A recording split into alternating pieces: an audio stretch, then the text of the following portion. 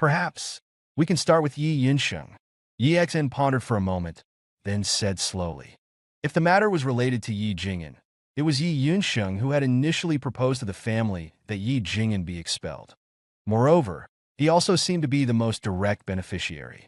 After Yi Jing'an left the Yi family, he smoothly took over the company that Yi Jing'an had been in charge of. However, Yi Xian knew that Yi Yunsheng didn't have that kind of ability. He should just be a pawn. By following this pawn, he could naturally find a lot of things. Thinking of this, Yi Xian touched his nose. Just then, his phone suddenly rang. Yi Xian picked it up and saw that it was Jiang Wanyuan calling. Hello. Yi Xian answered the phone.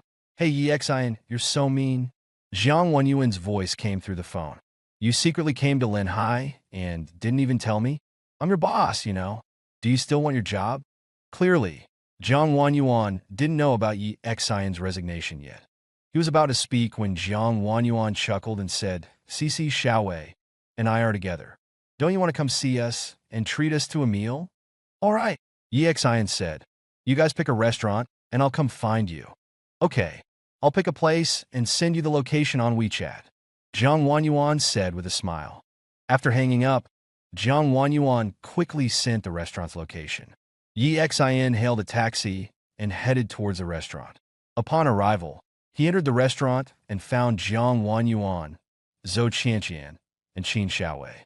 Seeing Yi Xian, Jiang Wanyuan glared at him and said, Why did you come to Linhai? A little something came up. Yi Xian smiled. You picked the restaurant? This place is too expensive.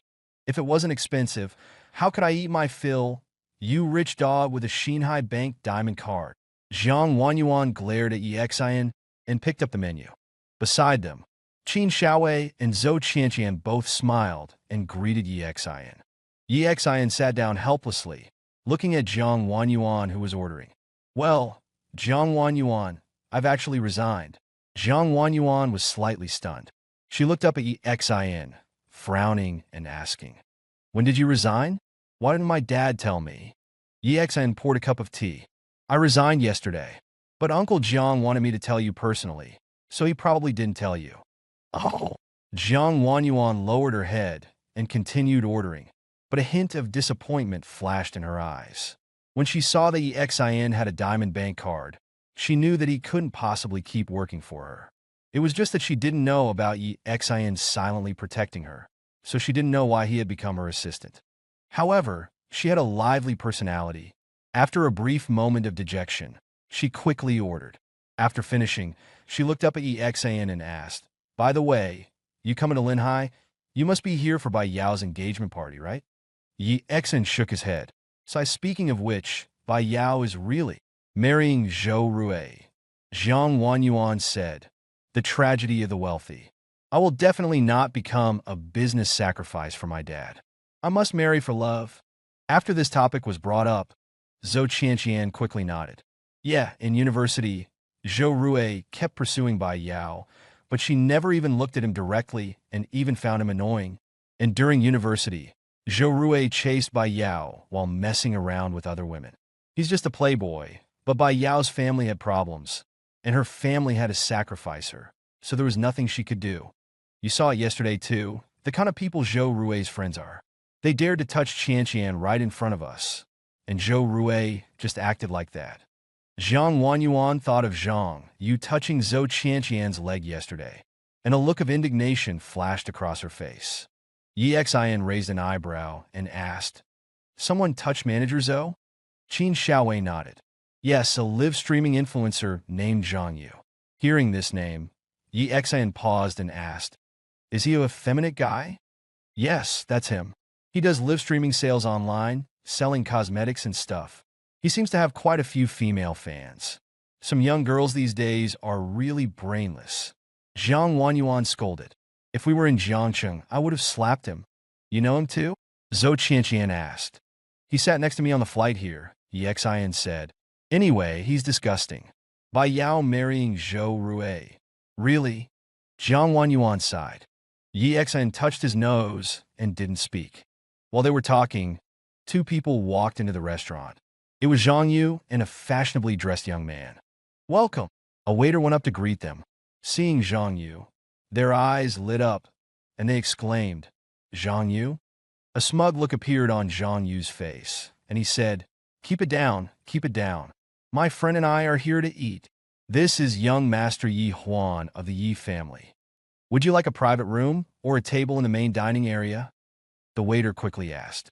Zhang Yu was about to speak when he suddenly noticed Jiang Wanyuan and the others not far away. "Yi Huan, look over there. Those three women are the ones who came from Jiangsheng for Bai Yao's engagement party." Yi Huan's expression shifted slightly as he looked over. His eyes then lit up.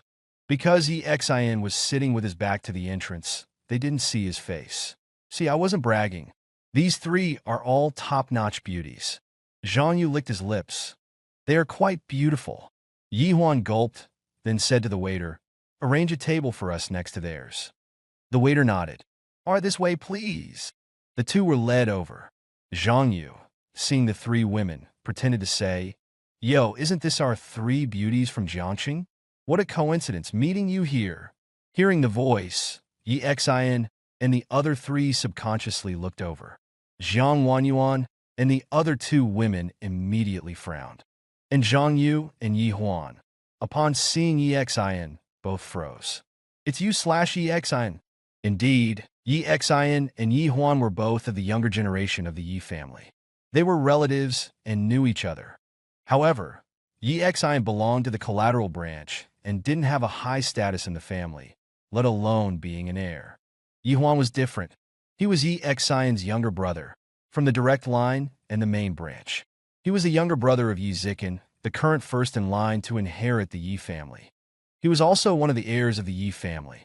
When the inheritance rights fell to their generation, he was bound to get a share. "You're Yi Xian, that rapist." Zhang Yu looked at Yi Xian with a sneer. "No wonder you didn't dare to tell me your name on the plane. Turns out you were ashamed. After all, in Linhai, the name Yi Xian is quite infamous." He then turned to Jiang Wanyuan and the others. "Ladies, you shouldn't associate with this kind of person. If you want to associate with someone, it should be with someone respectable. Let me introduce you. This is Yi Huan of the Yi family, young Master Yi. He's one of the heirs of the Yi family." A smile appeared on Yi Huan's face. "Hello, ladies. May I invite you to have lunch with me?" He made a gentlemanly gesture. "Not interested," Jiang Wanyuan said, pursing her lips. Zhang Yu frowned. "Yi Huan personally invited you to dinner, and you actually refused? You're not giving him any face. This is Linhai, not your little Jiangsheng." Jiang Wanyuan's face changed slightly, and a look of apprehension appeared. Yi Xian exhaled and looked at the two of them. "Get lost, will you? Seeing you two ruins my appetite." Yi Xian's voice wasn't loud, but it clearly reached the ears of both of them. Everyone was stunned, including Jiang Wanwan and the other two women. By now, they all knew Yi Xian's background and roughly understood the power the Yi family held in Jiangsheng, the sheer scale of their business empire. This was why, after Zhang Yu said that they were in Linhai, Jiang Wanwan didn't dare to respond too harshly. If they were in Jiangsheng, she would have definitely retorted coldly. But here, she truly didn't dare, because it would be very easy for the Yi family to target Dingxing Group. They never expected Yi Xian to actually retort, and with such a strong attitude. This made Zhang Yu speechless for a moment, just staring at Yi Xian in astonishment. However, Yi Huan was the first to react. His eyes narrowed slightly, and then a mocking smile appeared on his face as he looked at Yi Xian and said, "Are you talking to me? 9 years ago, every time you saw me, you acted like a grandson. Now, after spending 9 years in prison, you dare to talk to me like this? Did you think that just because you're out and your dad is some vice president at Hanyu Group, you're suddenly all-powerful?" Yi Huan sneered. "I think it would be a very simple matter for my Yi family to get Hanyu Group to fire a vice president in Linhai." Yi Xian pushed back his chair, stood up, looked directly at Yi Huan, and said calmly, "You go try it and see if Hanyu will fire my dad. Also, stop buzzing around here like a mosquito." Yi Xian picked his ear with disdain. Seeing the sparks flying between the two, the lobby manager hurried over and said, "Young Master Yi Huan, this is a public place. We have prepared a private room for you. Would you please move to the private room to dine?" Yi Huan ignored him. He stared intently at Yi Xan and said, Yi Xan, fine, I'll give the owner of this restaurant some face and not argue with you here. But Yi Xan, I'll remember you. Since you're back in Linhai, we'll have plenty of time to deal with this. A faint smile played on Yi Xan's lips as he said, yes, plenty of time. Oomph. Yi Huan snorted coldly and followed the lobby manager towards the private room. Beside them, Zhang Yu gloated. You little punk, I didn't like you on the plane, and now you dare to provoke Yi Huan. You're finished. Do you remember my name now? My surname is Zhang. Arrogant Zhang. With that, he also followed Yi Huan towards the private room. Yi Xian smiled disdainfully and sat back down. Just as he sat down, he noticed the three girls staring at him in shock. Zhang Wanwan gave Yi Xian a thumbs up and said, Awesome, you actually dared to talk to the Yi family like that. Qin Xiaowei didn't say anything. She had seen Yi Xian's skills, and although she hadn't mentioned it to anyone, she wasn't worried about him at all. Zhou Sisi, however, frowned and sighed. Yi Xian, the Yi family isn't easy to mess with. If they really target you, just take your bank card and go to Xinhai Bank. No one will dare to touch you, not even the Yi family. Yi Xian nodded and smiled, not too concerned. Then he seemed to remember something and looked at Zhou Sisi, asking, By the way, Manager Zhou, would you like to transfer to Linhai? Zhou Sisi's expression shifted. Of course I would. You don't know, but my hometown is actually in Linhai. I was just assigned to Jiangcheng after joining Xinhai Bank. And personnel transfers within Xinhai Bank are quite difficult. It's usually impossible without several years of service. Would you be willing to use your authority to transfer me back? Yi Xian nodded. Well, I like to keep a low profile. I only need one contact person at Xinhai Bank, and we've had a pleasant collaboration, so you can take my card and go talk to them. If they need me to go with you, that's fine too. Hearing Yi Xian's words, Zhang Wanwan curled her lip. I really don't see you as low profile. Yi Xian touched his nose, while Zhou Sisi said excitedly, No need, the card is enough. After all, it was a card with only 9 issued worldwide, and within Xinhai Bank such a card held significant authority. Yi Xian smiled. Since the card was linked to his WeChat, whether or not he had it on him wasn't a big deal. He pulled the card from his pocket and handed it to Zhou Sisi. Zhou Sisi carefully took the card and placed it in her bag. Looking at the card, envy flashed across Jiang Wanwan's face, and then she pointed out a few more expensive dishes. Without further interruptions, the meal proceeded harmoniously. Just after they finished eating, Jiang Wanwan's phone rang. It was Bai Yao inviting them to hang out. After saying goodbye to each other, Yi Xian slipped away alone. Zhou Sisi was eager to go to Xinhai Bank to handle her transfer, so she also left first. Only Jiang Wanwan and Qin Xiaowei were left, taking a taxi to Bai Yao's place. After the 3 women left, Yi Xian touched his nose. Just as he was about to take a taxi home to sleep, and then go find Yi Yunsheng in the evening to understand the situation from back then, his phone suddenly rang. It was an unknown number. Yi Xian answered the phone and asked, Hello. Hello, boss. This is Wu Yao, the person in charge here in Linhai. Mr. He Gang asked me to liaise with you.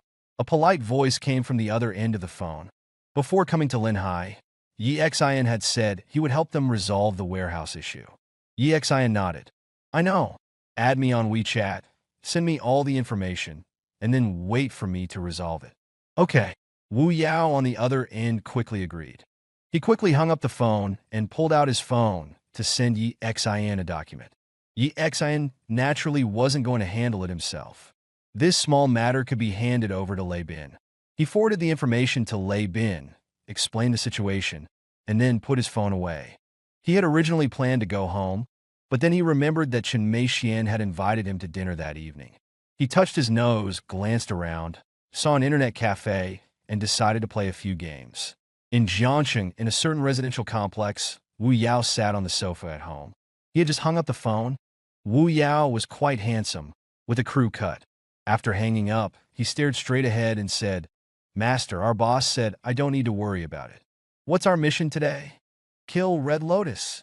A cold voice responded, seemingly devoid of any emotion. Indeed, opposite him sat a girl. She looked about 24 or 25, very petite, probably only about 5'1", with a baby face. However, in stark contrast, her chest was exceptionally ample. She had short hair and a blank expression, her eyes equally devoid of emotion. On the coffee table in front of her were two knives, one long and one short. In her hand, she held a photo. In the photo were two people, a man and a woman. The woman was naturally her. In the photo, she was wearing a bright smile, a stark contrast to her current appearance. And she was currently clinging to the back of a man chewing on a blade of grass. The sunlight was intense, shining on the two of them. The young man had a blade of grass dangling from the corner of his mouth, slightly raised, with a hint of arrogance and disdain. It was Exin, Master, ever since I saved you and came to Linhai. It's been 3 years. I'm so strong now, fifth among underground assassins. Isn't killing Red Lotus a bit of a waste of my talent? Those Red Lotus assassins are like paper. I want to go after the kind of thing you mentioned. When are we going back to Night Watch? Wu Yao complained with a long face. Most importantly, I don't want to work anymore. The girl looked up at him, her tone still cold. Until we find him. I survived, so he definitely won't be dead. Looking at the girl's expression, Wu Yao curled his lip and said, Master, I saw that battle with my own eyes. You were surrounded by so many experts, and he was the main force of your raid at the time, under much more pressure than you. If I hadn't been an expert back then, I'm afraid I wouldn't have been able to rescue you. Although you always say he's fierce, his chances of escaping were very slim. His voice fell, and the girl suddenly raised her eyes to look at him. I'm kidding. I'm kidding. Wu Yao quickly said, Master, do you like him? The girl sneered and said, None of your business. I really don't want to work anymore, Wu Yao said with a mournful face. You said that when you return to Night Watch, you'll be super rich. I want to be a kept man. I don't want to work hard anymore. I'll go back when I find him, the girl said again, her voice icy. Wu Yao grumbled inwardly. The ghost knows when we'll find him. If he's dead, won't I have to work to support you for the rest of my life? My life is so hard. The girl sighed, carefully tucked the photo close to her body, glanced at Wu Yao, and said, Go to sleep. We'll continue the search tonight. Remember, keep a low profile. I know. If you hadn't asked me to keep a low profile, I would have beaten that warehouse owner to a pulp. Damn him. How dare he order around the 5th-ranked assassin on the underground leaderboard and act all high and mighty. My insides are aching with anger, Wu Yao cursed. The girl ignored him and picked up the two knives on the coffee table. Wu Yao quickly added, Master, when will you get me a pair of knives like that? Strapped to my back, standing in a crowd, I'd look so damn cool. All I'm using now are the daggers you got from Red Lotus. Let me reiterate, Night Watch is low-key. We don't carry knives like these to show off, the girl frowned, then added. When we go back, you can join Night Watch. With that, she returned to her room and closed the door. On the other side, Exin played games at the internet cafe all afternoon. Around 4 o'clock, Chen Meixian called him. Exin answered the phone and said, Hello. Hello. Chen Meixian's voice on the other end was a little awkward. Exin, I'm sorry. We were supposed to have dinner together tonight, but I'm leaving Linhai for a while. There's so much work to do at the company. I can't get away. Exin was stunned. He had made plans with Chen Meixian and her mother 3 times, and all 3 times had failed. However, he didn't mind and smiled slightly, saying, It's all right. I'll be staying in Linhai for quite a while. Let's make plans again when you're free. I'm really very sorry. If you need any help in Linhai, just give me a call, and I'll definitely help you, Chen Meixian said again. At this time, Exin heard someone calling Chen Meixian's name on the phone. Exin smiled and said, Okay, if I need any help, I'll definitely bother you. Go ahead and get busy. Don't worry about me. Chen Meixian apologized politely again and hung up. Exin didn't mind and continued playing games until midnight. At midnight, he walked out of the internet cafe and looked up at the dark night sky, murmuring, It's been a long time since I've been out this late. I kind of miss it. Saying this, he began to approach a residential complex. Yi Yinxing's address wasn't difficult to find. Before coming, Yi Xian had already looked it up. Although he managed one of the Yi family's companies, his income was clearly not enough to support him living in a mansion. Yi Yunxing only lived in an upscale complex in a Western-style house. Yi Xian avoided all the cameras and successfully reached Yi Yunxing's door. But the moment he reached the door, Yi Xian's brow furrowed slightly. No one's home? Indeed, Yi Xian didn't hear even a single breath from inside the room, which made him frown slightly. Looks like I'll have to come back tomorrow. Yi Xian sighed, turned around, and walked out of the complex. Yi Yunxing's residence was by the river in Linhai, a riverside property. Yi Xian walked along the riverbank.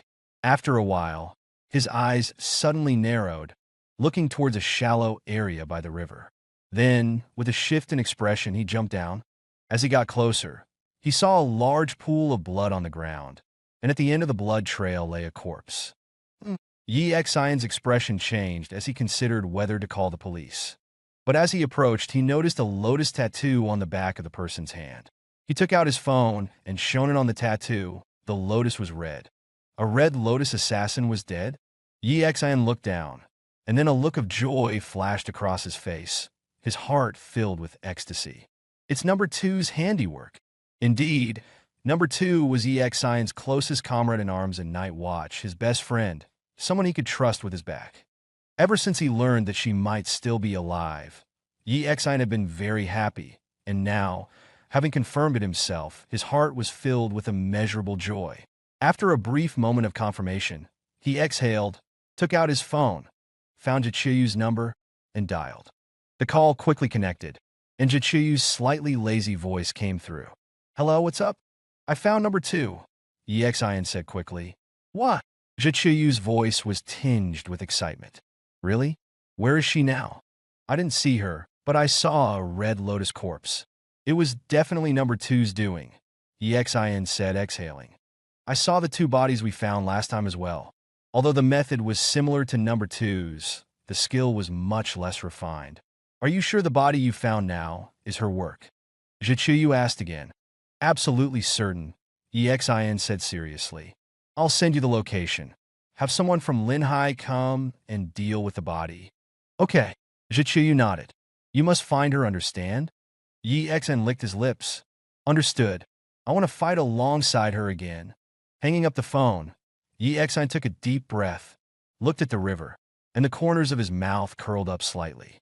"It's good that you're still alive. You've been unwilling to return all this time, wanting to avenge us, right? After all, returning to Night Watch means endless missions." With that, he exhaled and turned away from the river. He didn't notice that about 300 or 400 meters away from him on the riverbank, a woman in a fiery red dress was standing there, looking down at Yi Xian, a seductive and dangerous smile on her lips. She licked her red lips and said, "I told you, you can't escape my grasp. Sooner or later, you'll be lying in bed at my mercy." The next day, Yi Xian was woken up by Jiang Wei's call. He sat up, found his phone, and said, "Hello, I'm still sleeping." "Sleep my ass. It's 10 a.m." Jiang Wei said angrily. "Did you forget? Today's Saturday." "Saturday? What's that got to do with me?" Yi Xian said listlessly. "If there's nothing else, I'm going back to sleep." "Damn it," Jiang Wei cursed. "Didn't you promise Sun so you'd go to the class reunion?" Yi Xian then remembered. He had no concept of days of the week. When Sun Su mentioned the reunion on Saturday, he thought it was still several days away. It turned out it was the very next day. "Oh, I know. See you at the restaurant entrance in half an hour," Yi Xian said. After hanging up, Yi Xian got up and quickly washed up, then discovered an annoying problem. He had bought a nice set of clothes at the mall before, which he had worn for 2 days now. After taking them off, his mother had taken them to be washed in the morning. Helplessly, he found 2 of his relatively better older clothes, put them on, and went out. Arriving at the entrance of the Zhongyue Hotel, he saw Jiang Wei in a suit. "Whoa, you came dressed like that?" Jiang Wei's eyes widened when he saw Yi Xian's appearance. "Did you see how that bastard Sun Su acted the other day? Aren't you going to be ridiculed to death like this?" Yi Xian was a little helpless. He coughed and then looked at Jiang Wei seriously. "I told you, Night Watch must be low-key. This is the Night Watch code. You have to remember it. All I know is that being low-key will get you mocked as an idiot." Jiang Wei looked at him speechlessly. Forget it, let's go. Soon, the two walked towards the restaurant. As they arrived, they saw three people chatting at the entrance. Two of them were naturally Sun Su and Su Won, the organizers of the reunion, who were also handling the reception. The other person was Zhou Ji. Hey, the class president is indeed the class president. Now he's one of the market department managers at Hanyu Group. That's $1 million annual salary, Zhou Ji said cheerfully. Sun Su also politely replied, can't compare to someone like you, born into the Zhou family. I just got lucky, born into a good family, Zhou Ji said. By the way, do you remember Yi Xin? The one from the Yi family. He had pretty good grades in our class, then got into Linhai University, and then got arrested for raping a girl. I ran into him the other day. He's out of prison. Yeah, I saw him yesterday too. He and Jiang Wei came to our company for an interview, Sun Su said disdainfully. That Jiang Wei, a junior college graduate, actually wanted to work at Hanyu Group. It almost killed me laughing. As they were talking, Su Wen nudged Sun Su with her elbow and nodded towards the distance. Sun Su looked over and saw Yi Xin and Jiang Wei walking towards them. Sun Su didn't care whether Yi Xin and the others heard him or not. He chuckled and said to Zhou Ji, speak of the devil. Both Yi Xin and Jiang Wei heard their conversation. Jiang Wei's face darkened, but he found it hard to retort. He hadn't officially joined Hanyu Group yet, though he'd spent the past day digesting the information and had even contacted Lei Bin to discuss his role as marketing director, 2 levels above Sun Su, essentially making him Sun Su's superior. Sun Su was pretty much at the most basic management level at Hanyu Group. However, since Jiang Wei hadn't officially started, he held no real power. Seeing the two arrive, a sneer appeared on Zhou Ji's face. Oh, Yi Xin, you actually came? The girls in our class better stay away from you. Who knows, you might take a fancy to someone and slip them a Mickey. He then looked at Sun Su. Sun Su, you better keep an eye on your wife. Sun Su frowned. Su Wen glanced at Yi Xin and said, you guys go in first. I've booked 2 adjoining rooms. I'll greet the other classmates here. Zhou Ji added, looking at Yi Xin. Otherwise, if I go in with Yi Xin, other classmates might think we're birds of a feather, and that wouldn't be good. Anger flickered across Jiang Wei's face. Zhou Ji then looked at Jiang Wei. All right, Jiang Wei, I heard your ex-girlfriend asked for $1 million yuan dowry. They're just looking at a man's potential. Otherwise, they wouldn't ask for so much. Stay away from Yi Xin, and I'll introduce you to a job. If you work hard, earning 20 or 30,000 a month shouldn't be a problem. You. Jiang Wei almost lost his composure. Yi Xin tugged at him. Let's go in. Jiang Wei snorted coldly and walked inside. After asking a waiter, they entered the private room. Inside, there were already a dozen or so people, men and women, all familiar faces to Yi Xin. Seeing Yi Xin and Jiang Wei, everyone paused, their expression strange. Especially when looking at Yi Xin, their eyes revealed disdain. In this world, rape is the most despicable crime. They didn't greet him, nor did anyone invite him to sit. They simply stared at him with contempt. Jiang Wei, who had been quite outgoing in school, took the initiative to greet everyone. They only nodded politely but showed no further interest in engaging with them, likely because they saw Jiang Wei with Yi Xin and didn't want to associate with them. Jiang Wei felt awkward, but Yi Xin seemed indifferent. He touched his nose and chose a less crowded table to sit down. When Yi Xin sat down, the others at the table reacted differently. A slightly plump woman looked at him and said sarcastically, Yi Xin, you actually came to the reunion. You've got some nerve. Aren't you afraid of ruining the atmosphere for the rest of us? Jiang Wei frowned. Chen Jiming, don't go too far. Oh, how am I going too far? Chen Jiming sneered. It's true. Everyone knows what kind of person Yi Xin is, and how he ended up in prison. With a scumbag like him here, all the girls will be scared. You don't know anything, Yi Xin. Jiang Wei wanted to explain, but Yi Xin quickly tugged at him and smiled at Chen Jiming. Don't worry, you're safe. You look very safe. Jiang Wei chuckled and added, yeah, even if he were to rape someone, he wouldn't choose you. We wouldn't be able to stomach it. Couldn't get it up. Why don't you take a look at yourself in the mirror? You. Chen Jiming was stunned. Then her eyes reddened. For a woman, These words were incredibly hurtful. A man nearby couldn't stand it anymore. He frowned and said, Jiangwei EXI, we're all old classmates. Aren't you going too far? Just as Jiang Wei was about to retort, another man quickly stood up. Everyone, let's just drop it. Chen Jimin, come sit with us. I'll go sit with him. Yi Xin has been released from prison. Even if he made mistakes in the past, he's been reformed. We shouldn't be prejudiced against him. Yi Xin looked at him. The man looked quite honest. His name was Niu Qian. In high school, he was a quiet person, rarely spoke, had average grades, and was often bullied. The most typical incident was when he had a crush on Su Wen and secretly wrote her a love letter, which Su Wen then read aloud to the entire class, followed by ridicule. After that, he became even more withdrawn and had a very low profile. However, it seemed that after working, he had changed and become more tactful. Niu Qian moved to make space and sat down with Yi Xian and Jiang Wei. He smiled at them and said, Yi Xian, Jiang Wei, long time no see. The people at their original table all left. The others didn't pay any more attention to them and started chatting amongst themselves.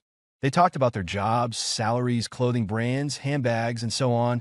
In short, there was a subtle, constant one-upmanship going on. Yi Xian, how long have you been out of prison? What are you doing now? A voice suddenly rang out. Yi Xian looked up and saw that it was Zhou Ji. He didn't know when he had returned. Many people looked over, with smirks on their faces. I'm not working, Yi Xian said calmly. Unemployed, Zhou Ji scoffed. Why don't you let Niu Qian introduce you to a job delivering takeout from A1? Our high school was considered a decent school, and Niu Qian is the only one in our class delivering takeout. The others chuckled. Niu Qian blushed, embarrassed. Yi Xian raised an eyebrow and said indifferently, What's wrong with delivering takeout? At least it's an honest living. True. Zhou Ji then looked at Jiang Wei. Jiang Wei, I heard from Sun Tzu that you went for an interview at Hanya Group yesterday. Everyone looked at Jiang Wei in surprise. Jiang Wei nodded. Yes, why? You're bragging, right? I remember you were a junior college graduate. Hanya Group only recruits 985 graduates, and it's extremely difficult to get in. Zhou Ji said, So, did you pass the interview? A look of pride appeared on Jiang Wei's face. Yes, I start on Monday. At that moment, Sun Tzu and Su Wen walked in. Sun Tzu looked at Jiang Wei and said, Jiang Wei, there's no point in bragging like this. We're all old classmates. No one will look down on you for having a less impressive job. I'm in a minor management position at Hanya Group, and I'm quite familiar with HR. I asked yesterday, and they have no record of anyone named Jiang Wei interviewing. Ha! Zhou Ji laughed, and others joined in. Jiang Wei's face turned red. He gritted his teeth and said, Mr. Lei Bin, CEO Lei, personally interviewed me. When it comes to bragging, you're the best. Zhou Ji said, You were always bragging in high school, and you're still at it. What kind of person is CEO Lei? Would he interview a junior college graduate like you? Ah! Jiang Wei's face turned even redder. Indeed, logically, it seemed unbelievable. Even he found it unbelievable. If anyone else had told him this story, he would have thought they were bragging. Yi Xian smiled faintly. Forget it, don't bother with them. They're just a bunch of frogs in a well. Think about your current status. Why bother arguing with them? Jiang Wei nodded. He glanced at Sun Tzu, anticipating the look on Sun Tzu's face when he showed up at the company on Monday. Inside the private room, Jiang Wei took a deep look at Sun Tzu, then sat down, ignoring him. Sun Tzu sneered at Jiang Wei and said, Next time you brag, remember to make it something believable. Saying that CEO Lei Bin personally interviewed you is simply laughable. Jiang Wei ignored him, and amidst everyone's mocking gazes, he seemed even more composed. Seeing that Jiang Wei wasn't speaking, Sun Tzu chuckled, clapped his hands, and said, Almost everyone's here. Bai Yao is on her way and will be here soon. I'll have the waiters serve the dishes. Then he remembered something and said, Oh, right, it's going to be split this time, around 3,000 yuan per person. He looked at EXIN and his group and said, EXIN, you guys are getting a great deal. 3 of you at one table. What a steal. EXIN smiled and said to him, You're right. Then he turned his head back. Niu Qian glanced at the two of them quietly smiled sheepishly, and said, "If I had known they would be so condescending, I wouldn't have come to the reunion. I thought it would be a gathering of old classmates." Yi Xian smiled faintly and said, "Don't mind them. They act like big shots with just a little bit of money. Let's just eat our own food." Niu Qian nodded, then looked at Yi Xian curiously and asked, "By the way, Yi Xian, if you don't have a job now, why don't you really come with me to deliver food? I can introduce you." Yi Xian's heart warmed slightly. In this impetuous society, it was rare for Niu Qian to maintain some kindness and purity. He shook his head and said, "No need. I have a small business of my own." Beside him, Jiang Wei's mouth twitched. If the Hanyu group was considered a small business, he really didn't know what would be considered a big business. Creak! At this moment, the door of the private room suddenly opened. Yi Xian looked up at the door, and several beautiful figures appeared.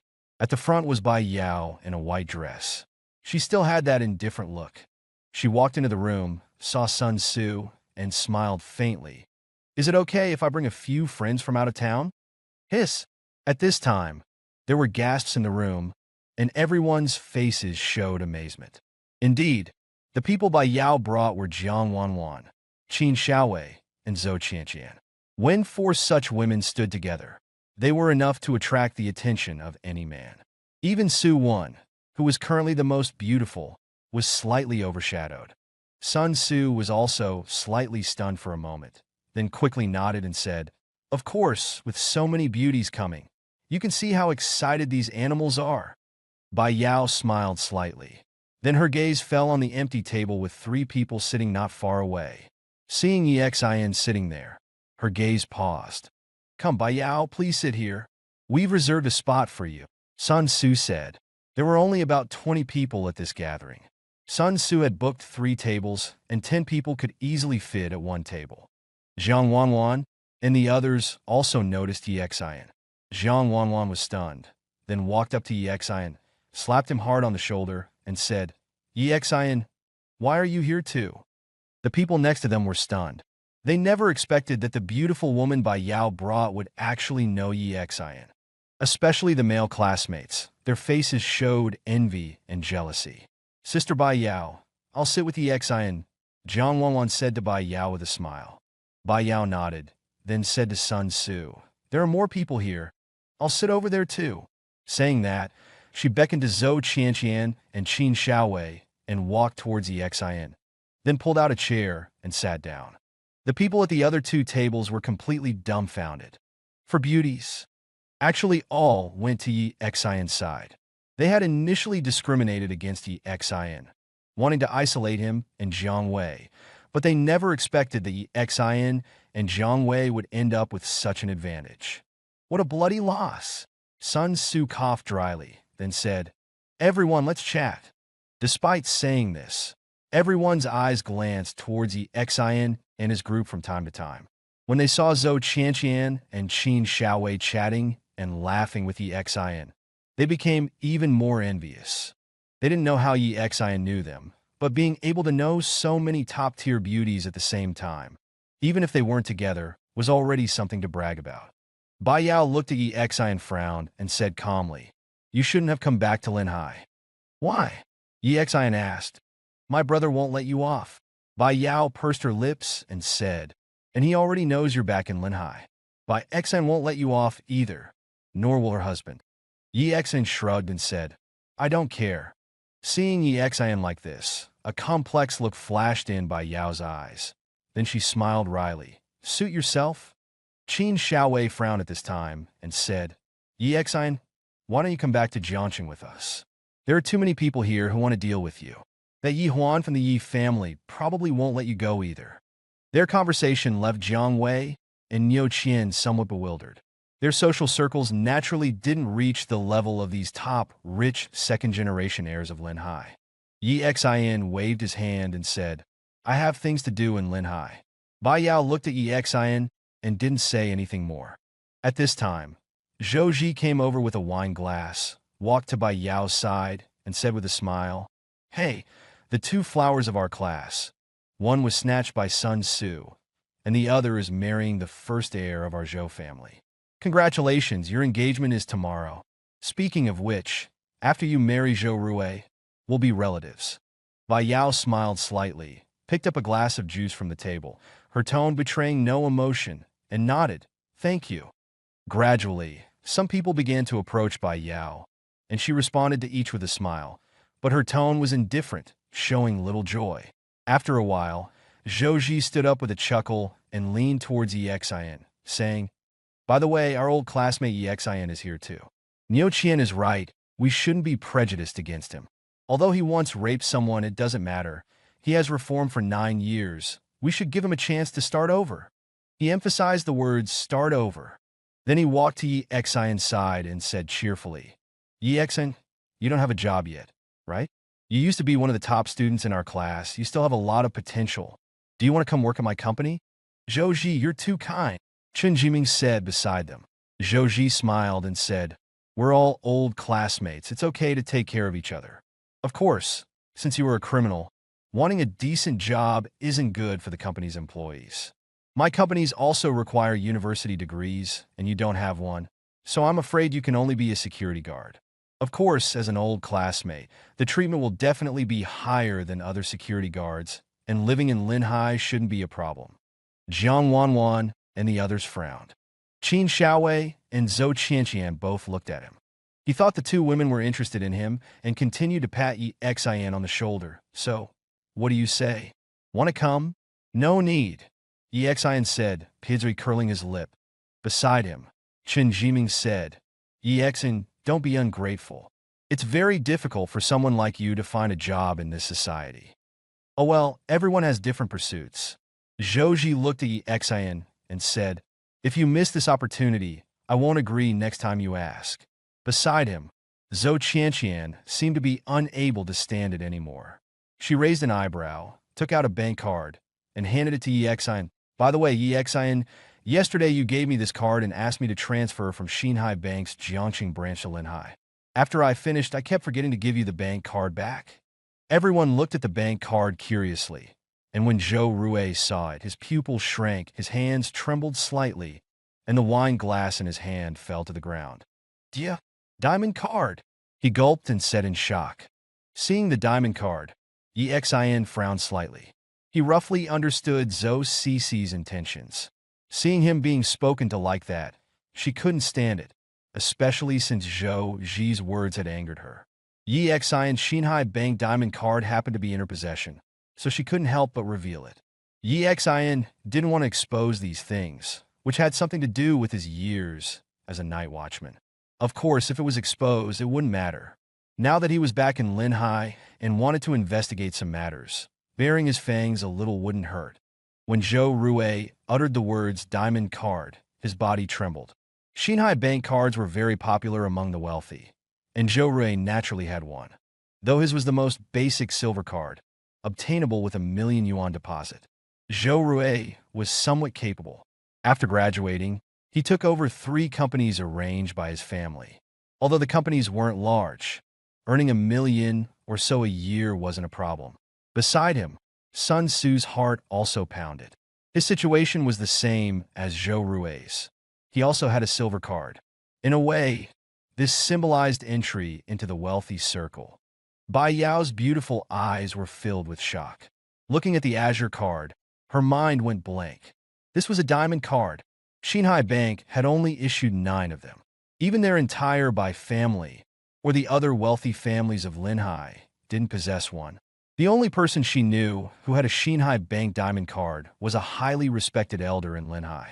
Moreover, that elder wasn't from a wealthy family, but in Linhai, no one dared to provoke him. Everyone was courteous when they met him. She hadn't expected Yi Exin to have a diamond card. A multitude of thoughts surfaced in her mind. The old Yi Exin couldn't possibly have a Xinhai Bank diamond card. How did he get it? Did a big shot in prison give it to him? That's a possibility. As she pondered, she suddenly recalled what Yi Exin had said to her when they had tea together. He had said he would help her avoid marrying Zhou Rui. At the time, she had thought Yi Exin was planning something illegal, like attacking Zhou Rui. But now, seeing that Yi Exin had a Xinhai Bank diamond card, perhaps he could achieve it through legitimate means.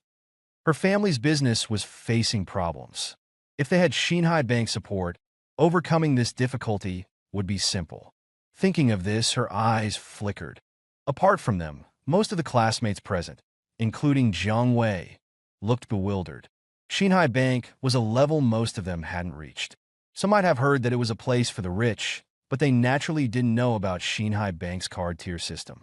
Chun Jimin couldn't help but ask, "What's a Diamond Bank card?" Someone who knew a little more explained, "It's Shinhai Bank's highest level card. No matter how rich you are, you can't get one. And I heard it comes with a lot of privileges at Shinhai Bank, like access to a lot of the bank's funds." "So powerful," someone exclaimed. "But how could Yi Xin have such a card?" Chun Jiming looked at Yi Xin and sneered. "Yi Xin, you stole this card, didn't you?" Jiang Wei's face flushed with anger. "Chun Jiming, don't go too far. He's a rapist.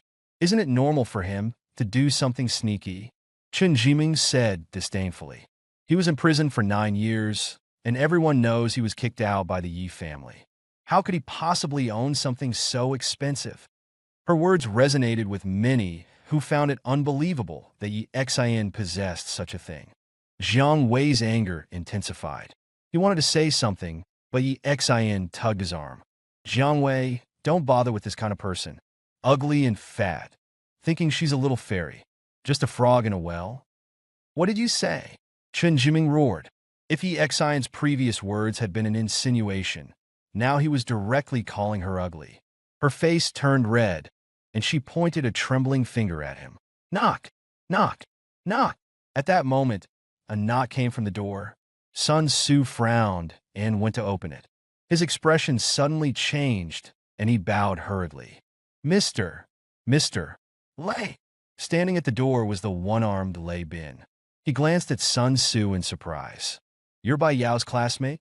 He looked towards Bai Yao, and when his gaze fell on Yi Xian, his expression shifted slightly, but without much emotion. He continued to look at Bai Yao. "Niece Bai Yao, I won't be able to make it to your engagement party tomorrow. I was having dinner with a friend here, and my assistant told me he saw you. He asked around and found out you were having a high school reunion, so I came to take a look." Bai Yao quickly stood up and bowed to Lei Bin. "Uncle Lei's Hanyu group must be busy.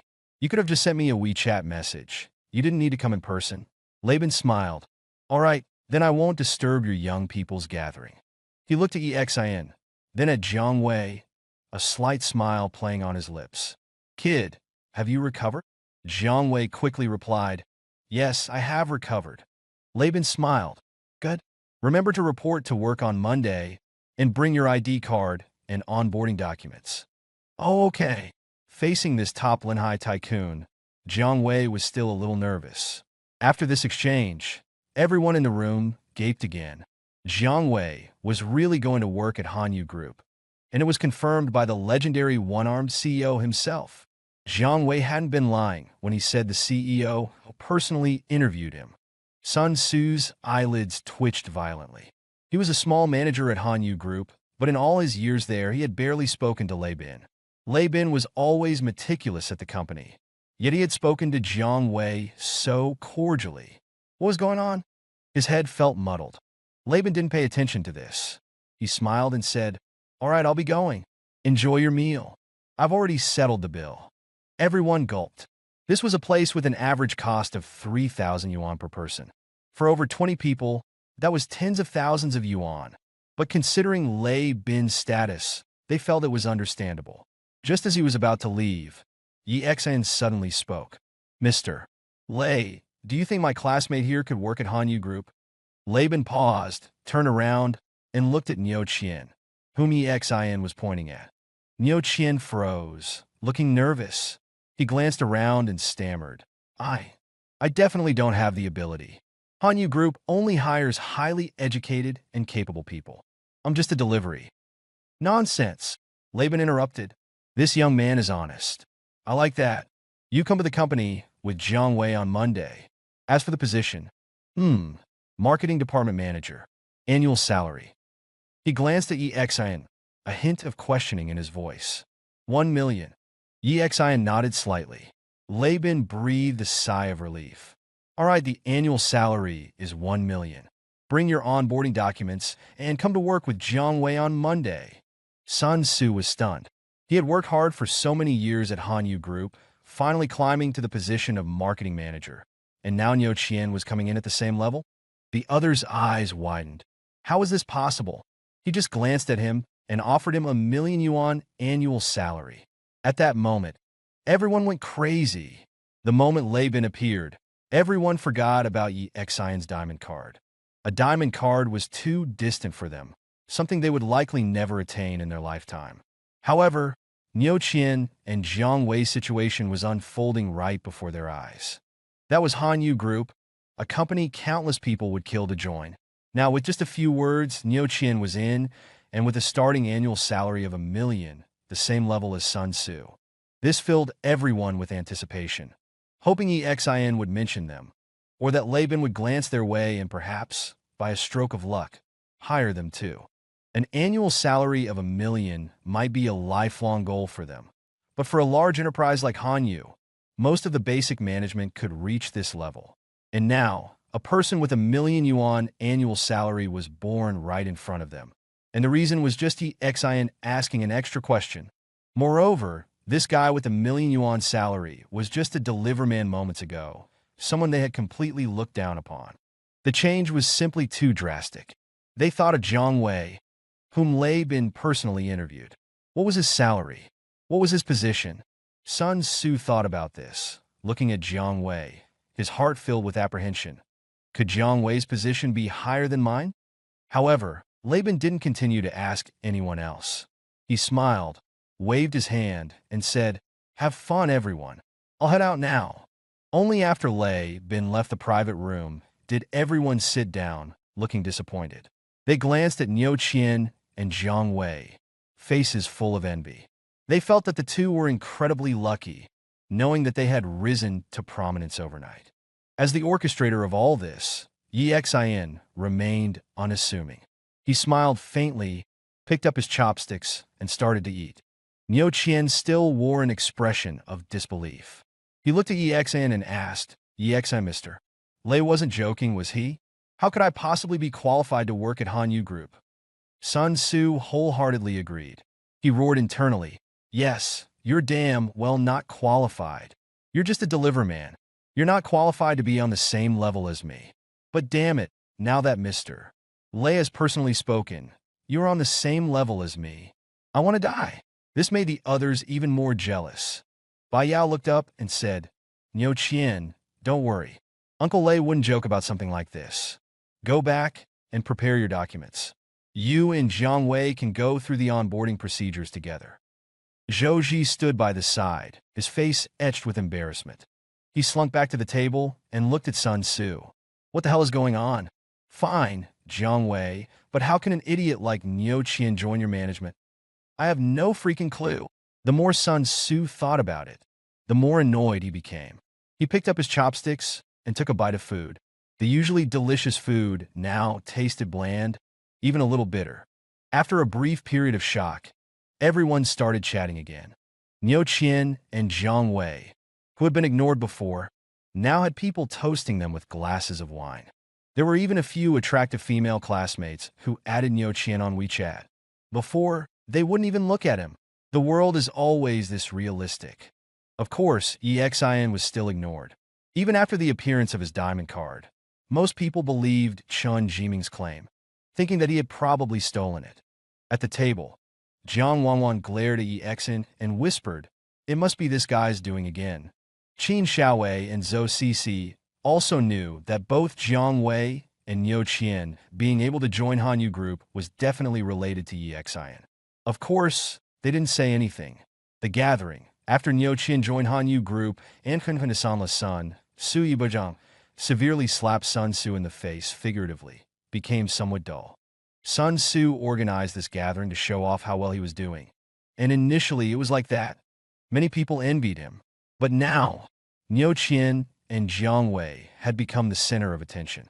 This made him extremely uncomfortable. He had originally planned to organize some afternoon activities after dinner, but now he had absolutely no mood for it. After eating, he made an excuse, saying he had something to do, and dragged Su Wen away. With the organizer gone, everyone else naturally dispersed. Niu Qian was very happy. He looked at Exin and said, Exin, thank you. If it weren't for your reminder, I wouldn't have this job. But I have to thank you properly later. I need to go back and tell my parents the good news. They'll be overjoyed to know I'm working at Hanyu Group with such a high salary. Exin smiled. Neo Qian wasn't a bad person, and since Exin's return to Linhai, he was the only one besides his parents who had shown him kindness. Helping him out was nothing. After everyone left, Jiang Wanwan glared at Exin. Exin, be honest, what's your relationship with Mr. Lei? Don't think I don't know. If it weren't for your reminder, Mr. Lei wouldn't have even considered hiring Neo Qian. When he mentioned the salary, he even glanced at you. Exin touched his nose and said, don't be silly. Bai Yao looked deeply at Exin and then said, Exin, stay and chat with me. I have something I want to talk to you about. Hearing this, Jiang Wanwan glared at Exin and said, you act all mysterious, but one day, I'm going to expose all your secrets. You can expose all my secrets right now. Pick a hotel, and we can expose each other, Exin said with a grin. Jiang Wanwan blushed and quickly said, pervert. Exin chuckled, then gave Jiang Wei a few more instructions. Jiang Wei took a taxi and left. Zhou Cixi and the other two also gave Exin and Bai Yao some alone time, taking taxis and leaving themselves. Bai Yao took out her car keys, pressed a button on a nearby car, and said, get in. Exin looked at her pretty face, feeling a strange emotion in his heart. He opened the passenger door and sat down. Jiang City, Sihai Garden, Jubao Xian back courtyard. 5 people were sitting in the back courtyard of Jubao Xian. Bai Lianxiang, Lin Qingxue, Lin Qian, and Bai Lianxiang's brother, Bai Bo. Sitting in front of them was Chun Baiyun with his handlebar mustache. He was holding a magnifying glass, carefully examining a knife in his hand. The knife's handle had an antique feel, but the blade was gleaming, looking extremely sharp. The blade was about 80 centimeters long. It was the shorter of the 2 knives Exin had left with the Lin family. Yes, they thought the knives were valuable and didn't plan to return them to Exin, so they decided to sell them. To sell the knife, they called Bai Bo, the most knowledgeable person in the family. Well, is this knife worth anything? Bai Lianxiang asked eagerly. Clang! Chun Baiyun sheathed the knife, frowning. This knife is sharp, but it's made with modern techniques. This place only deals in antiques. The handle looks old, but it's probably not worth much. Bai Lianxiang and her daughters were slightly stunned. Bai Bo quickly said, Boss Chun, why don't you take another look? I've never seen such a sharp knife in my life. It cuts through stone like tofu. Chun Baiyun chuckled. How about this, 100,000 yuan, and I'll take it. That's not very fair, Bai Bo said. This knife is worth more than 100,000 yuan. Exactly, Boss Chun, that's not very fair. At that moment, a chuckle rang out. A knife that cuts stone like tofu. Which one isn't a world-renowned treasure? The 4 of Lin Qingxue looked towards the sound and saw a man in his 40s or 50s, wearing a long gown and carrying a birdcage, walking towards them. Chun Baiyun coughed and looked at the middle-aged man, but didn't dare say anything. The middle-aged man said cheerfully, What kind of knife? Let me have a look. Bai Lianxiang's face lit up with joy. She quickly handed the knife over and said, Would you mind appraising it? The middle-aged man smiled. However, when his gaze fell on the short knife, his pupils constricted slightly. Especially when he noticed a symbol on the handle, his expression changed several times. Several minutes passed before he slowly exhaled and said, Good knife. Bai Lianxiang and her family's faces lit up with joy. Bai Lianxiang quickly asked, How much can this knife be sold for? You want to sell this knife? The middle-aged man put down his birdcage and looked at Bai Lianxiang, asking seriously. Bai Lianxiang nodded. I have that intention. If you want to sell it, I'll offer 5 million. The middle-aged man said with a smile. The 3 members of the Bai family were stunned. 5 million was undoubtedly a huge sum of money for them. Beside them, Chun Baiyun's expression flickered slightly. He knew this item was definitely valuable, probably worth even more, but after glancing at the middle-aged man, he didn't dare to speak. At this moment, the middle-aged man said, However, if I remember correctly, This knife should be one of a pair, a long one and a short one. If you have the longer one at home, and sell them both to me, I can offer 20 million. 20 million. The huge number made by Lianxiang tremble. She quickly said, Yes, yes, I have a longer one at home. I never thought these things would be so valuable. They were always kept in a pile of junk. I'll go get it for you now. How about this? I'll go with you. The middle-aged man smiled. Then we can exchange the money and the goods at the same time. Okay, okay. Bai Lianxiang quickly agreed. She had never seen so much money in her life and couldn't imagine any more, agreeing immediately. Bai Bo, standing beside her, wanted to raise the price, but seeing Bai Lianxiang agree so readily, he could only acquiesce helplessly. The middle-aged man lowered his head and picked up the birdcage again. A faint golden lotus tattoo could be clearly seen on the back of his hand. Above the red card, a gold card assassin. A faint smile played on his lips as he followed Bai Lianxiang and the others out of the room, a glint of icy, killing intent flashing in his eyes. Yi Xian naturally didn't know his weapons were being sold by Lianxiang. If he knew Bai Lianxiang only sold them for 20 million, he'd probably be furious. His two weapons were priceless. Although they looked similar to the weapons used by the Night Watchman, they were fundamentally different. Their value simply couldn't be measured by money. Of course, he thought his weapons had been lost long ago, so he knew nothing about it. At this moment, Bai Yao was driving him through the city. Soon, she stopped the car at the gate of a high school. Linhai City No. 1 High School. Yi Xian and Bai Yao's alma mater. Yi Xian hadn't expected Bai Yao to bring him here. Get out of the car, Bai Yao said, looking at Yi Xian with her usual elegant demeanor. Yi Xian touched his nose, got out of the car, and followed Bai Yao into the campus. They walked on the large playground. Just like in high school, back then, they would walk around the playground during lunch and dinner breaks. Yi Xian would tell Bai Yao funny stories and make her laugh. But now, things felt different. Neither of them spoke, and the silence was heavy. After walking 2 laps, Yi Xian couldn't stand it anymore. He coughed and said, This is so awkward. Bai Yao paused, looked at Yi Xian, and then burst out laughing. Her smile was truly beautiful, but now it seemed to appear less and less often. Yi Xian scratched his head. Bai Yao laughed for a while, then sat down on the ground. Since Yi Xian was standing, looking down, he could just make out a glimpse of scenery down her shirt. He couldn't help but gulp, quickly averting his gaze before Bai Yao noticed. Apparently, Bai Yao hadn't seen.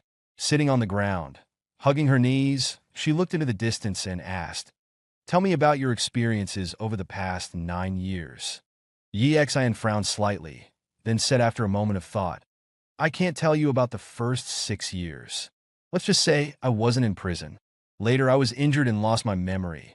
I was rescued by someone in Jiangcheng, married his daughter, became a live-in son-in-law, and recently got divorced. You should already know about that. So, you really were wrongly accused, right? Bai Yao asked again. You didn't rape Bai Xian. Yi Xian pursed his lips. I don't want to explain too much about that. If you don't believe me, there's nothing I can do. I believe you, Bai Yao said. I always thought you were a kind person, incapable of doing such a thing. Otherwise, in Jiangcheng, I wouldn't have asked you out to talk alone. But I also have doubts. Back then, the evidence was conclusive, including the surveillance video from the hotel, which showed you helping Bai Xian into the hotel. Bai Yao gritted her teeth. So I can't help but suspect. I'm very conflicted. Yi Xian exhaled slowly and sat down next to Bai Yao. That's why I came back to Linhai, to prove my innocence. I was framed. Bai Yao paused, tilted her head, and looked at Yi Xian. It could be very dangerous. Dangerous? Yi Xian smiled. If he couldn't even deal with these ordinary people, he wouldn't deserve the title of Night Watchman Zero. Seeing Yi Xian's silence, Bai Yao asked again. Yi Xian, can you really stop my marriage to Zhou Rui? Before, I thought you might do something foolish, but when I saw you take out that diamond card, I felt a glimmer of hope. You knew from the beginning that I really don't like that Zhou Rui. I even hate him. I promised you in Jiangcheng, and I always keep my word, Yi Xian said with a smiling nod. Bai Yao bit her lip, as if she had made up her mind. Her face flushed slightly, and she looked up at Yexin. Yexin, if you stop my marriage to Zhou Rue and help our family overcome our difficulties, let's be together. Oh? Yexin was taken aback. He hadn't expected Bai Yao to suddenly mention this.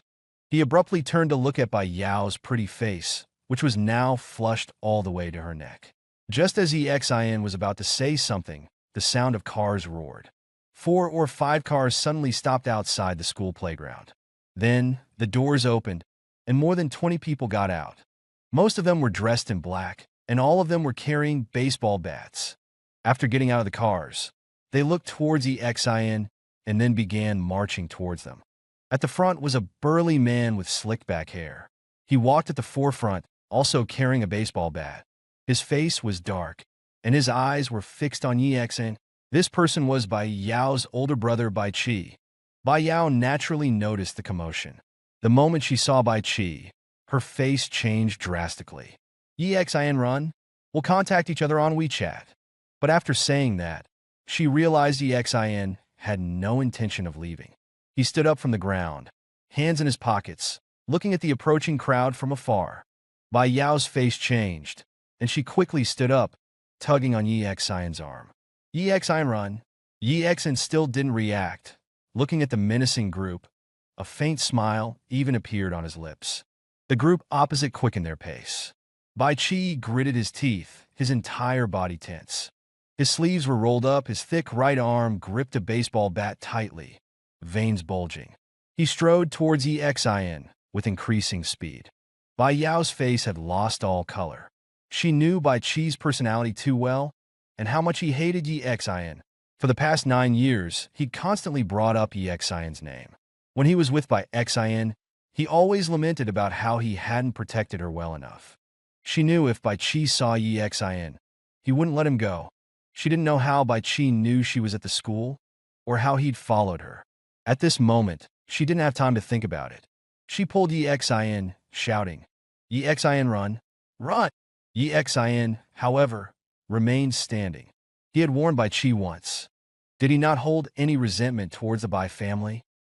9 years ago, the Bai family had hounded him relentlessly. Both the old man of the Bai family and Bai Qi had wanted to skin him alive. If it weren't for being discovered by the night watchman, Exin would have rotted in prison for life. It was a life sentence. Exin returned to Linhai without any thoughts of revenge. Rationally, the evidence against him had been conclusive back then, and the victim was their own child. It was natural for them to believe he was the culprit and seek revenge. But not seeking revenge against the Bai family was Exin's limit. It didn't mean he wouldn't retaliate if they came after him. Bai Qi's pace quickened, his anger intensifying when he saw Bai Yao pulling Exin. He broke it to a run. Without a word, he reached the front, raised the baseball bat, and swung it directly at Exin's head. Actions speak louder than words. He didn't bother with words, resorting directly to violence. Brother, stop! Bai Yao's face paled. Bai Qi ignored her. The baseball bat whistled through the air, aimed straight at Exin's head. Exin narrowed his eyes, sneering. So you want me dead? A flash of killing intent flickered in his eyes. In that instant, Bai Yao gritted her teeth, her mind blank. Acting on impulse, she stepped forward, embraced Exin, and shielded him behind her. Bai Qi had already swung. It was too late to stop. His face changed drastically as he saw Bai Yao. Bang! At that moment, Exin abruptly raised his hand and caught the baseball bat. Bai Qi's expression shifted. Caught! He had swung with all his might, yet Exin had caught it. He tried to pull the bat back, but despite his efforts, Exin's grip remained firm. I didn't believe Peng Xinkuan when he said you single-handedly took down a dozen of them. Now it seems, after 9 years, you've actually gained some skill. Bai Qi snorted coldly, releasing his grip and stepping back. Then he looked at Bai Yao and said, Bai Yao, come here. Bai Yao, who had closed her eyes, opened them at the sound of his voice. She saw Exin looking at her, a smile on his face. Seeing the baseball bat in his hand, she was slightly stunned. What are you standing there for? Come here quickly. Do you know who this guy is? He's the one who defiled Bai Exin. Bai Qi roared. Brother, it's not what you think, Bai Yao quickly said. And it's been 9 years. Even a lifetime wouldn't diminish my hatred for him. If it weren't for him, Bai Xian wouldn't have her reputation ruined, wouldn't have been forced to marry that good-for-nothing Yang Chong. Bai Qi stared at Yi Xian, fury practically spewing from his eyes. You actually came to see him? He's our enemy. Our family's enemy. By this time, the others had arrived. Seeing Bai Yao shielding Yi Xian, they looked bewildered, stopping beside Bai Qi. Yi Xian scoffed. Everyone heard the scoff. Bai Qi glared at Yi Xian, his voice icy. What are you laughing at, kid? Laughing at you, Yi Xian said disdainfully. Anyone who didn't know better would think you're such a loving brother. Talking so righteously. Whether I'm good to my sisters or not is for them to decide. It's none of your business. Bai Qi stared at Yi Xian. I know you can fight. Everyone I brought today practices Sanda. You think you can escape? Yi Xian ignored the threat, saying calmly, Yeah, you're so loving to your sister that you married Bai Yao off to Zhou Rui for your own inheritance. Someone Bai Yao doesn't like at all. In fact, someone she particularly hates. Such great love. Bai Qi's expression faltered. Then he roared in anger. Fuck you. What the fuck do you know, you idiot? Yi Xian sighed. Bai Qi, if you want to fight, fine. But like I said, if you come after me, you'll have to bear the consequences. That's a threat. Remember it. Bai Qi scoffed. I'm so scared. You're just an ex-con, disowned by the Yi family. Even if you were still in the Yi family, you're just a branch member. It would be easy for me to deal with you. He turned to Bai Yao. Bai Yao, come here now. Drive back immediately. Bai Yao frowned deeply. She looked at Bai Qi. Brother, were you following me? Humph. Bai Qi sneered. Ever since I knew this kid was back in Linhai, I was worried you'd go see him. I installed a GPS on your car. Sure enough, I caught you. Don't be stupid. Not only is this kid crooked, you're getting engaged to Zhou Rui tomorrow. Coming to see him now will only cause gossip. Yi Xian's lips twitched, thinking to himself, what a fucking sister complex. Bai Yao gritted her teeth. Brother, you've gone too far. I've gone too far? You came to see him. Did you think about how Bai Xian would feel? Do you know how much psychological damage he inflicted on her? Do you think this is fair to Bai Xian? Bai Qi roared, his eyes red-rimmed. Bai Yao trembled slightly. She believed Yi Xian, but who else did? How many people believed him? In this regard, Bai Qi had a point. Bai Yao clenched her jaw. I'll go back with you, but you must let Yi Xian leave too. Bai Qi glared at Yi Xian. Kid, I'll let you off this time, but you better find a place to hide and never come out again, or I'll find you eventually. Yi Xian shrugged. Bai Qi, I can't be bothered to explain anything to you. If you want to come after me, you'll have to bear the consequences. Indeed, he would offer an explanation to Bai Yao, but as for Bai Qi, he couldn't even be bothered. He was hoping Bai Qi would come after him. That would give him a reason to retaliate. Yi Xian glanced at Bai Yao, smiled faintly, and swaggered through the crowd.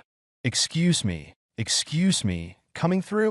Bai Qi's veins bulged with anger, but he had one good quality. He usually kept his promises to his sister. Despite his fury, he didn't attack. Yi Xian walked towards the school gate. Soon he saw the black sedans and Bai Yao's car drive past. Through the window, he saw Bai Yao in the passenger seat. Bai Qi was driving her car, still talking as he drove. Yi Xian recalled how Bai Yao had shielded him with her body, a small smile playing on his lips. He took out his phone, found Zhou Qianqian's number, and dialed. Zhou Qianqian answered quickly. Hello? What's up? Check how much Xinhai Bank cooperates with the Zhou family's businesses in Linhai. And check my authority to see if I can terminate all cooperation between Xinhai Bank and the Zhou family, Yi Xian asked. Zhou Qianqian sounded delighted. Are you going to help Bai Yao? Yi Xian nodded. Yeah, okay, I'll check right away. Zhou Qianqian replied. Yi Xian touched his nose and called Laban. The call connected quickly. What's up? Laban asked. How's that thing I told you yesterday about competing with the Zhou family for business going? Yi Xian asked. Working on it. We have 5 projects conflicting with theirs. We're going all out to secure them. I was having dinner with the other party to negotiate today, Laban said. It's the weekend, and I still have to work overtime. Hurry up, Yi Xian said calmly. Snatch them all before by Yao's engagement tomorrow. Hanging up the phone, a slight smile crept onto Yi Xian's lips. This was his ultimate strategy to prevent the engagement between Zhou Rui and Bai Yao. The Bai family wanted Bai Yao to marry Zhou Rui to latch onto the Zhou family's industrial empire. Their own business was having some issues, or rather, the Zhou family was competing with them, forcing them to cooperate. Marriage became the best solution. When the Zhou family was preoccupied with their own problems and their cooperation with the bank hit a snag, would they still have the heart to hold this engagement banquet? The answer was obviously no. As for how the Bai family would find a way out, it was none of Yi Xian's business. He had done all this, just waiting for the Zhou family to be thrown into chaos overnight. Would they still be in the mood for an engagement banquet tomorrow? It was a pity that Yi Xian couldn't see Zhou Rui's furious expression. However, he wasn't in a hurry. Since the Zhou family had some connection with Red Lotus naturally wouldn't watch the Zhou family collapse. Wherever Red Lotus was, Yi Xian would inevitably be involved, and dealing with the Zhou family wouldn't be a rare occurrence. Yi Xian touched his nose, a smile playing on his lips. His current priorities were twofold: finding information on number 2 and clearing his own name. Just as he was about to leave the school, a group of 8 or 9 people walked towards him. Most of them wore security uniforms, while another was a bespectacled, balding man in his 40s or 50s. "Principal, this is the guy who was fighting on the playground just now," a security guard pointed at Yi Xian. Yi Xian froze, cursing inwardly. Bai Yao and the others had driven away smoothly, leaving him to be caught. The school principal, no longer the one from Yi Xian's time, looked him up and down, snapping, "Who are you? What are you doing here? Put your hands up, or I'll call the police." "Principal, I'm here to revisit my old school. Besides, I was the one being bullied just now. It has nothing to do with me," Yi Xian said, spreading his hands. "Umph. Go arrest him and take him to the police station," the principal barked. Without a word, the security guards lunged at Yi Xian. Yi Xian's head throbbed. He really couldn't fight these people. Sighing, he greased the soles of his feet and turned to flee. His speed was astonishing. In a flash, he darted through the crowd. The guards didn't even touch his clothes. Yi Xian ran past, turned, and said, "Principal, the one who hit me is called Bai Qi. Go check with his family, and it's best to arrest him and lock him up for a few days." With that, he turned and ran again. "How can this person run so fast?" the principal cursed, watching Yi Xian's retreating figure. Upon hearing the name Bai Qi, his expression shifted. He then looked at the security guards and said, "Go check if anything is missing from the school. Also, don't spread this matter around." The Bai family was naturally not someone he could afford to offend. Yi Xian dashed out of the school gate and only stopped at the entrance. Suddenly, he saw a small stall nearby and his expression flickered. "This shop is still open?" Yi Xian was slightly surprised. It was a small snack stall selling guacamole. It had been there when Yi Xian entered high school. Back then, they cost 2 yuan each, and Yi Xian would eat one every day at noon. He hadn't expected them to still be here after 9 years. Since it was afternoon and students were still in class, there was no one in front of the guacamole stall. Yi Xian walked over. A middle-aged woman was sitting there, scrolling through Douyin on her phone. "How much is a guacamole?" Yi Xian asked. 2 yuan, she said without looking up, her eyes glued to her phone. "The same price as 9 years ago? Haven't you raised your prices?" Yi Xian smiled slightly. The middle-aged woman finally put down her phone and looked up at Yi Xian, frowning slightly. She felt that Yi Xian looked familiar, but couldn't remember who he was. Doing business here, she saw too many people every day, let alone someone from 9 years ago. "Small business, students can't afford it if it's too expensive," the woman said. Yi Xian mused. "I'll take one." As his voice fell, a pleasant voice sounded beside him. "Auntie, you, one guacamole?" Because the voice was so pleasant, Yi Xian couldn't help but glance to the side. He froze when he saw who it was. "It's you?" Behind him, a beautiful woman in a black dress was walking towards him with books in her arms. When she saw Yi Xian, her expression faltered. "It's you." Jiangcheng, Garden District, Lin Qingshue's home. by Lin Xiang, Lin Qingxue, and Lin Qian were lying on the sofa, trembling and covered in cold sweat. Lin Qingxue and Lin Qian's faces were filled with terror. In front of the living room TV, Bai Bo lay there, clutching his thigh and constantly retreating, his body covered in blood, especially his thigh, where blood was gushing out. Standing before them, the middle-aged man in a long coat held a dagger. His face still wore the same gentle, calm expression. "Still unwilling to tell me how you got these two knives?" he asked with a smile. Yes, upon returning to Lin Qingxue's home, he had asked Bai Lianxiang and the others how they had obtained the knives. Bai Lianxiang, for the sake of money, naturally wouldn't mention Yi Xian's name. She insisted they were family heirlooms, and then the middle-aged man suddenly pulled out a dagger and stabbed Bai Bo several times in the blink of an eye. Lin Qingxue and the other two kept their mouths shut. They dared not speak. When they screamed earlier, Bai Bo had been stabbed again. Bai Lianxiang trembled all over, saying, "If you want the knives, take them. We don't want the money anymore." Between life and money, she ultimately chose life. At this moment, she almost hated Yi Xian to death. She hadn't expected these two knives to bring such a disaster upon her family after Yi Xian left. "You don't seem to understand what I'm saying. Let me put it this way. Do you know who these two knives belong to?" The middle-aged man pulled over a stool, sat down, and teased the bird on the floor. "We don't know." Lin Qingxue trembled all over. The middle-aged man smiled faintly. Not knowing was fine. He continued to ask, "I'll ask you one last time. How did you get these two knives? If you don't tell me, he will die." Bai Lianxiang gritted her teeth and quickly said, "They belong to my former son-in-law, Yi Xian. He was injured 3 years ago, and my husband saved him. Then my husband hid these two knives, but he has already divorced my daughter and has nothing to do with me." "Son-in-law?"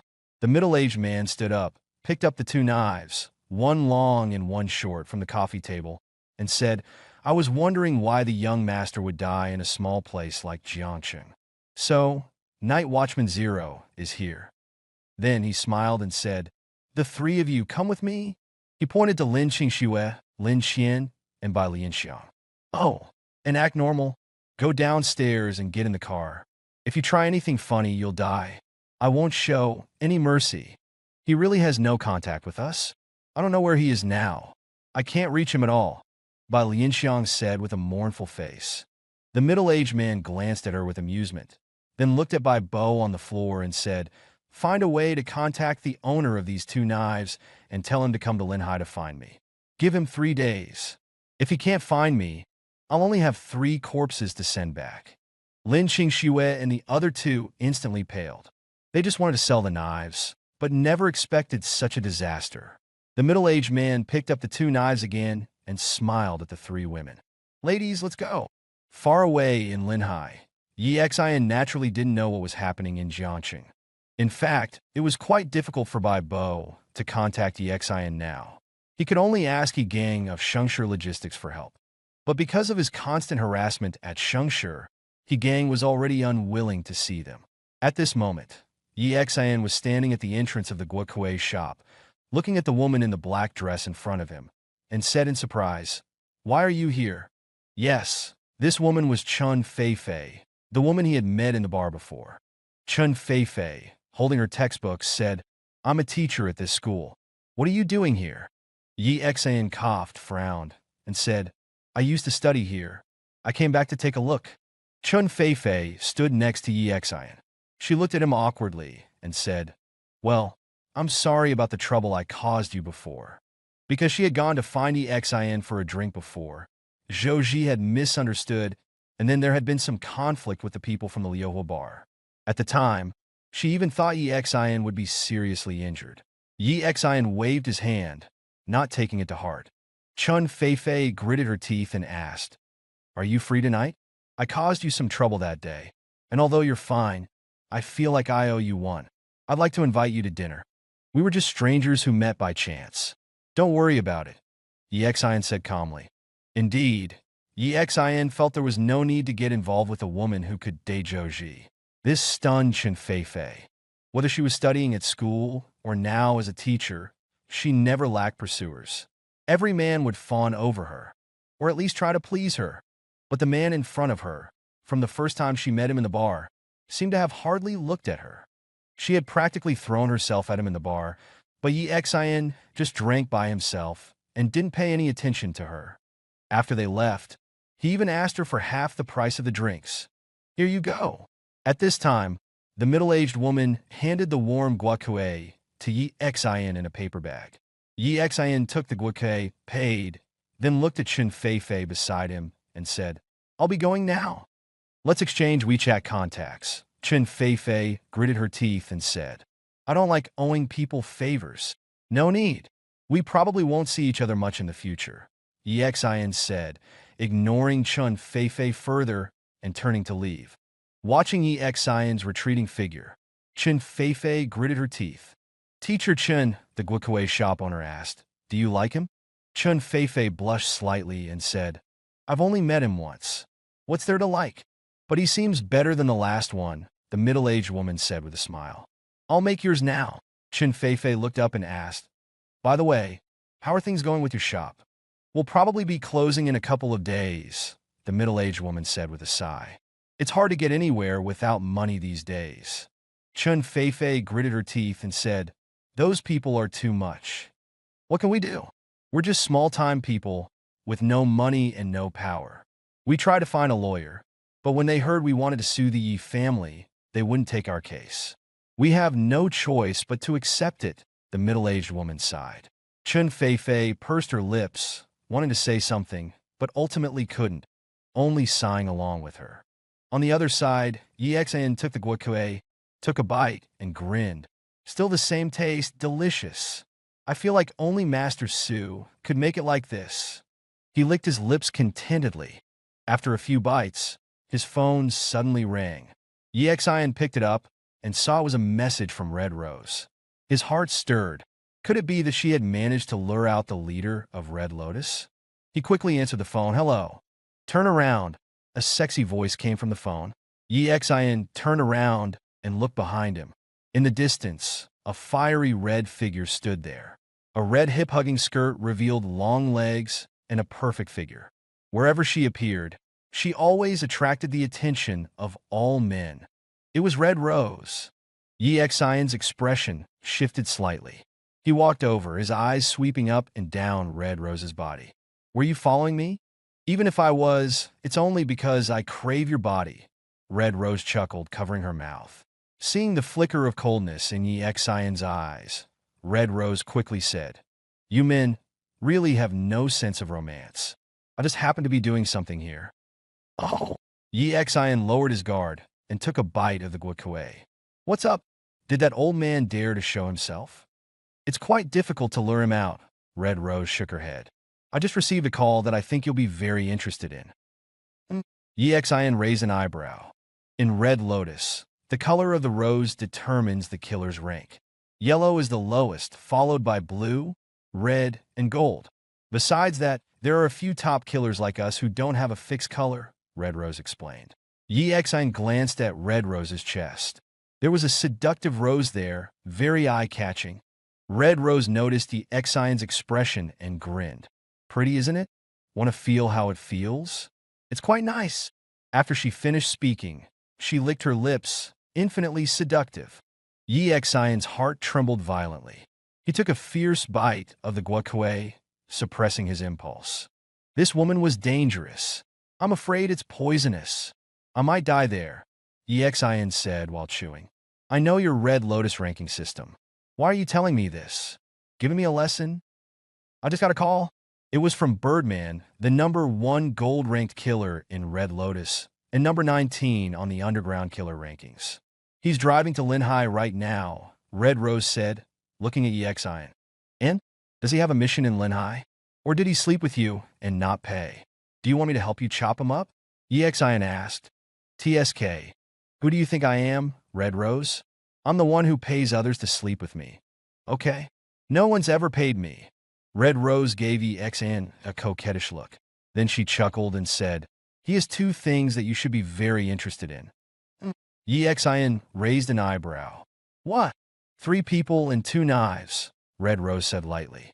One is called Lin Qingxue, one is called by Lian Xiang, and the other is called Lin Xian. Yi Xian's expression changed. He instantly understood and looked at Red Rose. Are the two knives called Night Sky and Nameless? Those are artifacts in the top 10 of the underground weapons list. Red Rose said with a grin. The two knives that once belonged to Night Watchman Zero are now in our Red Lotus's hands. When will he arrive in Linhai? Yi Xian asked indifferently. Why? Do you want to save your ex-wife? Come to a hotel with me, and I'll tell you. Red Rose said with her red lips slightly parted, full of charm. My parents don't allow me to stay out overnight, Yi Xian said with a chuckle. Red Rose pouted. Then her face lit up with excitement. Oh, you man, you're a challenge.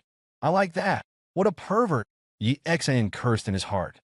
Before, on the subway, Red Rose had complained that he wasn't challenging enough. Now that he wasn't interested, she kept tempting him. He was truly speechless.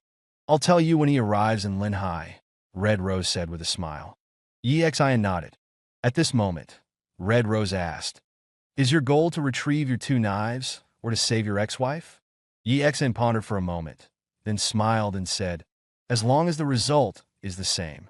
After speaking, without waiting for Red Rose to reply, he said, Well then, if there's nothing else, I'll take my leave. Frankly, Red Rose was quite alluring, and she kept trying to seduce him. He was worried that if he stayed any longer, he might really lose control. Even if Red Rose didn't know his identity, it wouldn't matter. But now she did. Although they were nominally cooperating, Yi Xian still couldn't completely trust anyone from Red Lotus. Who knew if Red Rose was genuinely cooperating or actually planning to assassinate him? What if he succumbed to temptation and died in bed, only to yell poison down below before his last breath? Wouldn't that be a huge loss? Without waiting for Red Rose to respond, he turned and left. Red Rose watched Yi Xian's retreating figure and grinned. Challenging. This excites me. She then licked her sexy red lips. After walking a distance, Yi Xian frowned deeply. He hadn't expected his two knives to still be at Lin Qingshua's house. For 3 years, he hadn't realized it. Firstly, Lin Yaowen's death had been sudden, and afterward, Yi Xian hadn't dared to touch anything in the house. He murmured, Consider it saving you one last time. Lin Yaowen saved my life. This time, I should have finally repaid everything. Beep, beep, beep. As he was thinking, Yi Xian's phone rang. He picked it up and saw it was Chun Meixian. Answering the call, Yi Xian said, Hello. Chun Meixian's voice came through the phone. Hello, Yi Xian. Are you free tonight? Yi Xian nodded. Yes. I've almost finished dealing with the company matters. So how about we meet up tonight? Chun Meixian said, I've finally found the time to treat you to dinner. Yi Xian nodded. Okay. Do you have anything you want to eat? Chun Meixian asked. Any restaurant in Linhai? Don't worry about the price, you choose. Hot pot? Yi Xian tentatively asked. Chun Meixian was slightly stunned, then nodded and said, Okay, then let's meet at 7 p.m. at the Hai Di Lao on Phoenix Road. No problem, Yi Xian nodded. Hanging up the phone, a smile appeared on Yi Xian's face. He had a good impression of Chun Meixian and her daughter. He looked at the time. It was only around 3 p.m., 4 hours before their appointment. Yi Xian finished his last bite of flatbread, then clapped his hands and ran into a nearby internet cafe. He played games until around 6:30 p.m., then got up and walked out of the internet cafe. As he walked out, someone was walking in. This person had a crew cut and was quite handsome. He was playing with his phone as he walked into the internet cafe. As Yi Xian passed by him, he was slightly surprised and took a second look at him. It wasn't because the man was handsome, but because Yi Xian sensed a hint of danger from him. Linhai truly has hidden dragons and crouching tigers, Yi Xian muttered, touching his nose. If he had seen Xingshu Logistics' employee roster for Linhai, he would have recognized this person. He was Wu Yao, the current head of Xingshu in Linhai. Wu Yao lived near this internet cafe. Yi Xian didn't know him, just glanced at him curiously. Wu Yao also glanced at Yi Xian, didn't pay much attention, and continued walking upstairs into the internet cafe. Reaching the counter, he took out his ID card and was about to swipe it when suddenly, Yi Xian's face flashed in his mind. Immediately after, a photo flickered in his mind. It's him. Holy shit. Wu Yao roared, forgetting about swiping his card, and ran downstairs. When he reached the first floor, he saw Yi Xian getting into a taxi. "Hey, wait," he shouted. Yi Xian heard the shout, but he didn't know this person, so naturally, he didn't think Wu Yao was calling him. He gave the driver the address of Hai Di Lao on Phoenix Road, and the car drove away. Looking at the exhaust fumes, Wu Yao was stunned. He slapped himself hard on the face and roared, "Damn it, playing with my phone! Playing with my phone! I finally met him, and if I had brought him to my master, I would have been free."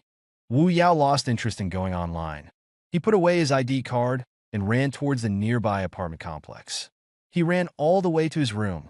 As soon as he entered, he saw a pretty girl with short hair sitting on the sofa. The coffee table was covered with snacks, and she was watching TV while eating. Seeing this, Wu Yao almost cried. He coughed and said, "Master, eat less. Girls will get fat if they eat like this. I've been eating like this for 3 years. Have you seen me get fat?" The girl looked at him and said calmly. Wu Yao had a mournful expression. "Yeah, you don't get fat, but you've eaten me into a pauper. Weren't you going online?" the girl asked, looking up. Wu Yao only then reacted. He quickly said, "Master, I saw that person." The girl put a piece of something into her mouth, chewed a couple of times, and a cold light flashed in her eyes. "Someone from Red Lotus?" "No, the man in your photo, the one you were clinging to. I just saw him at the entrance of the internet cafe." Wu Yao quickly said. "What?" The girl suddenly stood up. "Where is he?" "He took a taxi and left," Wu Yao said with a wry smile. "When I saw him, I was playing with my phone. His hair had also grown longer, so I didn't pay much attention. By the time I reacted and went to find him, he was gone." The girl's face first showed disappointment. Then she stood up excitedly, her eyes red, and said, "I knew it. You couldn't be dead. You couldn't be dead." Yi Xian naturally didn't know that he had just missed the girl he was looking for. He took a taxi to the entrance of Hai Di Lao, which was bustling with people. When he arrived, he saw a girl with short hair, dressed in youthful clothes, standing prettily at the entrance. It was Chun Meishuan's daughter, Chun Shi. Seeing Yi Xian, a bright smile appeared on her face, and she quickly walked over and said, "You're here." This was the first time Yi Xian had spoken to her. Previously, Chun Meixian was always around, and she never spoke to Yi Xian. It seemed she was a bit afraid of her mother.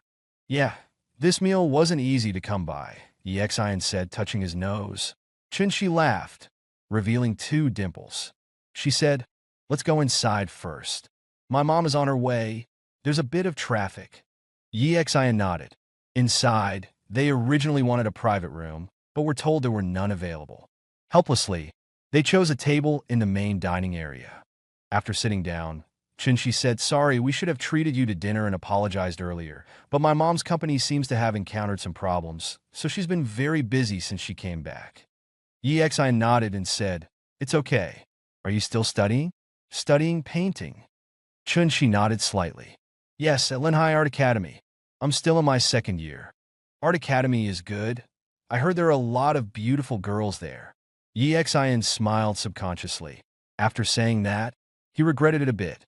But Chun-Shi still honestly replied, "There are indeed quite a few beautiful girls in our academy. If you want to find a girlfriend, I can introduce you to some." "Hey, isn't this the beautiful Chun-Shi?" At this moment, a voice sounded from not far away. When Chun-Shi saw the person, her expression changed slightly, and a hint of disgust and fear appeared in her eyes. Yi Xian followed the sound, and his expression shifted slightly. The person speaking was actually Yi Huan. Yi Huan also noticed Yi Xian. His face darkened, and he said, "Why are you everywhere?" Yi Xian was speechless. What the other Yi Xian wanted to say was also what he wanted to say. Beside Yi Huan, Zhang Yu was also present, acting like a dog around these top, rich second-generation heirs of Linhai, and seemingly proud of it. With a smirk, he looked at Yi Xian disdainfully, then turned to Chun-Shi and said, "Chun-Shi, how do you know someone like this? This guy is a rapist, the date rape kind. You should stay away from him." Hearing this, Chun-Shi's expression didn't change much. She just pursed her lips and said to Yi Huan and Zhang Yu, "It's none of your damn business who I eat with. Giving you friendly advice and you have such a temper. How ungrateful, Zhang Yu sighed. Yi Xian was slightly surprised. When Zhang Yu mentioned this, Chun Shi's face didn't show much fluctuation. Others, including Jiang Wanwan, would change their expressions and become unnatural when they heard people call him a rapist, and even wouldn't know how to interact with him for a short time. Chun Shi wasn't like that. It was as if she already knew. Don't always be so prickly when talking to me, Yi Huan said with a grin. After all, we almost got married. Why don't you reconsider? Look, I like you, and my dad likes your mom. Double happiness. Get lost. Chun Shi was clearly angry, her face flashing with fury as she shouted. Yi Xen frowned slightly and was about to speak when a cold voice rang out. Yi Huan, don't go too far. It was Chun Mei Xian, who had just walked in the door. She wore light makeup and a professional suit, mature and intellectual, with no visible signs of age on her face. She looked just over 30, carrying a bag, with a hint of coldness on her face. Yi Huan turned his head and looked at her, a trace of apprehension on his face, then chuckled and said, Aunt Chun, I'm just telling the truth. Look, you're raising Chun Shi alone. Although you don't lack money, it's not easy. Everyone knows my dad's feelings for you, and... He paused slightly and said, in this way, it can also solve your company's urgent needs. If you marry my dad, and Chun Shi and I have a relationship, we'll be a family. In business, naturally, there will be no distinction between you and me. Chun Mei Xian didn't bother with his nonsense and directly took out her phone. All right, I was wrong, okay? Yi Huan said quickly when he saw her take out her phone. Then, he looked at Yi Xian and said, Aunt Chun, let me remind you, this Yi Xian is the guy who drugged and raped by Xian 9 years ago. You'd better stay away from him. Yi Xian frowned, and Chun Mei Xian sneered. I know better than you what kind of person he is. Get out of here, or I'll call your dad right now. Yi Huan's face was a little ugly. He looked at Yi Xian, his eyes dark, and said, Yi Xian, very good. We have plenty of time. You're in Linhai. I'll play with you slowly. Yi Xian shrugged indifferently. Seeing his look, Yi Huan's face became even uglier. He glanced at Zhang Yu and said, Let's go. After they left, Chun Mei Xian sat down in front of Yi Xian and frowned. Yi Xian, you should stay away from that spoiled brat in the future. He's quite notorious in Linhai. Yi Xian waved his hand, indicating that he didn't care.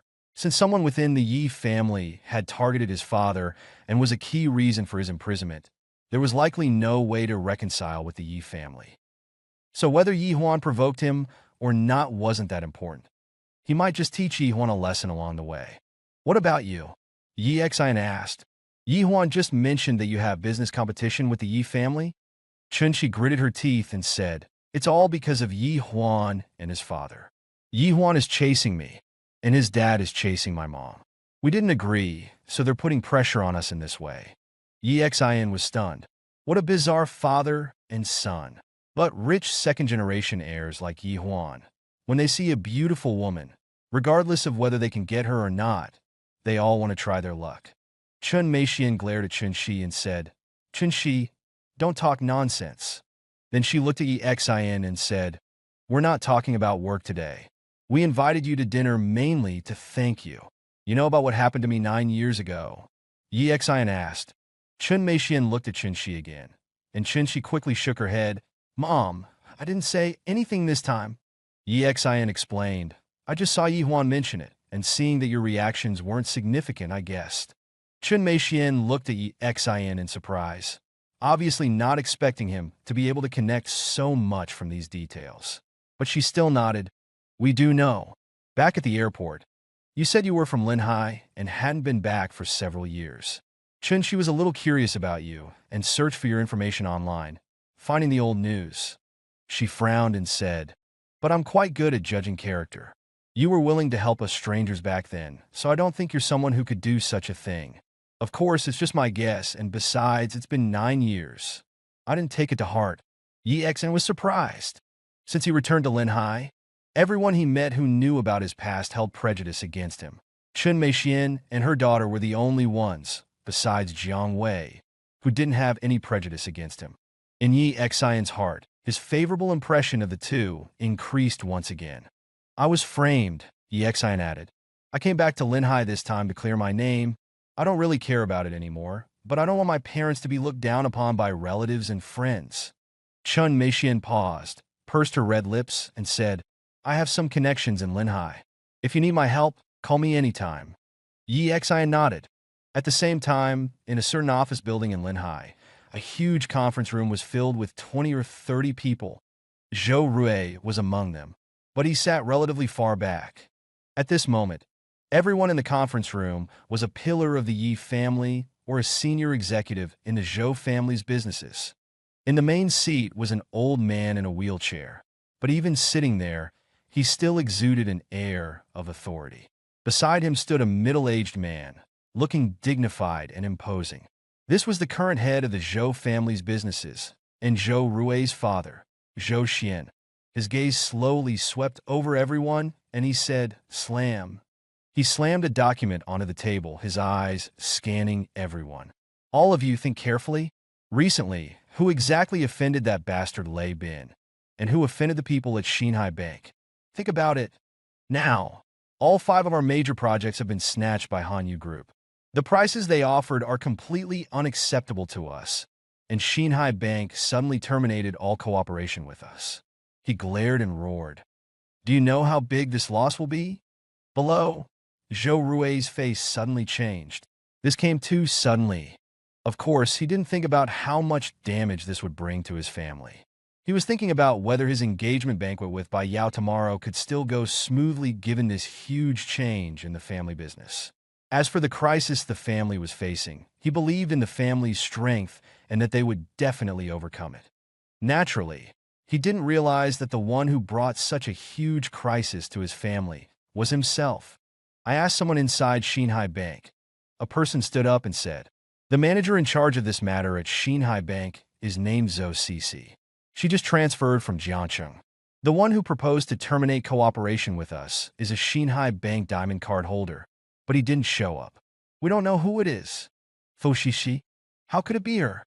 Zhou Rui's face changed slightly when he heard this. Zhou Xian looked at him and asked, "Do you know her?" "She's Bai Yao's best friend," Zhou Rui said quickly. When Zhou Rui said these words, everyone in the conference room turned to look at him. Zhou Xian said, "So, Zhou Qianqian works in Jiangcheng." Then she suddenly came to Linhai, and immediately, representing a diamond card user of Xinhai Bank, she terminated their cooperation with us. His face darkened as he looked at Zhou Rui and asked, "Who on earth did you offend in Jiangcheng?" Zhou Rui's face became blank. In Jiangcheng, he was either with Bai Yao or out with Lan Xing chasing girls. He hadn't offended anyone. If offending Exin counted as offending someone, then he supposed he had. But a Xinhai Bank diamond card user? He didn't think Exin would have one. He looked into Exin. He was just a construction worker. Even later, when Jiang Jinan took a liking to him and gave him a job, he was still just an employee. How could he possibly have a Xinhai Bank diamond card? Even he didn't have such a card, and neither did the Zhou family. "I haven't offended anyone. At most, I offended Exin, the one from the Yi family, who, you know." Drugged by Exin, Zhou Rui said quickly. Zhou Xian frowned deeply. He knew about this person. Zhou Rui had mentioned him after returning, and they treated it as after-dinner gossip.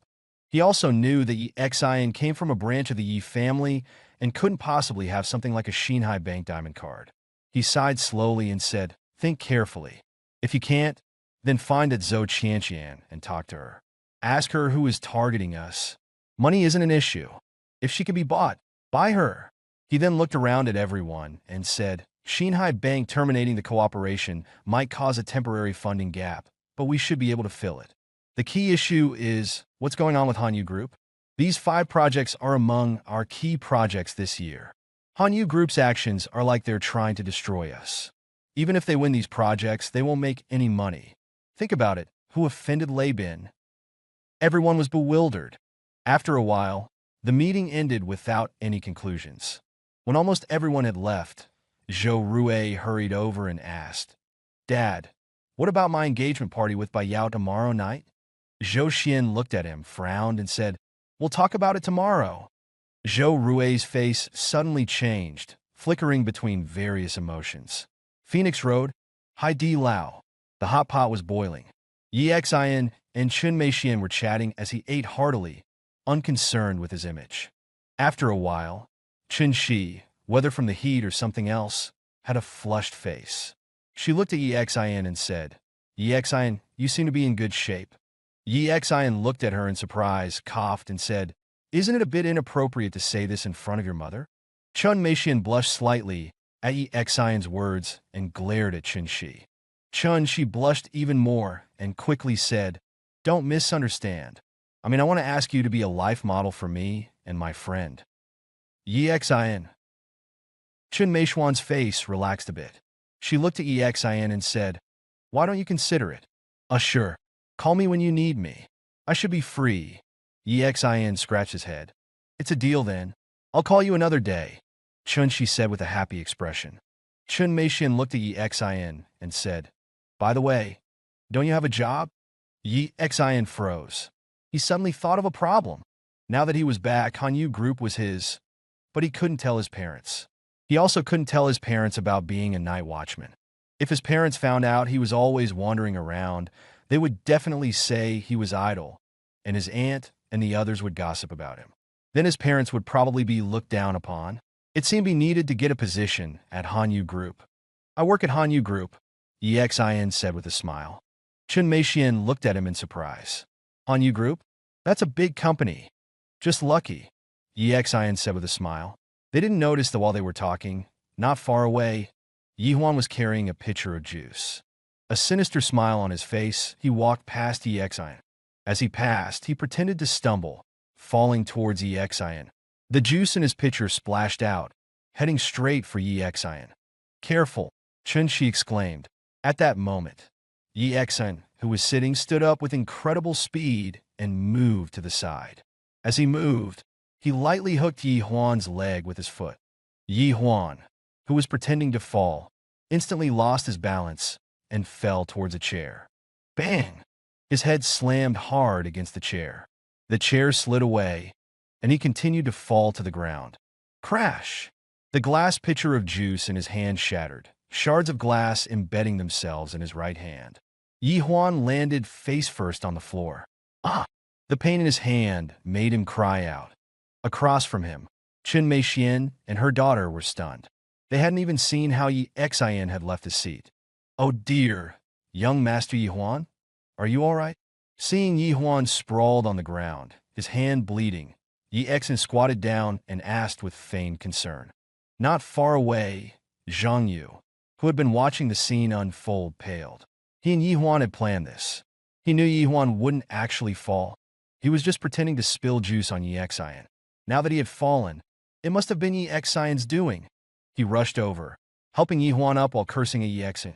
Yi Xian, you fucking did this, didn't you? You dare hurt Yi Huan? You're finished. Around them, many diners looked over. Supported by Zhang Yu, Yi Huan slowly got up, looking utterly disheveled. Juice covered him, and several glass shards were embedded in his right hand. The intense pain contorted his face. He looked at Yi Xian and said, Yi Xian, you fucking tricked me? Yi Xian looked at him, smiled slightly, and said, What are you talking about? You fell down yourself. I dodged. How is that tricking you? You're the Yi family's young master. Who would dare do anything to you in Linhai? Zhang Yu panicked and quickly said, Bullshit. Huanji was just pretending to fall to splash you with juice. He couldn't have just fallen like that. He instantly regretted his words as the surrounding gazes turned strange. Oh, Yi Xian touched his nose. So you're saying that even if you pretend to fall, I'm not allowed to dodge and must let you pour juice on me? If I dodge, it's my fault, right? Does being rich mean you can do whatever you want? Some people in the crowd couldn't stand it anymore. That's too much. I've heard that the second young master of the Yi family is a spoiled brat. Seeing him today, it's really true. Shameless. Hearing the murmurs, Yi Huan's face turned green.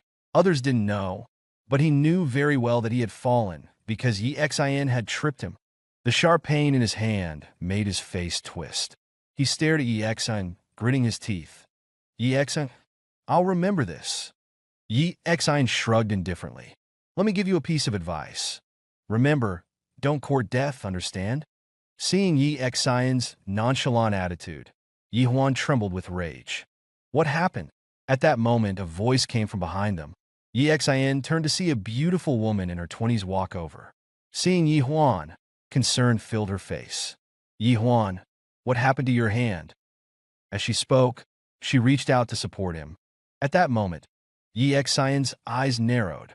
On the woman's wrist, he saw a tattoo of a red lotus. Looking at the tattoo on the woman's wrist, Yi Xian began to examine her appearance. She was about 30 years old, pretty, with a cold air about her. However, compared to a top-tier beauty like Jiang Wanwan, there was a visible difference. Her figure was slightly plump, a type many men preferred. Is Red Lotus planning to make a move on the Yi family? Yi Xian smiled faintly. He glanced at Yi Huan. Yi Huan was clearly unaware of all this, still chatting enthusiastically with the woman. He'd probably be sold and still help her count the money. Ouch, what happened to your hand? Who did this to you? The woman asked, practically clinging to Yi Huan. Yi Huan's face alternated between pale and flushed. The surrounding whispers made him lose face. He glared at Yi Xian and said, "Let's go. Take me to the hospital." Zhang Yu quickly helped Yi Huan towards the door. Before leaving, he glared at Yi Xian and said, "You're finished." Yi Xian shrugged. What? Used to being Yi Huan's dog, planning to bite me to death. That's a bit harsh, handsome, the plump woman said, looking at Yi Xian. Yi Huan's hand throbbed with pain. Don't argue with him now. We'll settle this later. Take me to the hospital first. I can't stand the pain. Zhang Yu glared at Yi Xian again, and then helped Yi Huan out. The Heideleo staff were very efficient, quickly rushing over to clean up the mess. After they finished, Yi Xian sat down. Chunshi gave him a thumbs up. Yi Xian, nicely done. I've always hated Yi Huan, acting all high and mighty just because his family has some money. Beside him, Chun Meixian frowned. But Yi Xian, you've offended him. I'm afraid that in Linhai. Yi Xian waved his hand. I have to clear my name? I would have offended the Yi family sooner or later. It doesn't matter. Hearing this, Chun Meixian didn't say anything more. She appreciated Yi Xian helping her and was willing to associate with him, even offering help within her capabilities. However, she was still apprehensive about him completely offending the Yi family. After the meal, they said goodbye, and Yi Xian went straight home. He unlocked the door and walked inside to find several unexpected guests. His aunt, Chao Rong, his cousin Lu Yu, and an unfamiliar young man were sitting at the dining table, eating. Lu Yu was 5 years younger than Yi Xian. As a child, she'd followed him around, but now, her gaze held a hint of disdain. She glanced at him and continued eating. Yi Xian smiled wryly. Not everyone could be like Jiang Wei, completely unbiased towards him, even those once close. Have you eaten? Chao Yin asked as Yi Xian entered. Yi Xian nodded. Yes, I just finished eating with friends. Chao Rong frowned. Yi Xian, you've just been released, and you're never home. Don't go out and hang around with those shady people. I wasn't hanging around with shady people, Yi Xian said, touching his nose. I had a class reunion today, hanging out with old classmates. Chao Rong put down her bowl and frowned. Yi Xian, you're not young anymore. 27 now, right? Don't blame your aunt for being blunt, but you know your situation. Your classmates have families and successful careers. You committed rape, just got back, and have no job. You need to find a job quickly. What girl will want to be with you in the future? Your dad has a good salary, but he can't support you forever. I know what I'm doing. Yi Xian frowned. If you knew what you were doing, you wouldn't have committed that crime. Lu Yu snorted. Chao Rong coughed and then said to Yi Xian, that was a bit harsh, but it's for your own good. Let me introduce you. This is Lu Yu's boyfriend, Zhuahao. He's only 26 and started his own game company. He's already worth tens of millions. Yi Xian's heart stirred. He'd overheard Chao Rong saying she was coming to visit, but now it seemed she wasn't here to see him, but to show off her prospective son-in-law. Zhuahao nodded slightly at Yi Xian as a greeting, then said, Uncle Yi, besides accompanying Lu Yu to see you, I also wanted to discuss something with you. Yi Jing'an looked at Zhuahao. What is it? Well, I heard from Annie about Yi Xian's situation. It'll be difficult for him to find a job with his criminal record. The imprisoned for rape on his resume is unavoidable. Zhuo said. Yi Jingyan and Chao Yun exchanged glances. This was their biggest worry since Yi Xian's return. They thought he'd never be released, and now they worried about his job and marriage prospects.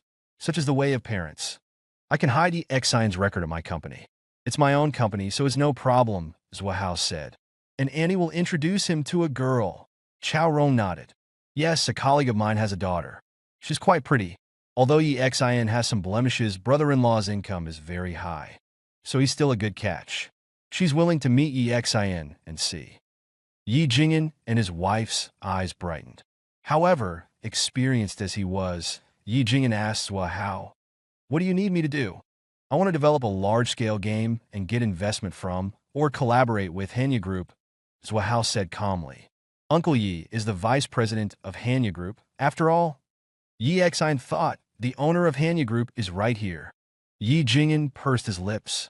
Although I don't usually handle personnel matters at Hanya Group, Lei Bin and the others are quite polite to me. If what you say is true, I can bring this up to Mr. Lei. However, I can't guarantee they'll agree. Zhuo's eyes lit up. Chao Rong quickly said, "Yi Xian, what are you standing there for?" "Thanks, Zhuo." Yi Xian scoffed. Not only was he unwilling, but even if he were, it should be Zhuo thanking them. If they secured Hanya Group's investment, Yi Xian's salary would be insignificant. Yi Xian shook his head. "Forget it, Dad. You don't handle things at Hanya Group. No need to trouble yourself for me." Zhuo frowned.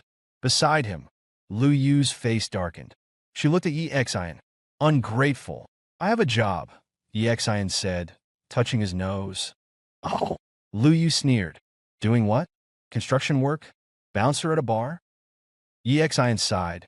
9 years had passed, and the little girl who used to follow him around had grown up, her words sharp and barbed. He looked at Lu Yu calmly. "I work at Hanya Group." Everyone was stunned. After a brief moment, Chao Rong looked at Yi Jingyan and sneered. "Brother-in-law, that's a bit unfair. When I asked you to arrange for Lu Yu to work at Hanya Group, you refused, saying you had no influence. Now, your own son, with a rape conviction, can get in." Yi Jingyan looked at Yi Xian in astonishment. He was completely unaware of this. Otherwise, he wouldn't have been so pleased when Zhuo offered Yi Xian a job. "Chao Rong, you can't say that. I really didn't know," Yi Jingyan quickly explained. He looked at Yi Xian suspiciously. "Really? What position?" This stumped Yi Xian. He'd never paid much attention to corporate titles. His businesses were managed by others. He was a hands-off boss. Under everyone's gaze, Yi Xian touched his nose and said, "Mr. Lei's assistant." Everyone froze again. After a brief shock, Lu Yu sneered. "Yi Xian, 9 years haven't changed you. You still love to brag. Who is Lei Bin? He'd take a rapist as his assistant?" While he didn't mind others calling him a rapist, hearing it from Lu Yu made him uncomfortable and annoyed. He shrugged. "Why don't you have my dad call and ask?" Hearing his words and looking at Yi Jingyan's bewildered face, Chao Rong's family all showed suspicious expressions. Yi Jingyan didn't seem to be acting, but rather completely unaware beforehand. Yi Jingyan gritted his teeth, then took out his phone, found Lei Bin's number, and dialed. Soon, the call connected, and Lei Bin's voice came from the phone. "Hello, Jingyan, what's up?" Lei Bin was 2 years older than Yi Jingyan. Yi Jingyan hurriedly said, "Mr. Lei, you know Yi Xian, right? He's working at our company now, as your assistant." Lei Bin was a veteran of both the business world and the battlefield. Yi Jingyan's words made him instantly guess that Yi Xian wanted to find a job to reassure his parents. He quickly nodded and said, "Yes, he is my assistant now. What's wrong? Are you not satisfied? Should I adjust his position?" "Satisfied, satisfied," Yi Jingyan said, his voice slightly choked. "Thank you, Mr. Lei. Sincerely thank you." Beside him, Yi Xian said speechlessly, "What's there to thank for? The damn company is mine, okay?" After hanging up the phone, he looked at Chao Yun. Both husband and wife had ecstatic expressions on their faces. Yes, they had been worried that Yi Xian wouldn't be able to find a job. Now, not only had he found one, but it was at a large company like Hanyu Group, and directly as Lei Bin's assistant. Working alongside such a top entrepreneur, the growth Yi Xian could achieve was obvious. This filled both husband and wife with excitement. In contrast, the expressions of Chao Rong, Lu Yu, and the third person became somewhat unpleasant. They found it hard to believe. Why would Hanyu Group, or rather Lei Bin, accept someone who had been in prison as his assistant? Seeing the joy on their faces, Yi Exin touched his nose. With this nominal job, he could finally completely reassure his parents. What's going on? How did you become Mr. Lei's assistant? Yi Jing'an asked. I went to the interview with Jiang Wei, and Mr. Lei happened to pass by. He thought I was a good fit, so he asked me to be his assistant. Yi Exin made up a random excuse. After hearing this, Chao Rong's face became a little uncomfortable. She looked at Yi Exin, then at Yi Jing'an and said, Well, brother-in-law, about Zhuahao's cooperation with your company. With all due respect, Yi Exin interrupted before Yi Jing'an could speak. Your company's scale is a bit small. Hanyu Group probably won't accept cooperation with your company. If they really want to invest, it would probably be an acquisition-type investment.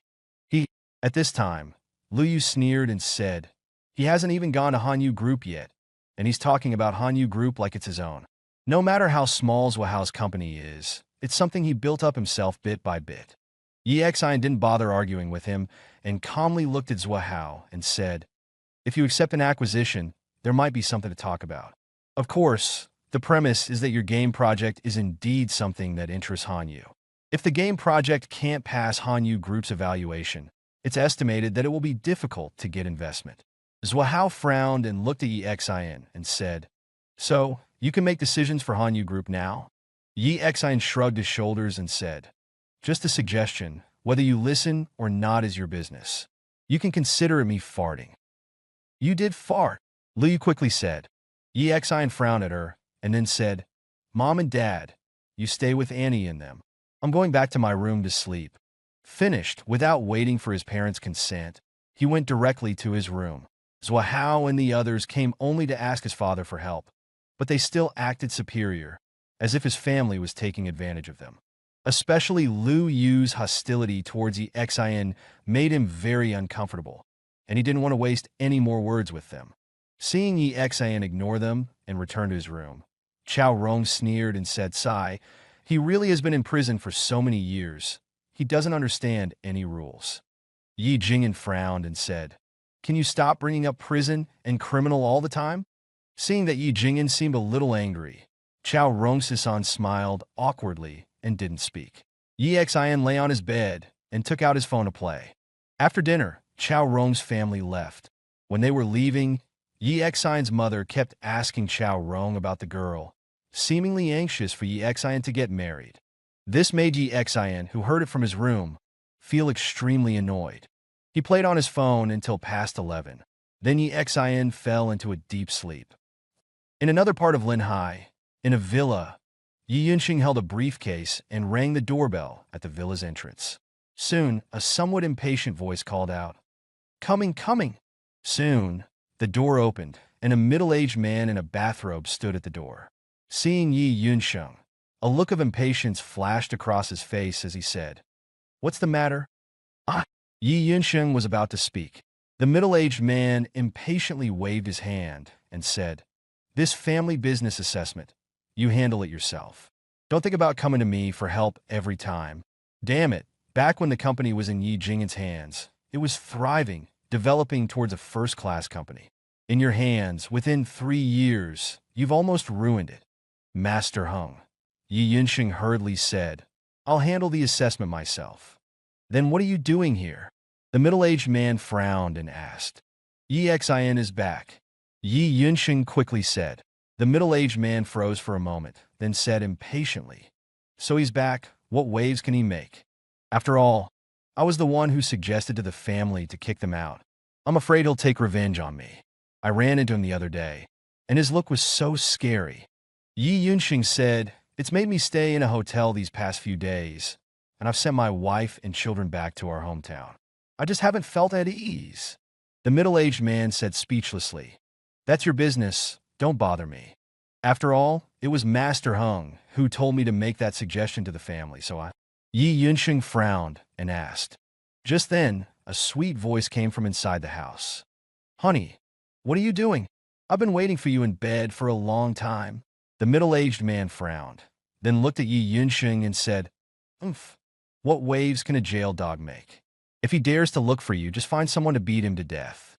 If anything happens, I'll take responsibility. If you're really scared, just say it was me who told you to make the suggestion." After finishing, his eyes turned cold as he said, "Besides this, if you dare to say a word about anything else, I'll kill you." Yi Yunqing's body trembled and he said, "I only know this much. I don't know anything else." "Good that you understand." The middle-aged man finished and slammed the door shut. Meanwhile, on the other side of Linhai, Bai Yao was lying in her bed, looking at a message in her hand, her face filled with disbelief. Tomorrow's engagement banquet for Bai Yao is canceled. The specific date will be announced later. It was a message from their family's WeChat group. It's really canceled. Bai Yao's face was full of shock. The image of Yi Xin appeared in her mind. She didn't know how Yi Xin did it, but she knew very well that all of this was directly related to him. The night passed uneventfully. The next day, around 9 in the morning, Yi Xin finally woke up. He stretched, reached for his phone on the bedside table. Picking it up, he found 2 messages. One was from Bai Yao. "The engagement banquet has been canceled. Thank you." Yi Xin smiled and swiped past the message. The second message was from Red Rose. "Birdman has arrived in Linhai with Lin Qingxue and the other 2. The address is 79 Wuqing Road, a courtyard house." Seeing this message, the corners of Yi Xin's mouth curled up slightly, revealing a hint of excitement. Seeing this message, Yi Xin's eyes flickered slightly. He hesitated. He didn't know if Red Rose was deceiving him. In fact, even now, he didn't completely trust Red Rose. It was entirely possible that Red Rose had discovered him and wanted to eliminate him by feigning cooperation. And this place might be a trap set by Red Rose for him to fall into. Yi Xin hesitated for a moment, but still chose to go. He had to get those 2 knives back. As for Lin Qingxue, Bai Lianxiang, and the third person, if he could save them, he would, even if they had treated him poorly for the past 3 years. Lin Yaowen had saved his life once, and he had to repay that debt. He got up and washed up briefly, while the image of the Red Lotus assassin called Birdman began to surface in his mind. Number 19 on the underground assassin rankings, Birdman. He was called Birdman because he liked to raise birds. Whenever he appeared, he always had a bird cage with him, and upon completing an assassination mission, he would leave a bird at the scene. So in Yi Xin's view, those on the underground assassin rankings were all perverts, somewhat obsessive. For example, Red Rose had a somewhat chaotic private life.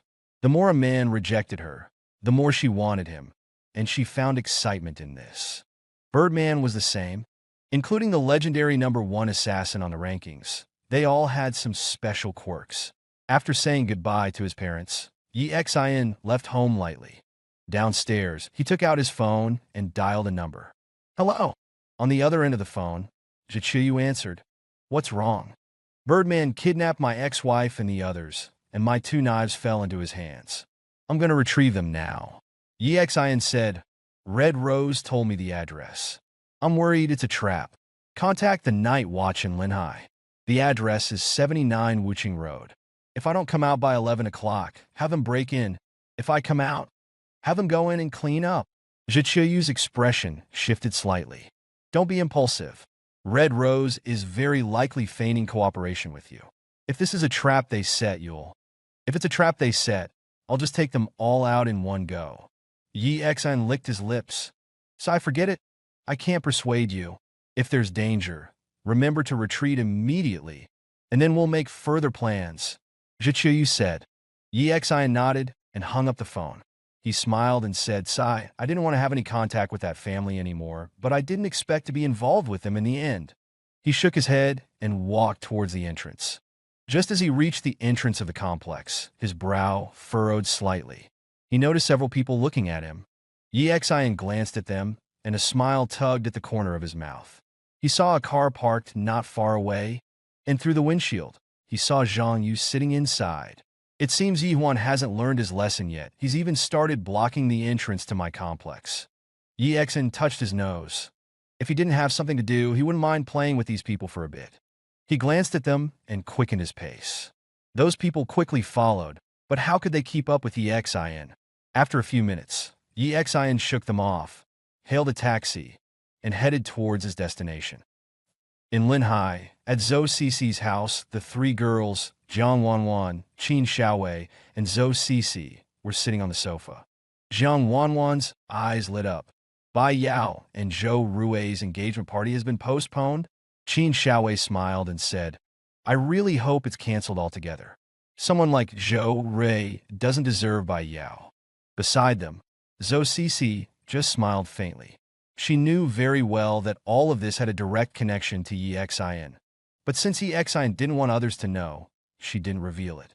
At this moment, Zhou Cici's phone rang. Seeing the caller ID, her brow furrowed slightly. It was Zhou Rui calling. In fact, Zhou Rui had been calling her since last night, but she hadn't answered. Seeing the incoming call, she smiled wryly and answered the phone. As soon as she answered, Zhou Rui sneered. Zhou Cici, you're quite impressive now, aren't you? You don't even answer my calls. You should know, this is Linhai. Your parents are also in Linhai. Zhou Cici frowned. Zhou Rui sounded impatient. Who is it that's going after my family? This involves client confidentiality. I can't tell you. Zhou Cici pursed her lips. Is that so? Zhou Rui sneered. Very tough, huh? I hope you can be this tough when something happens to your parents. Zhou Cici's expression changed slightly. Still not willing to talk? Zhou Rui said coldly on the other end of the phone. Fine, Zhou Cici. Just you wait and see. After saying that, he hung up directly. Zhou Cici's face was instantly filled with worry. Jiang Wanwan noticed the change in her expression and quickly asked, Cici, what's wrong? Nothing. Zhou Cici composed herself and said with a smile, Where are we going to play today? Jiang Wanwan pouted. Let's get ready and call EXIN. Let him treat us to lunch and then treat us to some fun in the afternoon. That guy's loaded. We need to take advantage of him. Upon hearing this, Zhou Cici and Qin Xiaowei's eyes lit up. That's a great idea. Sigh. What is that guy's background anyway? He's becoming more and more mysterious. I can't understand him at all. She muttered. Her words received agreement from Zhou Cici and Qin Xiaowei. In fact, they were also very curious about EXIN. On the other side, EXIN's car stopped on Wuqing Road. Wuqing Road, in Linhai, was considered a sparsely populated suburb. The buildings here were mostly low-rise, either villas or courtyard houses. Although it was a suburb, the prices were quite high. Of course, for a Red Lotus gold medal assassin, owning a residence here was quite simple. With his hands in his pockets, EXIN swaggered towards Wuqing Road. Soon, he noticed number 79. It was a courtyard house, and the gate was currently closed. EXIN walked directly to the entrance and knocked on the door. Coming. A slightly melodious voice came from inside the courtyard. Soon, with a creak, the door opened. A slightly plump woman came out from behind the door. The moment she saw EXIN, she frowned. It's you. EXIN was slightly surprised. This woman was the one who had been with Yi Huan last night. Of course, he wasn't surprised by her presence here. After all, there was a Red Lotus gold medal assassin inside this house. If I remember correctly, your name is EXIN, right? The plump woman looked at EXIN, a faint smile playing on her lips. Yesterday, Yi Huan was still saying that he wanted to teach you a lesson, to make your life a living hell in Linhai. She then frowned and said, What are you doing here? EXIN looked up, a bright smile on his face. I just dropped something in your yard. I'm here to look for it. There's nothing of yours here. The plump woman said, as she was about to close the door. I saw it fall in. You have to let me in to look for it. EXIN said. As he spoke, a scream suddenly came from inside the courtyard. EXIN was very familiar with this voice. It was by Lianxiang's scream. That high-pitched tone had frequently rung in EXIN's ears for the past 3 years. Kid, the plump woman looked at EXIN. If you don't leave, I'll call Yi Huan. You just heard him yesterday. If he knows you're here, he'll beat you to death. EXIN showed no intention of leaving and said calmly, I dropped 2 knives, one called Sky Piercer, the other nameless. Oh? The plump woman's expression changed slightly, and then her pupils rapidly dilated. looking at Yi Exin in shock. You're a knight. Night Watchman 0. The moment her voice fell, she discovered that Yi Exion's smile was approaching from afar, and almost instantly, he was right in front of her. Inside a room in a courtyard house, Lin Qingxue and two other girls huddled together, their hair disheveled and faces filled with terror. Chirp, chirp, chirp. In front of them, on the floor, sat a birdcage. An unidentifiable bird with damaged wings chirped inside, the sound chilling in the current atmosphere. Beside the cage, a middle-aged man in a long coat held a blade over 4 feet long. The wickedly sharp edge, pointed downwards, reflected a captivating gleam. Nameless, the man grinned. Do you know how this blade got its name? He looked at the 3 girls. More than a day had passed, enough time to scar Lin Qingxue and the others for life. Every smile from this man sent shivers down their spines. Every moment they were shrouded in fear, feeling that the next second, this pervert would kill them. Not answering me? The man's smile widened. Then let me tell you, it's because the previous owner rarely unsheathed it. And when he did, it was always against formidable opponents. This blade doesn't cut down nameless nobodies. Hence the name. As he spoke, he slowly angled the blade, the tip pointing towards Bai Lianxiang's neck. Bai Lianxiang felt her scalp prickle. She couldn't help but scream, "Don't kill me! Don't kill me! We really have nothing to do with the XIN anymore. We just wanted to sell the blade for money. I'm telling the truth. Really." The man chuckled, then said with a smile, "Don't worry, I won't kill you. Weren't you saying on the way here that you hated Yi Xin? When he finds us, I'll help you kill him. You should be happy about that, right?" The 3 girls didn't dare to speak, only trembling in the corner. Tears streamed down Lin Qingxue's face. Since divorcing Yi Xin, she felt like she'd been cursed with bad luck. Before, when she was with Yi Xin, although they weren't rich, they had enough to eat and wear. A combined income of nearly 20,000 a month was a decent life in Jiangqing. But since the divorce, bad things had happened one after another. The loser Yi Xin suddenly transformed into a rich man, and the rich second generation she was seeing broke up with her. And now, her life was in danger. Don't worry, you won't die. After all, these 2 girls are quite pretty. After I deal with Yi Xin, I'll send you to Sin City. The people there love fresh goods like you. He licked his lips and squatted down to tease the bird. Suddenly, his pupils constricted. He looked towards the door, a smile spreading across his face. He's here! Bang! In the next instant, a figure flew in from outside, the door splintering as it crashed to the ground. It was the voluptuous woman from the entrance. She landed on the floor, spitting out a mouthful of blood. Ah! Lin Qingxue and the others screamed again.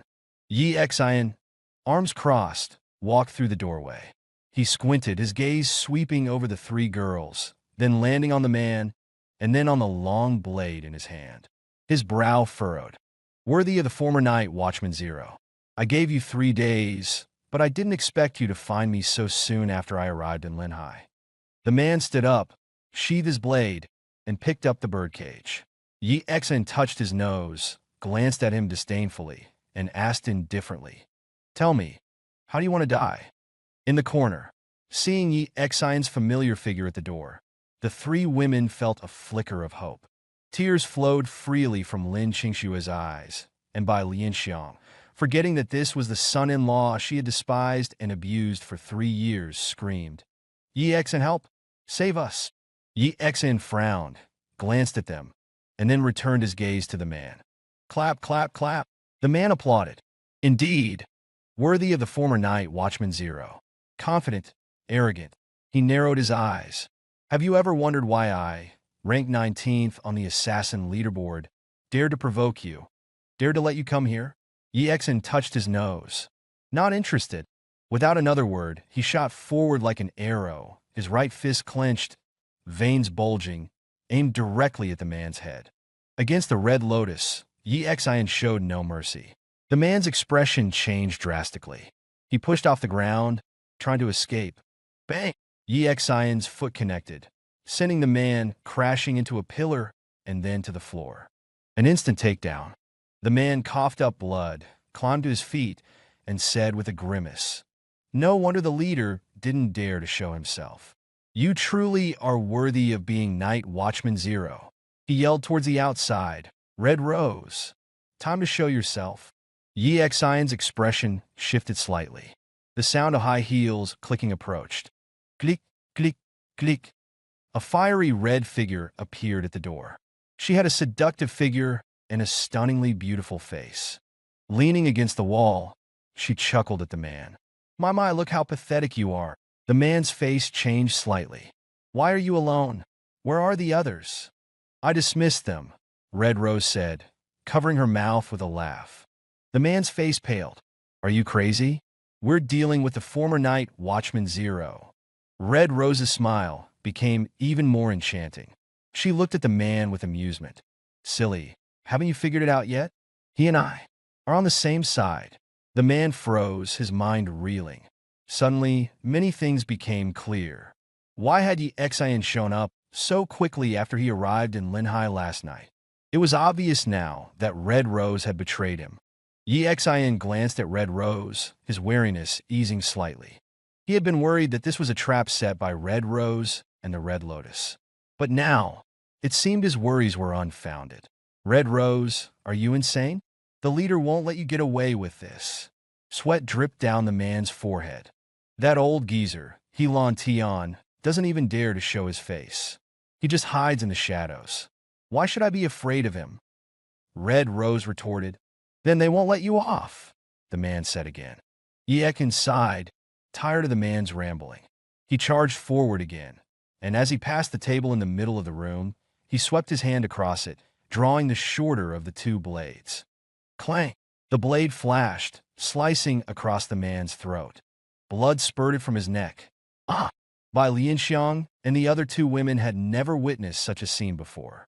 The man they had treated like a servant for 3 years, allowing themselves to abuse and berate him, had just killed someone right in front of them.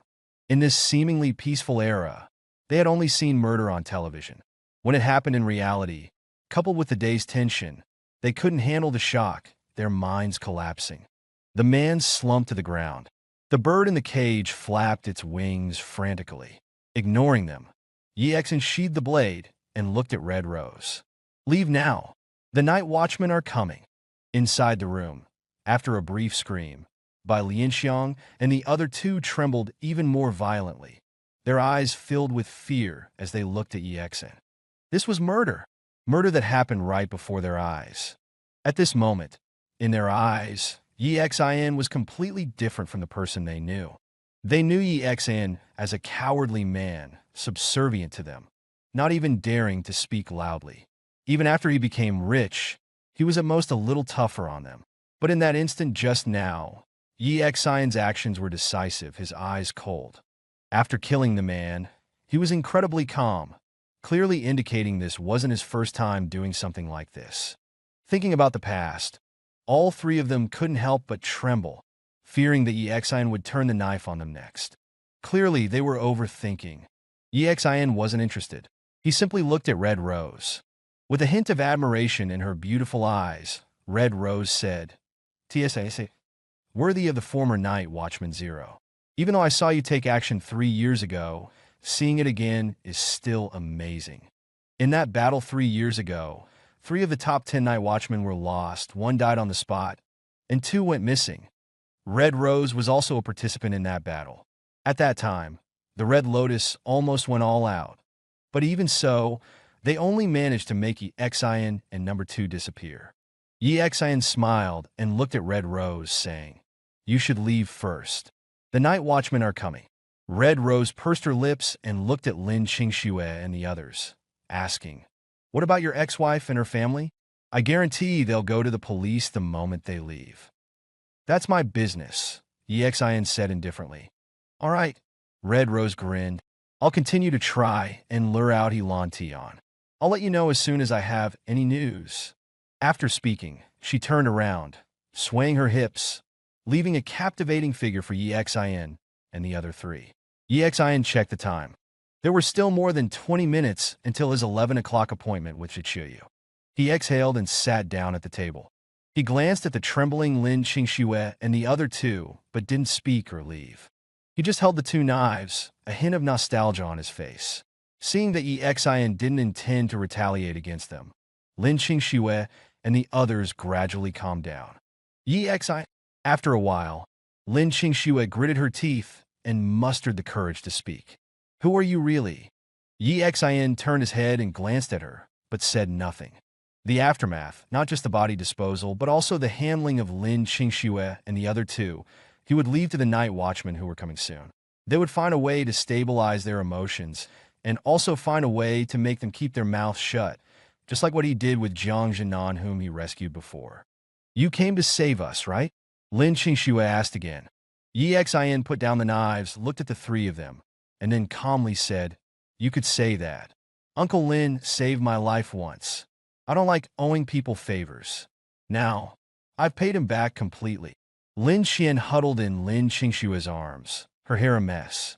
Beside her, Bai Lianxiang glared at Yi Xian, gnashing her teeth. She still felt that everything that happened today was because of Yi Xian. However, she didn't dare to speak harshly to Yi Xian like before. The scene of Yi Xian killing someone just now was like watching a martial arts movie. It was too terrifying for her. Lin Qingxue wanted to ask many questions, such as who Yi Xian really was, why he appeared in Jiangcheng, and also whether they could still get back together. But for a moment, her mind was too jumbled, and she didn't know where to start. Moreover, Yi Xian showed no intention of talking to them, just sitting there, seemingly waiting for something. Can we leave? After a while, Lin Xian asked weakly. This was completely different from before.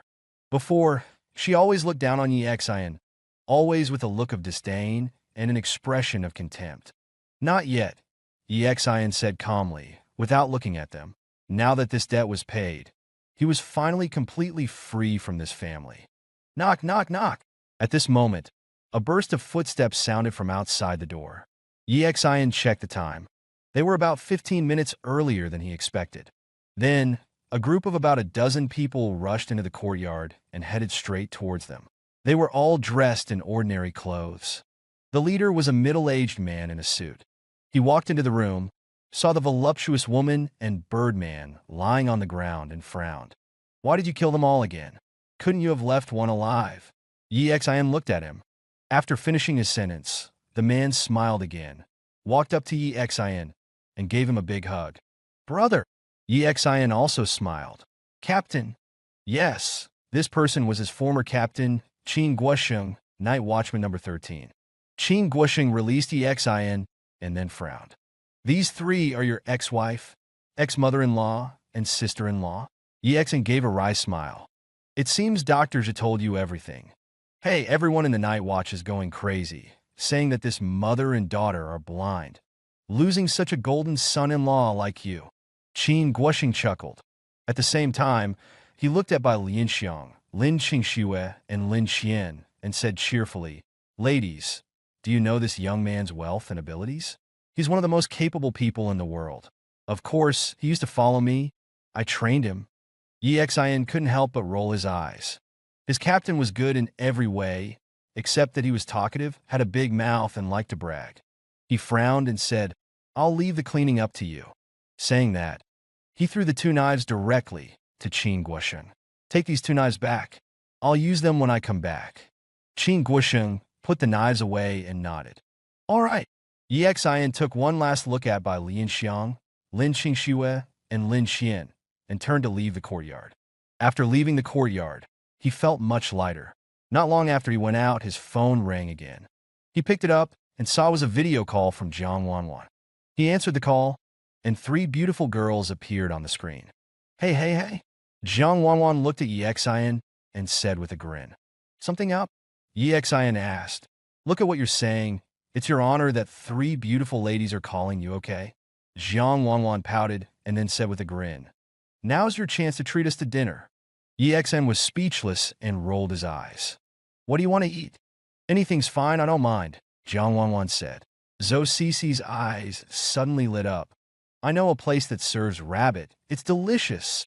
Okay, send me the address, Yi Xian said. After hanging up, Zhou Cece quickly sent him an address. Yi Xian was slightly surprised. The address Zhou Cece sent was actually next to Lin Hai No, one middle school. He hailed a cab and headed towards Lin Hai No, one middle school. Half an hour later, at the gate of Lin Hai No, one middle school, he successfully met Jiang Wanwan and the other two. Jiang Wanwan looked at Yi Xian and said with a grin, "I have good news for you. Bai Yao and Zhou Rui's engagement party has been postponed." Yi Xian had already guessed this outcome. He looked at Jiang Wanwan and said, "Then why aren't you going back to Jiangxing? What are you still doing here?" Zhou Cece smiled, while Jiang Wanwan and Qin Xiaowei were stunned. Then Jiang Wanwan glared and said, "Do you even know how to talk?" Then she grinned and said, "I already told my dad that we're going to play for a while longer. Xiaowei's internet cafe is closed recently, and we sisters have plenty of time to play. Got a problem with that. Being rich is so great." He coughed and said, "Let's go eat." "Oh?" At this moment, he saw a large crowd gathered not far away, and loud arguments could be heard. That location was the guokui shop that had been open at the entrance of Lin Hai No, one middle school, for many years. "What's going on over there?" Yi Xian frowned and asked. "I don't know. There were already a lot of people gathered when we arrived.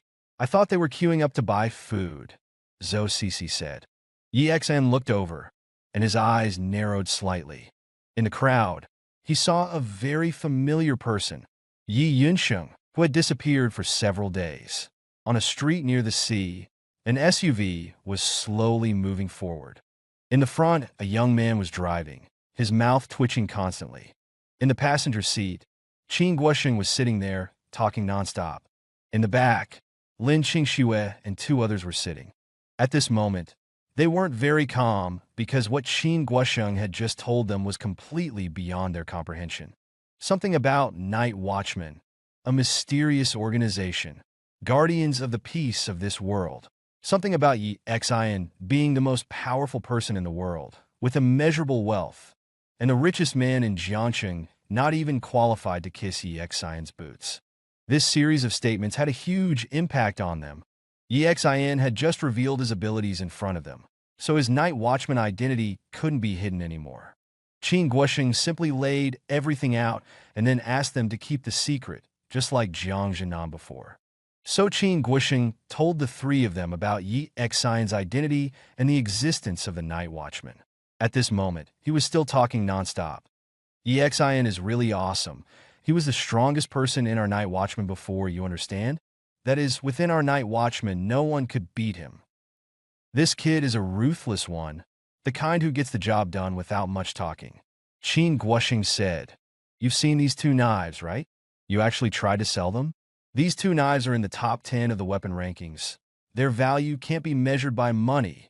Speaking of these two knives, I suddenly remembered, during a mission in Yanjing, in the wee hours of the night, Yi Xian and I were together. He held these two knives, raised and dropped, and slashed through 8 streets.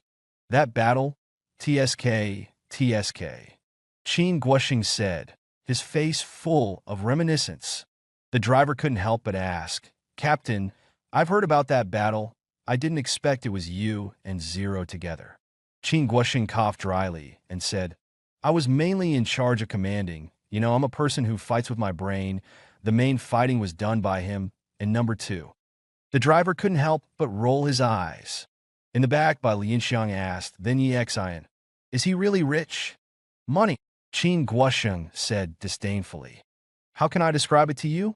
Yi Xian once saved a big capital family behind Xinhai Bank from an extremely dangerous person. That is, the real owner behind Xinhai Bank. These people are hidden behind the scenes. The media will never expose them. His money is immeasurable. After saving them, the owner gave Yi Xian a bank card and promised that Xinhai Bank's funds could be used by Yi Xian at will. Qin Guosheng said lightly, "Of course, for Yi Xian, his own industries are hard to say. For example, he has a 70% stake in Hanyu Group in Linhai, which is worth at least hundreds of billions, right? And he has shares in many large companies. How many exactly? I guess he doesn't even know himself. Anyway, he's just very, very, very rich." Bai Lianxiang, Lin Qingxue, and the other woman looked at each other. Their eyes were filled with regret. For them, They didn't have much experience, and they didn't have a concept of how powerful Qin Guosheng was describing Yi Xin to be. What they valued was still money. For money, they could divorce Yi Xin, and Lin Qingxue could find a rich second generation. For money, after Han Shuo dumped Lin Qingxue, she could shamelessly beg for reconciliation, and by Lian Xiang could shamelessly make a scene at Shengshi Company. However, Shengshi Company was just a drop in the bucket for Yi Xin. They thought of what Yi Xin had said the last time he met them in Jiangcheng. If only you had treated me a little better, I would have given you Shengshi Company. And their behavior during the last 3 years, especially at the time of the divorce, was too much. They had missed the opportunity to become rich overnight. TSK, now you regret it? Qin Guosheng chuckled. Yi Xin naturally didn't know that Qin Guosheng was bragging. Of course, it wouldn't matter even if he did. At this moment, he was squinting at Yi Yunsheng in the distance. You guys go to the shop and wait for me. I'll go over there and take a look, Yi Xin said to Jiang Wanwan and the others. Zhou Qianqian and the other two nodded. As they left, Yi Xin noticed something was off with Zhou Qianqian's expression, a very subtle change, as if she was deliberately hiding something. She seemed to have something on her mind. I'll find some time to ask her later. Yi Xin looked at the backs of the 3 girls, touched his nose, and then turned around and walked towards the Guokue shop. When he reached the entrance, he heard a noisy commotion. A slightly angry voice said, Yi Yunsheng, don't go too far. How am I going too far? This place is yours? My friend and I are tired from walking. Can't we stand here for a while? Yi Yunsheng, dressed in a suit and tie, with a briefcase under his arm, bounced his leg and shrugged indifferently. After Yi Xin got closer, he discovered that there was actually a familiar face in the crowd. Zhou Ji. Zhou Ji was in the crowd, looking ahead and saying, Fei Fei, get back together with me, and I'll help you keep the shop. How about it? You know I still love you. Get lost, you scumbag. The voice inside rang out again. Obviously, the person speaking inside was probably Chen Fei Fei. Yi Xin stood outside and listened for a while. He roughly understood what was going on. Guokei, this kind of snack, wasn't very famous, but this one at the entrance of Linhai No. One middle school was quite well known. Their prices weren't high, and the taste was very good. And Yi Yunsheng, the company he ran, had set up a snack street. This snack street was the first project he started after taking over Yi Jingen's company. However, the business was quite bleak. The snack street had very low foot traffic, and many businesses were unwilling to go there. Then, he set his sights on this Guokue shop, offering to buy their secret recipe, but at an extremely low price. This was the shop's livelihood. They might not even sell it at a high price, let alone the ridiculously low price Yi Yunsheng offered. They were naturally unwilling to sell. Then Yi Yunsheng suggested they move their shop to the snack street to bring in some popularity, but the rent there was 4 or 5 times higher than their current shop. The owner of the Guokue shop was naturally unwilling. Then Yi Yunsheng called a group of people to block the entrance every day. They didn't cause trouble, but they wouldn't let anyone buy anything either.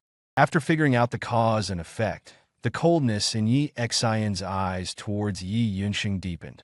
As for Zhou Ji, he shamelessly came to beg Chen Feifei to get back together with him, and happened to encounter this matter. Yi Yunsheng shrugged indifferently and said, It doesn't matter if you don't give me the secret recipe. Anyway, our company has plenty of idle people. I'll let them block your place every day. I'll see how you do business. Inside the shop, a middle-aged couple sighed, and Chen Feifei in front shouted with a flushed face, Yi Yunsheng, don't go too far. What did I do? If you think I did something illegal, go sue me, Yi Yunsheng said with a rogue-like attitude. Beside him, Zhou Ji also chimed in. Feifei, as long as you get back together with me, I guarantee I'll help you solve this, mister. You will still give me some face. If you don't leave, I'll call the police. Chen Feifei ignored him and continued. Go ahead and call, Yi Yunsheng said. After the police leave, I'll come back and continue blocking the place. Chen Feifei's face changed slightly. She felt helpless facing this rogue, and her eyes reddened. Teacher Chen. At this moment, the middle-aged woman inside smiled bitterly and said, Teacher Chen, don't bother, we can't fight them. We might as well close the door another day and open another one in a different city. Her voice was helpless and unwilling. Yi Yunsheng, do the Yi family know you're doing this? At this moment, Yi Xin, who was behind the crowd, suddenly spoke. When the voice sounded, everyone looked over. The moment they saw Yi Xin, everyone's eyes paused slightly. Zhou Ji frowned and said, "Why are you everywhere?" Yi Xin ignored him and walked up to Chen Feifei. At this moment, Chen Feifei's eyes were red, and she looked helpless. She looked at Yi Xin with red eyes, as if she was asking for help. Yi Xin looked at her and asked, "Do you know what the best way to deal with a rogue is?" Chen Feifei shook her head. Yi Xin looked at Yi Yunsheng beside him, then raised his fist and said, "Naturally, it's to beat him up." "Of course, beat him up." Yi Xin looked at Yi Yunsheng, a smile appearing on his face. Yi Yunsheng's expression changed drastically upon hearing Yi Xin's words. However, thinking of the number of people around him, he sneered and said to Yi Xin, "I'd like to see how you're going to beat me up. If you dare to lay a finger on me, I'll send you back to prison." Inside the shop, the middle-aged couple hurriedly said, "Young man, these people are from the Yi family. We appreciate your kindness, but let's not provoke them. We can't afford to offend them." Chen Feifei also wiped her eyes and tugged on Yi Xin's arm. "Yi Xin, don't do it. This kind of scoundrel will extort you to death." Yi Yunsheng looked at Yi Xin. The day Yi Xin returned, he had indeed been frightened by Yi Xin's gaze. After all, he had a guilty conscience and was afraid of Yi Xin's revenge, which had made him anxious for the past few days, even afraid to go home. Last night, he went to see Yi Heng, the person who had previously asked him to make suggestions to the family. Yi Heng's disdain for Yi Xin had made him feel a little enlightened. Right, the current Yi Xin was no longer in the Yi family. He had just been released from prison, having spent 9 years inside, and had no background in Linhai. What was there to be afraid of? He looked at Yi Xin with a smirk and said, "Yes, this beautiful lady is right. You touch me, and I guarantee I'll extort you, make your family bankrupt, and send you back to prison." He saw the smile in Yi Xin's eyes gradually disappear. Beside them, Zhou Ji saw Chen Feifei's somewhat friendly attitude towards Yi Xin and sneered. "That's right, mister. Yi, when you sue him, I'll be your witness." "Zhou Ji, get lost." Chen Feifei's face flashed with anger when she saw Zhou Ji actually speaking up for Yi Yunsheng. "I was blind to have ever liked you." Zhou Ji frowned and said, "Feifei, I told you before, this guy spent 5 years in prison for drugging and raping a girl. Even if you don't break up with me, stay away from this kind of person. Who I associate with is none of your damn business." Chen Feifei gritted her teeth. Zhou Ji's face was a bit unsightly. He glared at Yi Xin and said, "Yi Xin, try touching Mr. Yi today and see what happens." Yi Xin stood there, touched his nose, and in the next instant, he suddenly dashed forward, arriving in front of Yi Yunsheng in a flash. Yi Xin's speed was too fast. The other people beside Yi Yunsheng hadn't reacted yet. In about a second, Yi Xin had reached Yi Yunsheng in 2 steps. Yi Yunsheng's eyes widened. Before he could speak, he saw Yi Xin's palm slam onto his face. A powerful force surged through him, and he was pressed to the ground by Yi Xin. Bang! Yi Yunsheng never expected Yi Xin to actually dare to lay hands on him. It was too late to react. He slammed onto the ground, almost losing his breath. The people he brought were briefly stunned. None of them expected Yi Xin to dare to attack them, alone, and so suddenly and decisively. When they finally reacted, some of them hurriedly surrounded Yi Xin. "Don't move!" Yi Xin pressed Yi Yunsheng down with one hand and turned his head, calmly saying, "If any of you touch him, I'll punch Yi Yunsheng."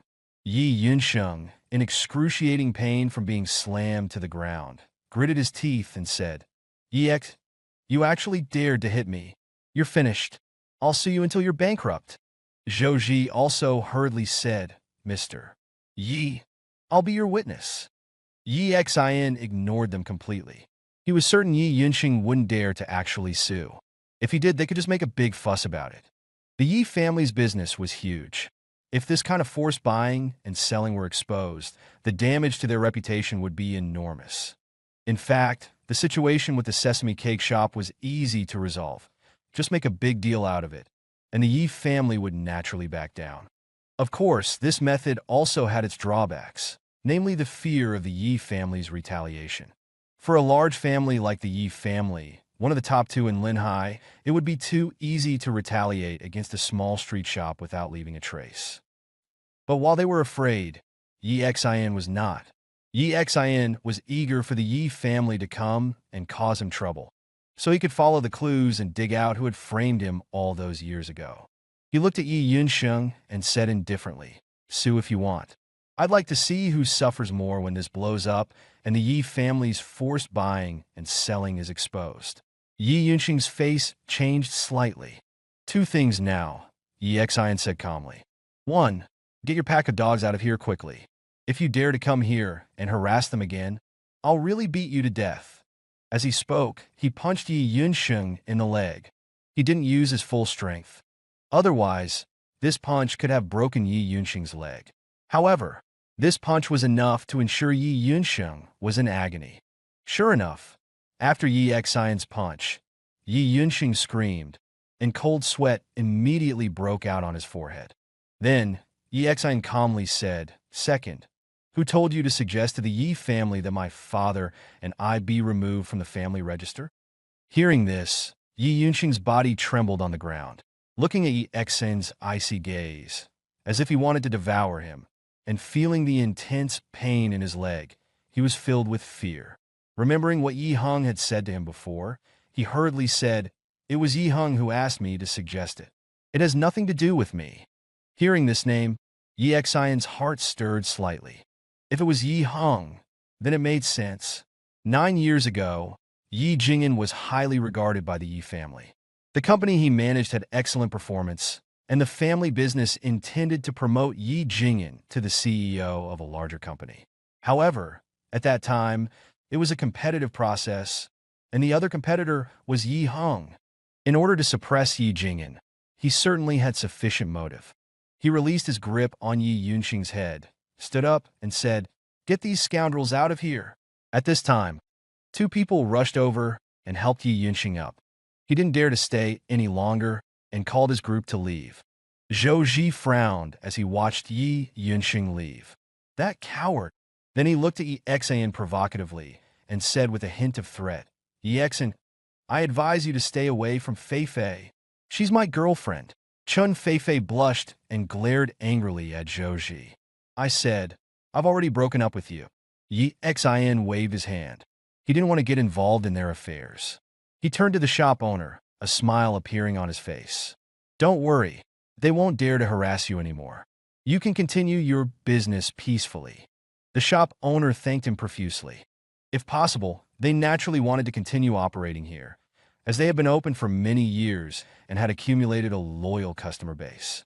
Yi Xian waved his hand and turned to leave, heading towards the place where he was going to eat. Chun Fei Fei watched Yi Xian's retreating figure, bit her lip, and chased after him. Beside them, Zhou Ji watched Chun Fei Fei chase after Yi Xian, his expression shifting uncertainly. A hint of malice flashed in his eyes as he looked at Yi Xian's back. Yi Xian walked to a rabbit restaurant near the school. Just as he was about to enter, Chun Fei Fei's voice called out from behind him, "Yi Xian, thank you." Yi Xian turned around and looked at her, frowning slightly. "I often eat at that shop too. I didn't want to see it closed down." Chun Fei Fei pursed her lips and looked inside the restaurant. "Are you eating here?" "Yes," Yi Xian nodded.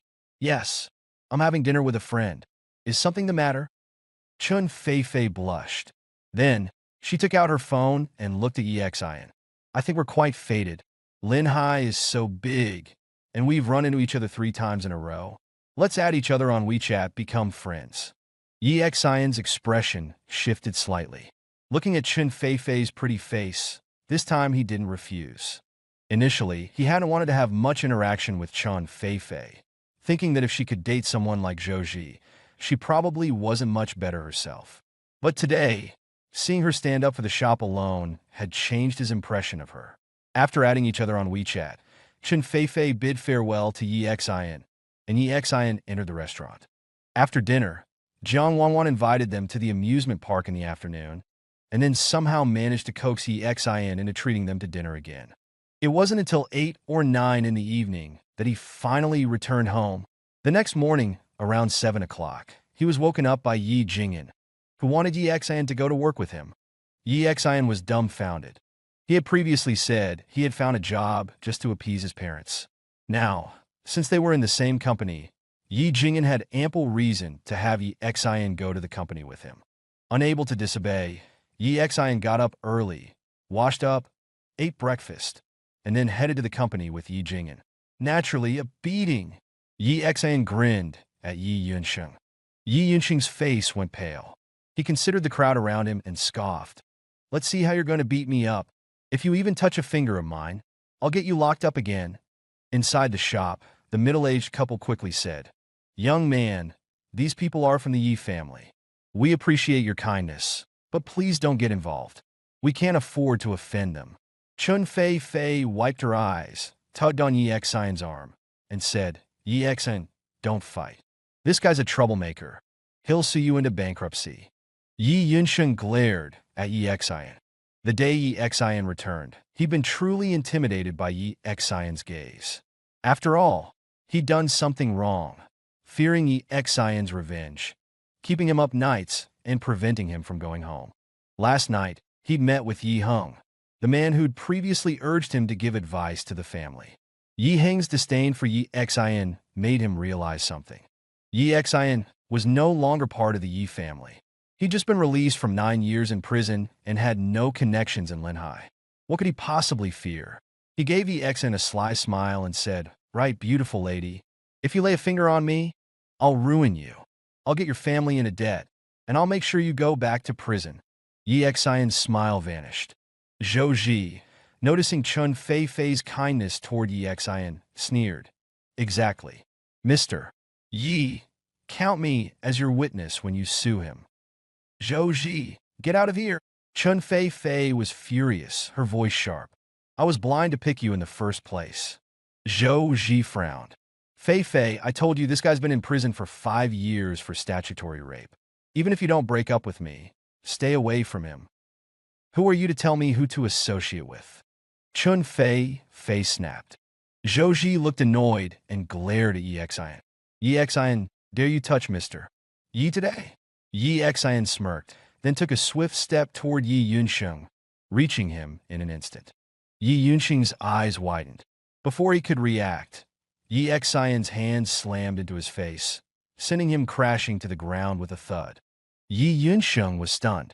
The men he brought with him were also caught off guard by Xin's sudden and decisive attack. People rushed to surround Yi Yunsheng.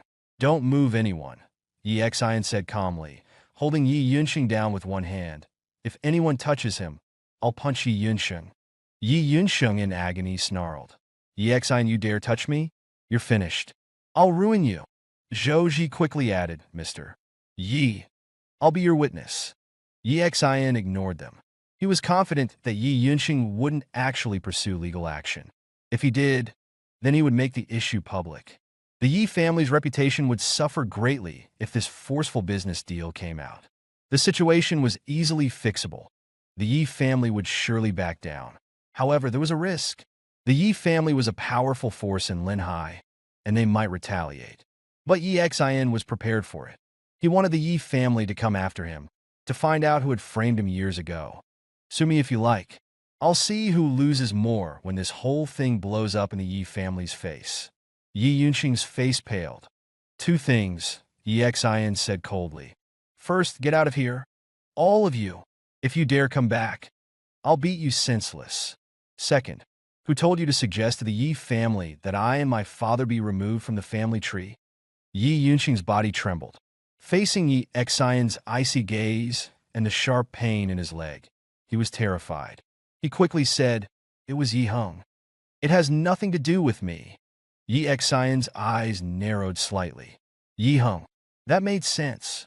9 years ago, Yi Jinggan was highly valued by the Yi family, with excellent company performance and poised to be promoted. But there was a competitor, Yi Heng. To get rid of Yi Jinggan, Yi Heng had a compelling reason. He released Yi Yunsheng and said, Get out of here, you scoundrels. Two men helped Yi Yunxing up. He didn't delay and rushed his men away. Zhou Ji, watching Yi Yunxing leave, muttered, such a coward. He challenged Yi Xian. Yi Xian, I advise you to stay away from Fei Fei. She's my girlfriend. Chun Fei Fei's face flushed. I said we broke up. Yi Xian waved his hand dismissively, turning to the shop owner with a smile. Don't worry, they won't bother you again. You can continue your business. The shop owner thanked him profusely. Yi Xian left, heading towards where he was having lunch. Chun Fei Fei followed, determined. Zhou Ji watched them, his expression dark. Yi Xian arrived at a restaurant near the school, about to go inside, when Chun Fei Fei called out, Yi Xian, thank you. Yi Xian turned, frowning. I frequent that restaurant. I don't want to see it close. Are you having lunch here? Chun Fei Fei asked, looking inside. Yes, Yi Xian nodded. With friends? Anything else? Chun Fei Fei blushed. She pulled out her phone. I think we're quite lucky to run into each other 3 times in this city. How about we exchange contact information? Let's be friends. Yi Xian considered it and agreed. He'd previously avoided her, but the events of the day had changed his perspective. They exchanged contacts. Chun Fei Fei left, and Yi Xian went inside. After lunch, Jiang Wanwan suggested a trip to the amusement park. They had dinner together, and Yi Xian finally returned home after 8 or 9 p.m. The next morning, at 7 a.m., Yi Jinggan called, wanting Yi Xian to come to work with him. Yi Xian was shocked.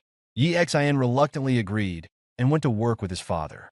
Yi Xian finished speaking, and Jiang Wei's eyes lit up. He chuckled and said, That's right, that guy was acting so high and mighty yesterday, thinking he was all that working here. His face will be priceless when he gets fired. Beside them, Niu Qian looked bewildered. In truth, he really felt he wasn't qualified to work at Hanyu Group and was still confused about how he got the job. Now, hearing Yi Xian say he was going to fire Sun Tzu, he was even more bewildered. Even if Yi Xian was friends with Lei Bin, he couldn't just fire someone from Hanyu Group, could he? Lei Bin nodded. All right, do as you say. Niu Qian was dumbfounded. He hadn't expected Lei Bin to agree so readily. He recalled that when he got this job, Yi Xian had also casually mentioned it, and Lei Bin had agreed. It seemed that Yi Xian and Lei Bin's relationship must be really good. The honest Niu Qian thought to himself. Lei Bin frowned at Yi Xian. By the way, why are you at the company? Oh, don't ask. My dad dragged me here. Yi Xian said exasperatedly. Didn't I tell him I was working as your assistant? He insisted on dragging me to work with him. A smile spread across Lei Bin's face. Working at the company isn't bad. We have quite a few beautiful women here. See if you can hook up with one. Forget it, Yi Xian yawned. I'm going back to catch up on some sleep. You take care of arranging these two. Jiang Wei said in astonishment.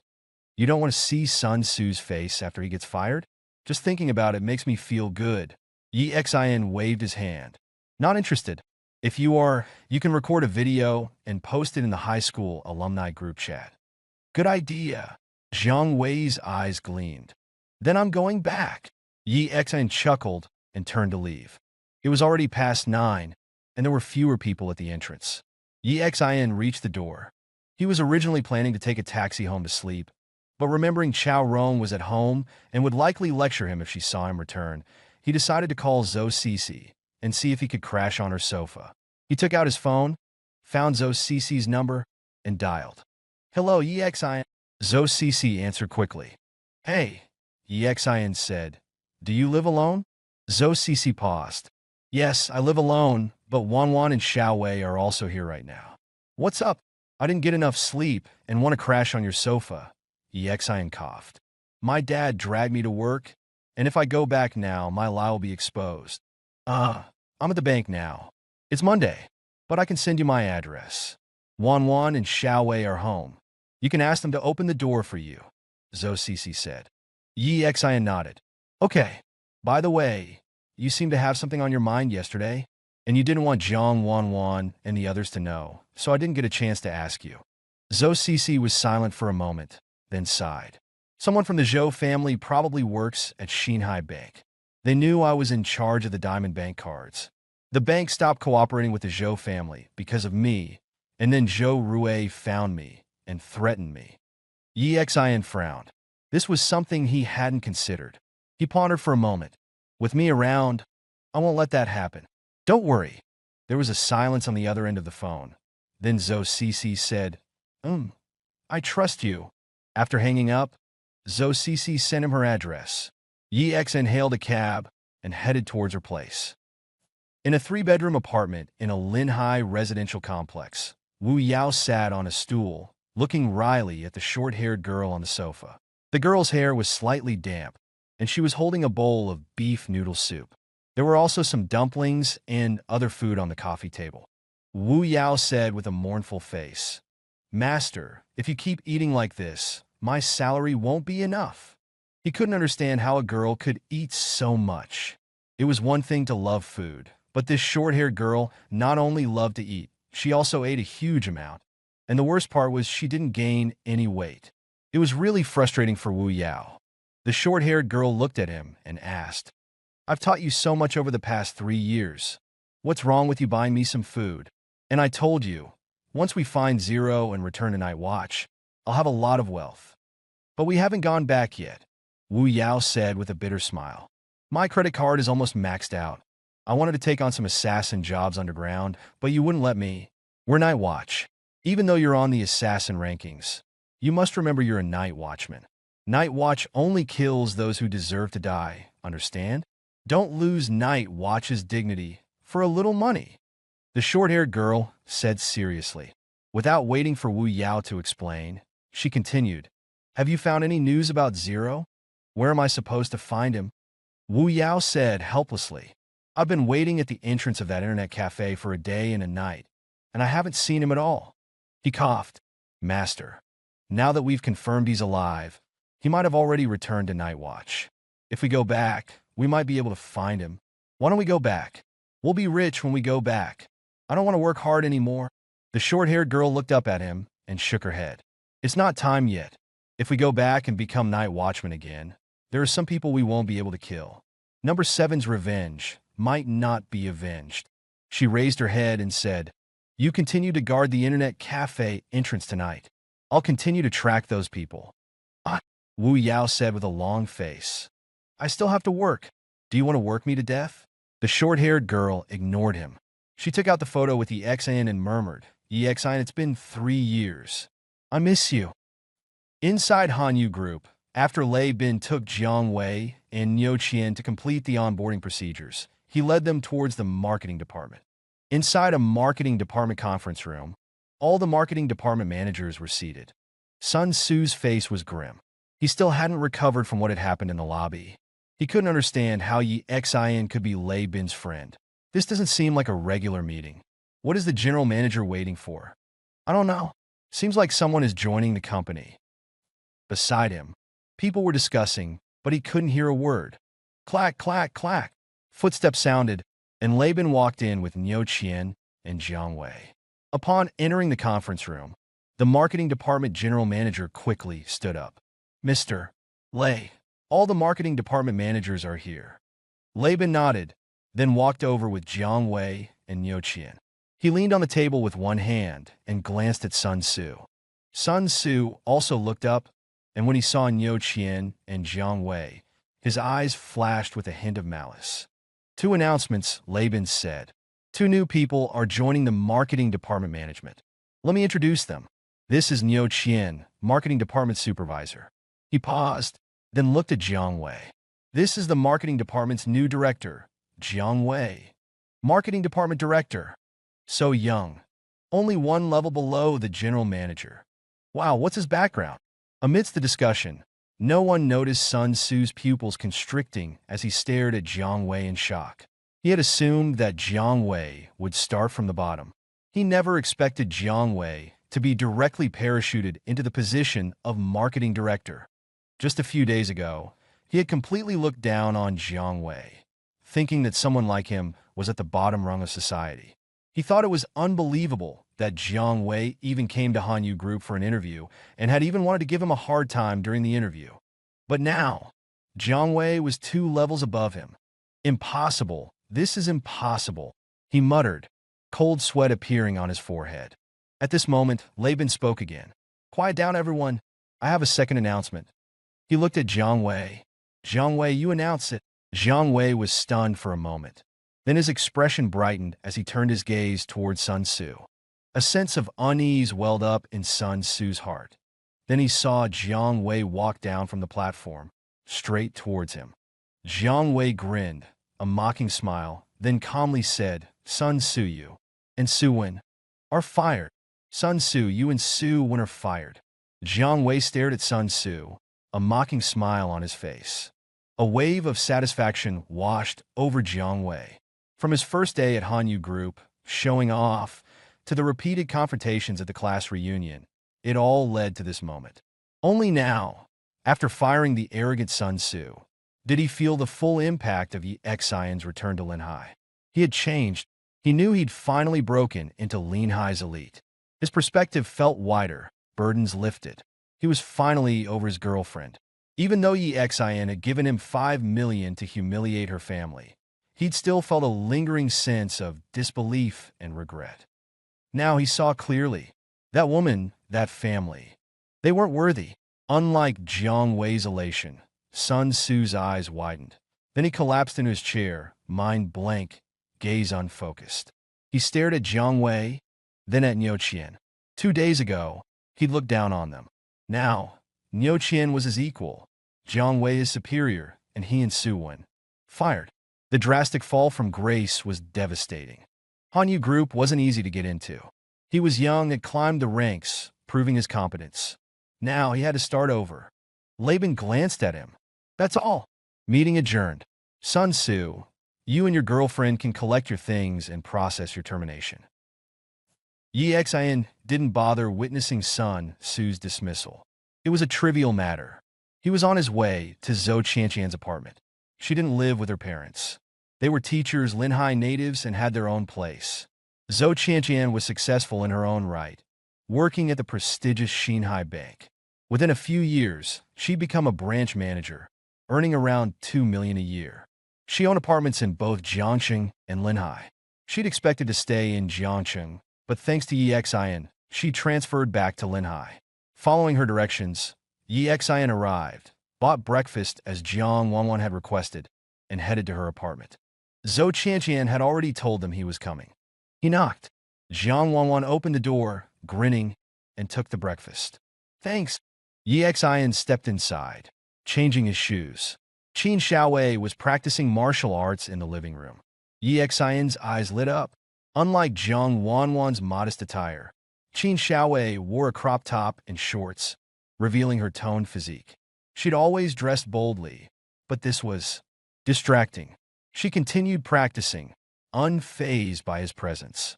Enjoying the view? Jiang Wanwan asked, noticing his gaze. Yi Xian coughed. Xiaowei, who taught you those moves? Qin Xiaowei stopped, exhaling. My dad. He runs a martial arts school in Jiangxing. Yi Xian studied her, intrigued. He considered recruiting her for the night watch. Unlike Yang Chong and Jiang Wei, she had a solid foundation and was much younger. He nodded, then offered a few pointers. Qin Xiaowei was amazed. His casual advice significantly improved her technique. She knew he was skilled. She'd seen him fight off dozens of armed men to rescue her. But this was unexpected. Yi Xian plopped onto the sofa. Right? I'm here for a nap. Don't disturb me. I have a terrible temper when woken up. I can't be held responsible for my actions. Sure, Jiang Wanwan said, unconvinced. Yi Xian drifted off. He woke to a tickling sensation on his nose. He opened his eyes to see Jiang Wanwan's face, a playful smile on her lips as she teased him with her hair. He grinned, grabbed her arm, pulled her forward, and flipped her onto the sofa beneath him. Jiang Wanwan's eyes widened, her face flushing crimson. What? What are you doing? Looking at her blushing face and slightly parted lips, Yi Xian chuckled. I told you I have a temper. What do you think I'm doing? He leaned in. Her blush deepened, but she didn't resist strongly. Are you? Qin Xiaowei, fresh from the shower, stood there stunned. Catching their gaze, she quickly said, Carry on, carry on. I didn't see anything. Jiang Wanwan snapped back to reality and pushed Yi Xian away. Pervert! Yi Xian sat up, laughing. He'd been teasing, but if Qin Xiaowei hadn't interrupted, I did warn you about my temper. You woke me up. Jiang Wanwan glared. It's 11 a.m. Are you a pig? She threw a pillow at him. Xiaowei, you saw nothing. Nothing at all, Qin Xiaowei said, grinning. Jiang Wanwan nodded, satisfied. Come on, let's go do something. Yi Xian couldn't refuse. He was bored, and his own investigations had to wait until nightfall. He spent the afternoon with them, returning home that evening. He found Chao Rong, Lu Yu, and Zhuahao on his sofa. Chao Rong was saying, Brother-in-law, your family's had it easy. First, you were with the Yi family, running a big company.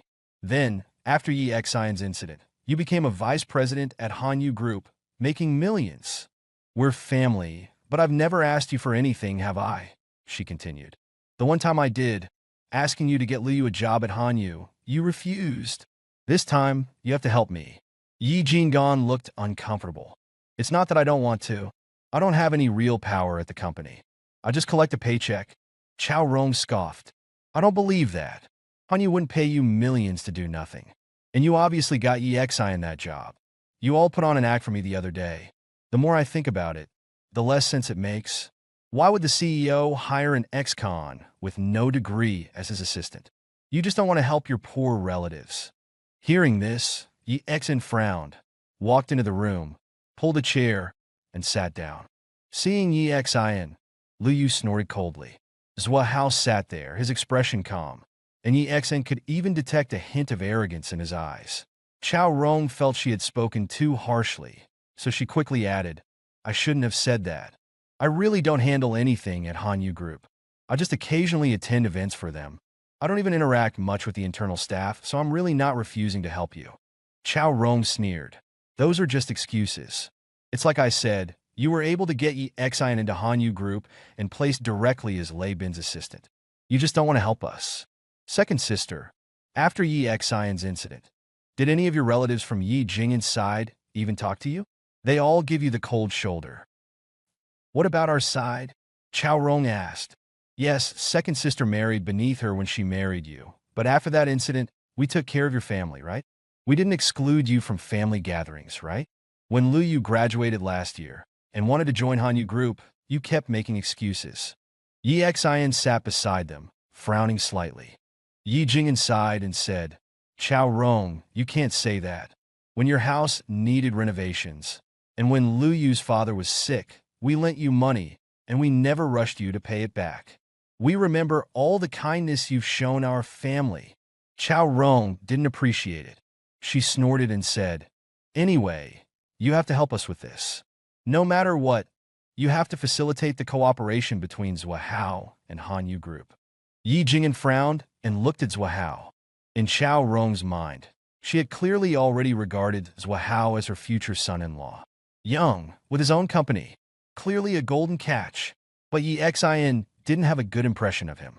He felt that this person was a bit insidious. For example, the last time he came to their house, he was clearly the one who wanted to cooperate with Hanyu Group, coming to ask Yi Jingyan for a favor, but the way he spoke, it was as if their family was taking advantage of him. Offering Yi Xian a job opportunity was nothing compared to the investment he received from Hanyu Group. This time, he had Chao Rong and Lu Yu pressure his father. It was one thing to be ruthless in business, that was normal, but using those tactics on family made Yi Xian quite disgusted. Even now, with Chao Rong being so aggressive, he hadn't said a word. Yi Xian hadn't even seen a single gift, and this was supposed to be a request for help. Yi Jingyan looked at Zhuahao and said, I introduced him to the manager of our company's investment department today. They're just not optimistic about Zhuahao's project. That's why they're unwilling to invest. Zhuahao shook his head and said, Uncle Yi, I spent several years designing and developing this game. It's really that the manager of your investment department lacks vision. Yi Jingyan frowned and said, Manager Wang from our investment department is one of the best investors in the country, even the world. Beside them, Chao Rong said, Brother-in-law, if you don't want to help, just say so. Why make up all these excuses? Just say you're not willing, and we won't waste our time here. I know, There's a gap between our families. You have a high income, and we're just poor, not qualified to associate with you. Yi Jing'an looked helpless. In fact, his financial support for Chao Rong's family over the past 2 years hadn't been insignificant. Beside them, Chao Yan also looked embarrassed. She looked at Xin, then at Chao Rong and said, Chao Rong, it's really not that Jing'an is unwilling to help you. He really doesn't have much say in the company. Zhua Hao pondered and said, Uncle Yi, let's do this. I won't cooperate with Hanyu Group. Can you introduce me to investors from other companies, such as Hanyu Group? I saw you having dinner with the chairman of Hanyu Group last time. Let me meet with her, and I'll discuss the specifics with her. How about that? Chao Rong nodded. Yes, Zhua Hao is young and promising. He already said this project will definitely make a lot of money. He also talked to Hanyu Group, but their chairman refused to see him. When Xin heard the name of Hanyu Group's chairman, his heart stirred slightly. Wasn't Hanyu Group Chen Meishuan's company? Yi Jing'an's expression was a little awkward. I'm not very familiar with Chairman Chen. The last time we had dinner, it was just a normal business meeting between our two companies. I don't even have her contact information. Hearing this, the anger on Chao Rong's face flared up. She looked at Yi Jing'an and said, Oh, if you don't want to help, just say so. Why make all these excuses? You just can't stand seeing us do well, right? Xin was in prison for 9 years, and you casually got him in a Hanyu Group. Now that Liu finally found a rich boyfriend, and Xin is having trouble finding a partner, you're unhappy and don't want how to make a lot of money. Fine, don't help. The helpless expressions on Yi Jing'an and Chao Yun's faces deepened. Xin frowned, feeling a bit annoyed. But for the sake of past affection and family ties, he felt that helping Lu Yu's family wasn't a big deal. He touched his nose and said, I have some connections with Chairman Chen Meixian of Hanyu Group. If you want an introduction, it shouldn't be a problem. But again, it depends on your project. If their company's evaluation is good, you should have a chance to get investment. His voice fell, and everyone looked at him. Chao Rong frowned. Are you still addicted to acting? If it weren't for your dad, could you have gotten in a Hanyu Group? You were in prison for 9 years, and as soon as you got out, you knew a big entrepreneur like Lei Bin? Now you're saying you know Chen Meixian. I might as well say, I know Zhou Ming and Yi Aolin. Xin was speechless. Zhou Ming and Yi Aolin were truly prominent figures in Linhai. Hanyu Group wasn't smaller than the companies of these large Linhai families, but Lei Bin's status couldn't compare to them. Because everyone knew that Lei Bin held very little stock in Hanyu Group, but these two were different. In such family businesses, they were the true decision-makers. Chao Rong then looked at Yi Jing'an. Yi Jing'an, just give us a straight answer. Will you help or not? If you help, when Lu Yu and Zhua Hao get married, our family will be grateful to you forever. If you're not willing to help, then let's forget about all these years of affection, and we won't bother each other anymore. This was completely emotional blackmail. Xin, who originally intended to help them, frowned, a little unwilling to deal with them anymore. Yi Jing'an and Chao Yun's expressions changed slightly. Because they were expelled from the Yi family, and the Yi family relatives no longer interacted with them much, they particularly cherished the people around them now. Yi Jing'an gritted his teeth. Chao Yun quickly looked at Xin and said, Xin, if you really know Chairman Chen Meixian, please help them connect, and let Zhua Hao meet with her. Xin sighed and picked up his phone. Chao Rong frowned. Is there any point in pretending like this? How could Xin possibly know such an important person? Fine, second sister, Yi Jing'an, I've misjudged you. Xin's call quickly connected. He walked to a quiet corner, and Chen Meishuan's voice came from the other end. Hello, Xin, is something the matter? It's like this, my cousin's boyfriend started a game company, and he has a project looking for investment. He wants to meet with you, but their company is small, and it seems your company rejected them. So could you find some time to talk with him? Xin said. Of course, whether to invest or not still depends on your own evaluation of his project. Chen Meixian nodded. No problem. What's their company's name? I don't know that, but the person who wants to talk to you is named Zhua Hao. Xin said. Okay, I'll arrange it, Chen Meixian said. Hanging up the phone, Xin returned to the living room and said to Chao Yun, I called Chairman Chen. I called Ms. Chun. She said she'd arrange it, Yexin said, touching his nose. Chao Rong's anger abruptly vanished. She and Lu Yu stared at Yexin in shock. Chao Rong sneered. Yexin really getting into the acting, aren't you? Are you going to tell us she's too busy after you pretend to arrange it? Ring, ring, ring. Zhuao's phone suddenly rang. He answered quickly. Hello. Hello, this is Hanyu Group. Ms. Chen has reviewed the materials you submitted and would like to meet with you tomorrow at 10 a.m. Would you be available? A pleasant female voice inquired. Yes, yes, Zhuao replied, excitement in his voice. He hung up, looked at Yexin, then at Chao Rong. And the Hanyu Group just called. They want to meet with me tomorrow morning. Chao Yun and Yi Jing'an's faces lit up. Chao Yun said, See? Yexin really does know Ms. Chun. We're family. If he can help, he will. You shouldn't be so harsh. Yexin inwardly rolled his eyes. If it weren't for his parents, he wouldn't lift a finger. Zhuao smirked, then stood. Uncle Yi, I think you've misunderstood.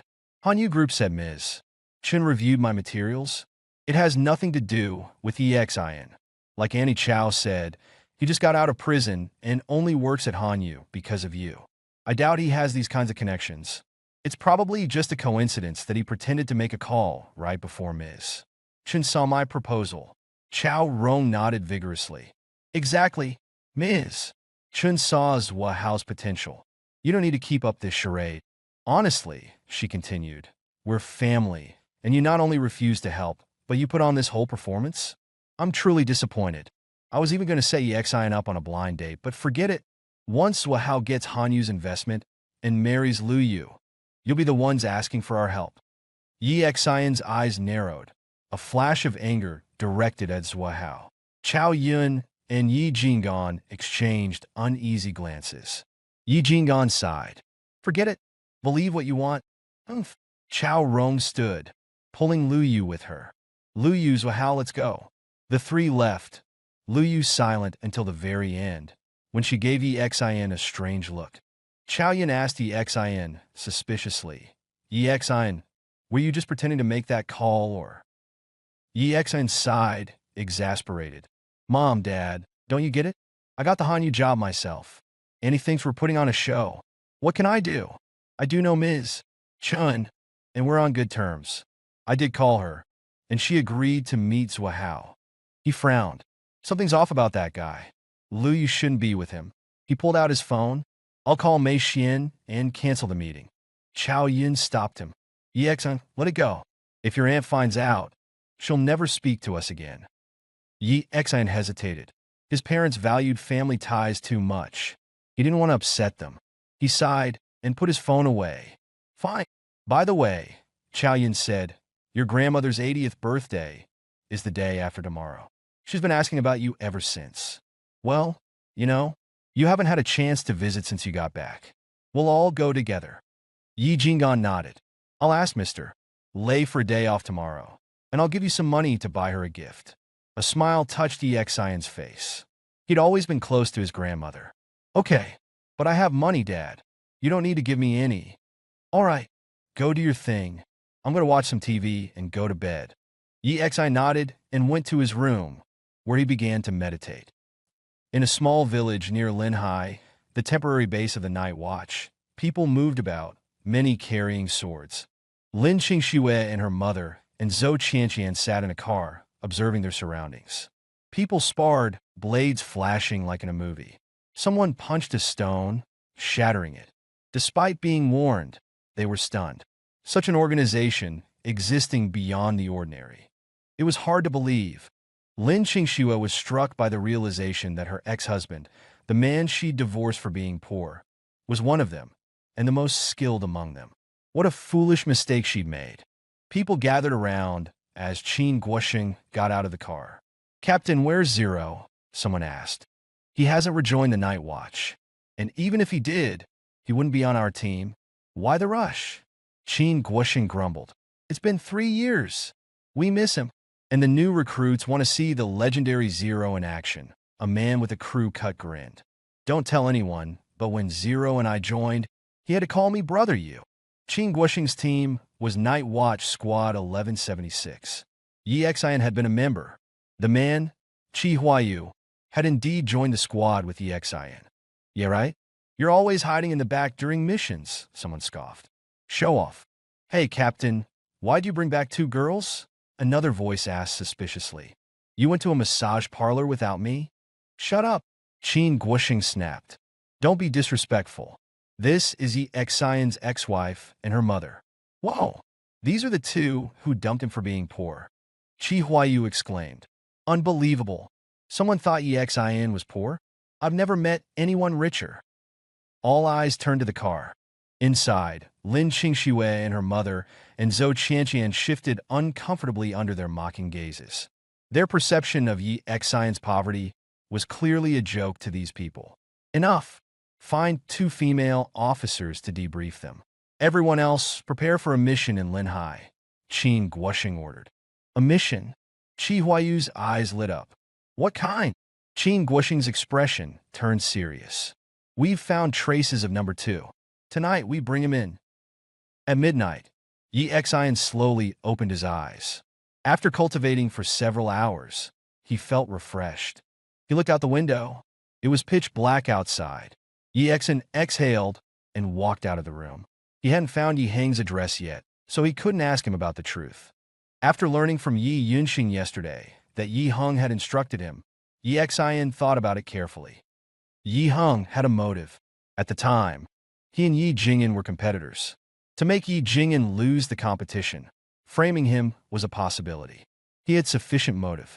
But Yi Xian clearly remembered that at the Yi family's annual meeting, everyone at his table were young members of the Yi family. Yi Xian drank beer, and he opened it himself at the table.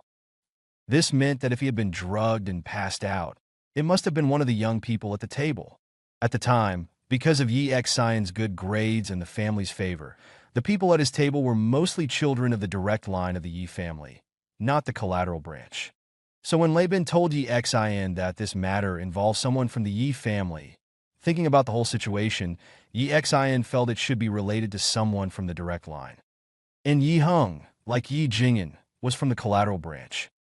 Of course, following this line of thought, Yi Xian felt it wouldn't be a problem to dig out the truth and clear his name.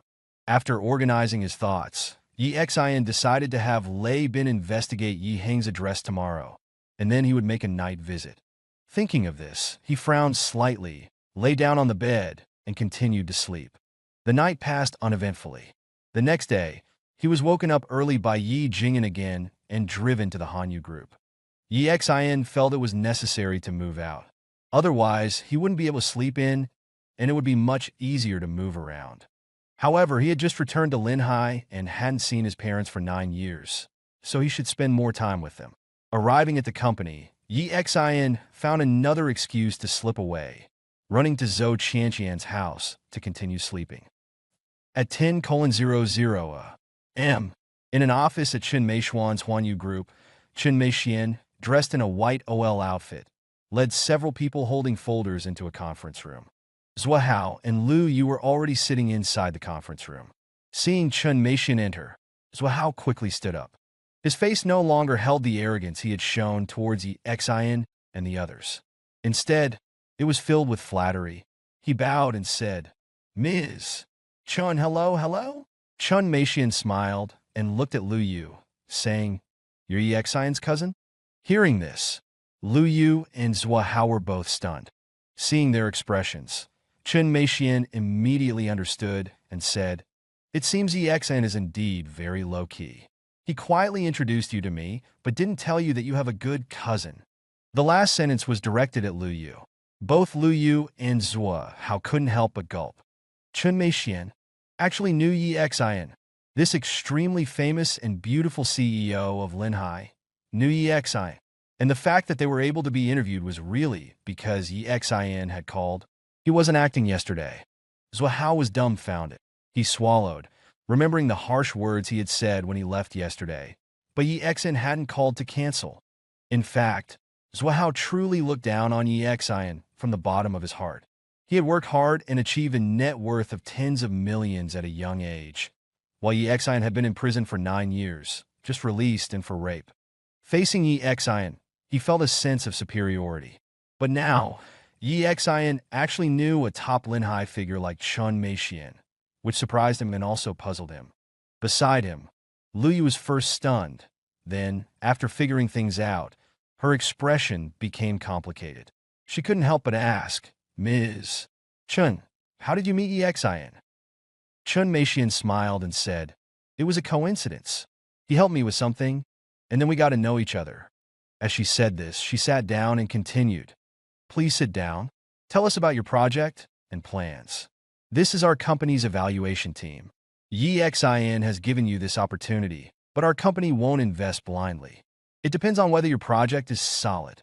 The two sat down, but Lu Yu seemed distracted, her gaze unfocused, as if she was lost in thought.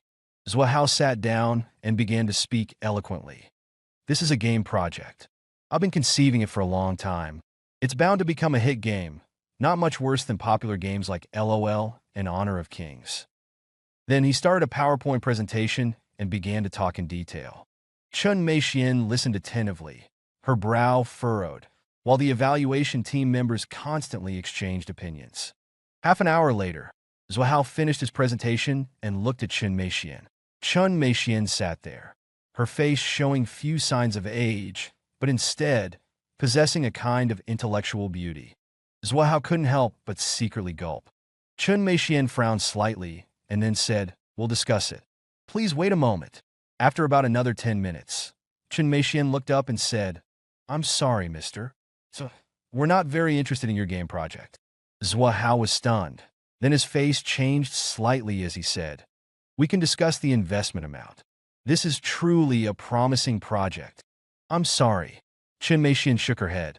This is the result of our evaluation, and there's nothing I can do. The company isn't solely my decision. Zhua Hao's face darkened, and he asked, Ms.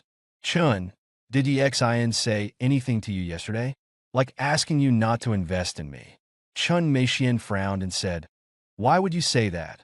Business is business, and friends are friends. If a profitable business comes to us, we wouldn't reject it just because of a few words from Yi Xian. We simply don't think your project is promising.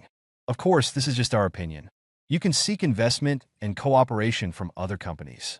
She smiled faintly and then said, please see yourselves out. After saying that, she left the conference room directly. Watching Chun Meixian leave, Zhua Hao's face darkened. He slammed his fist on the table and said, Lu Yu, it must have been Yi Xian. He called Ms. Chun and told her not to invest in us. Today, he deliberately had Ms. Chun say bad things about our project to humiliate me. Lu Yu was stunned and said, it shouldn't be like that. Maybe Ms. Chun just didn't like our project. It must be him. My project is clearly so good, Ms. Chun has no reason to refuse. Zhua Hao's face was gloomy. I'm not done with him. Yi Xian naturally didn't know any of this. He slept at Zhou Qianqian's place until almost noon, around 12 o'clock, before slowly getting up. When he woke up, Jiang Wanwan was sitting opposite him, glaring at him angrily. Why are you staring at me?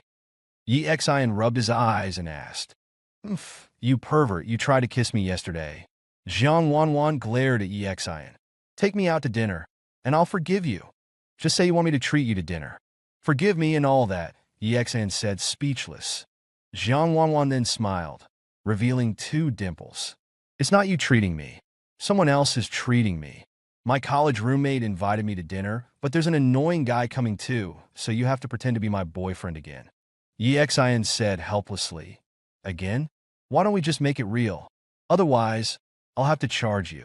Jiang Wanwan was stunned, then blushed, sticking her tongue out at Yi Xian.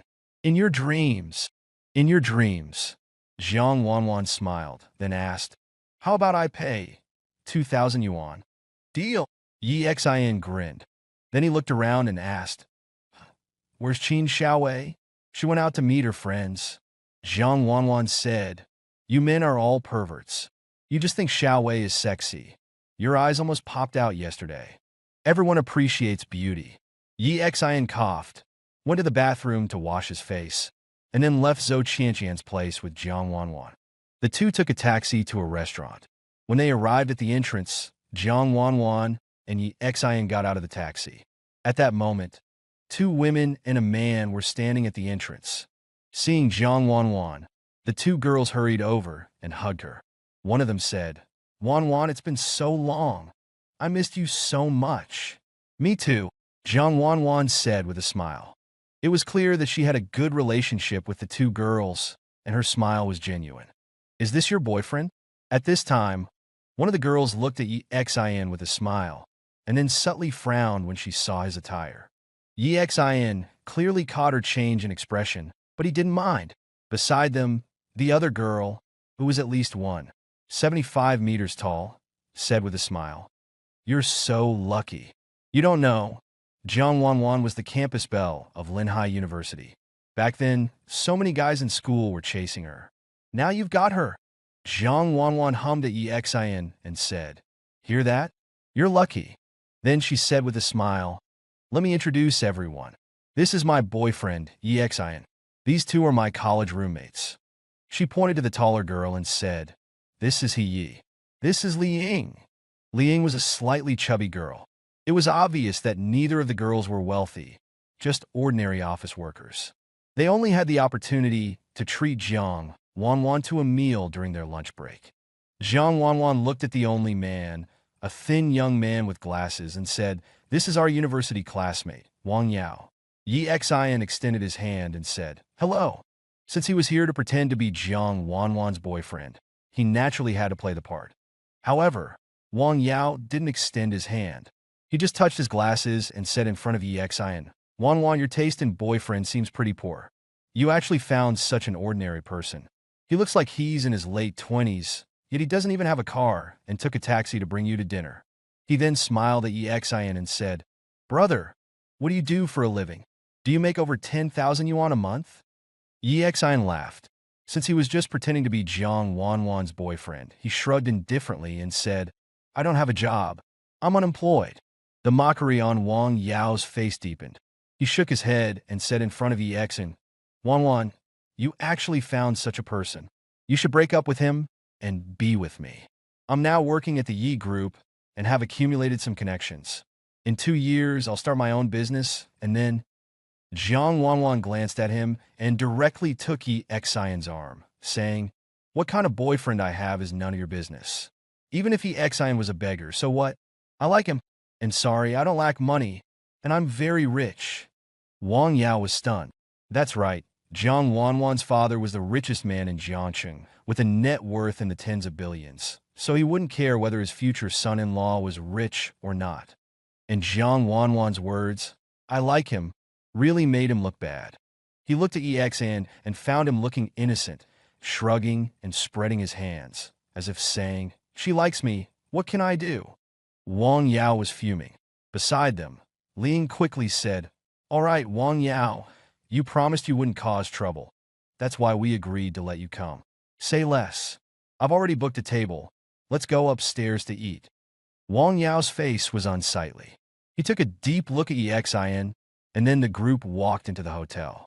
The hall on the 3rd floor of the hotel was a Western restaurant, not the particularly expensive kind where a meal could cost tens of thousands of yuan. But it wasn't cheap either, with an average cost of around 400 or 500 yuan per person. It was a place frequented by white-collar workers. After ordering, they chatted. Wang Yao took the initiative to say, "You don't know, at the Yi Group, although the salary is good, it's really tiring. I have to work for more than 10 hours every day." Beside him, Li Ying pouted and said, "You're still better off.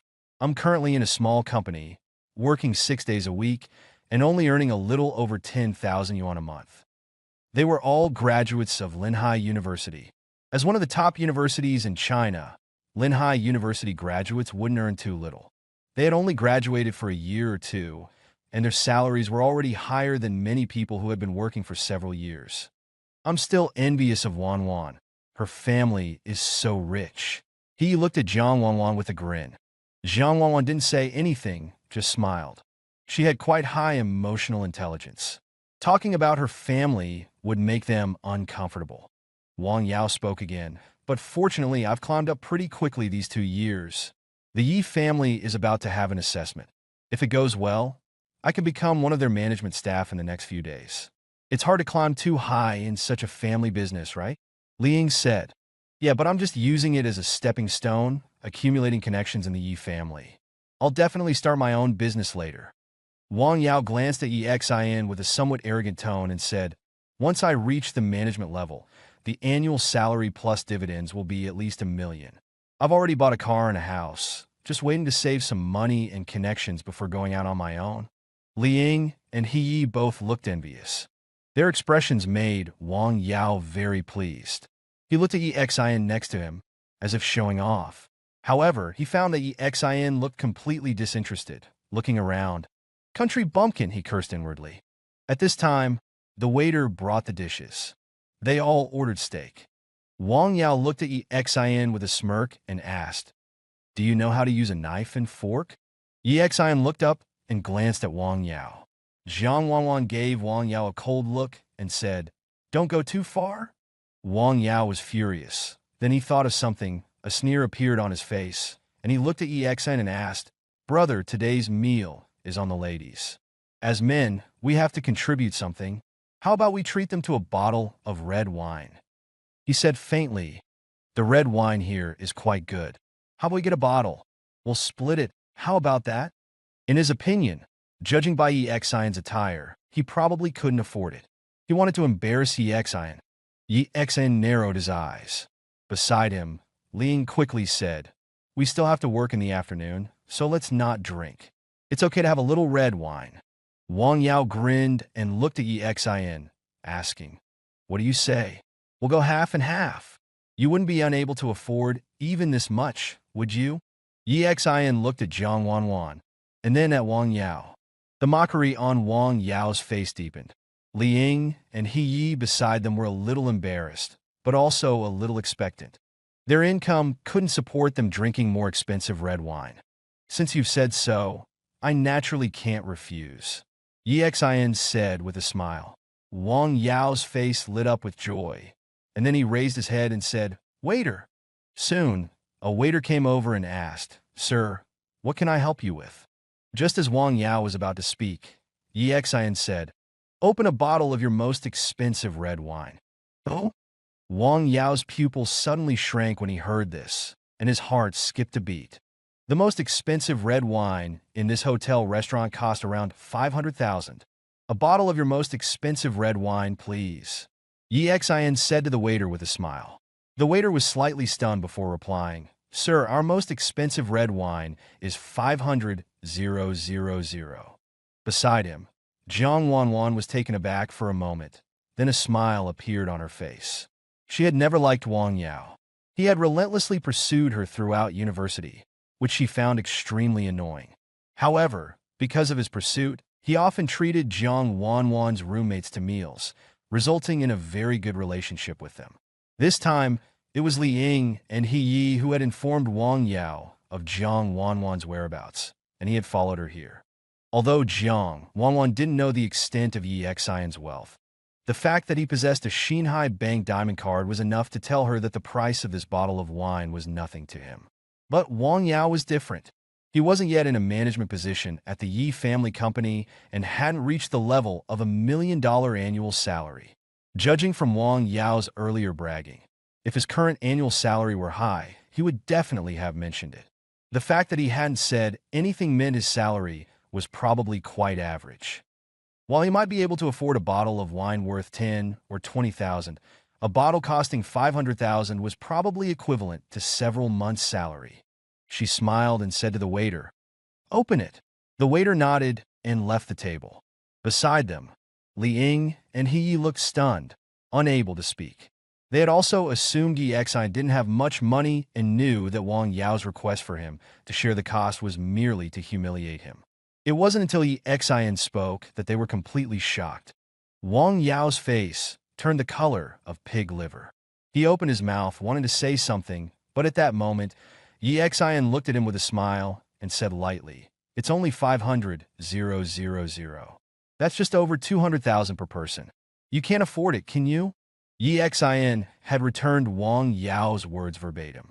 Hearing this, Wang Yao felt his throat tighten. He desperately wanted to refuse, but felt it would be too embarrassing. Wang Yao remembered that Yi Xian and Jiang Wanwan had arrived by taxi, and Yi Xian's clothes certainly didn't suggest he was wealthy. He gritted his teeth and said to Yi Xian, "You don't look like someone with money. Are you living off Wanwan? Using her money to show off?" He knew something about Jiang Wanwan's family background. In fact, apart from her exceptional beauty, her family's wealth was one of the reasons he pursued her. If he succeeded, he wouldn't have to work a day in his life. So, there would be no problem for Jiang Wanwan to pay for the wine.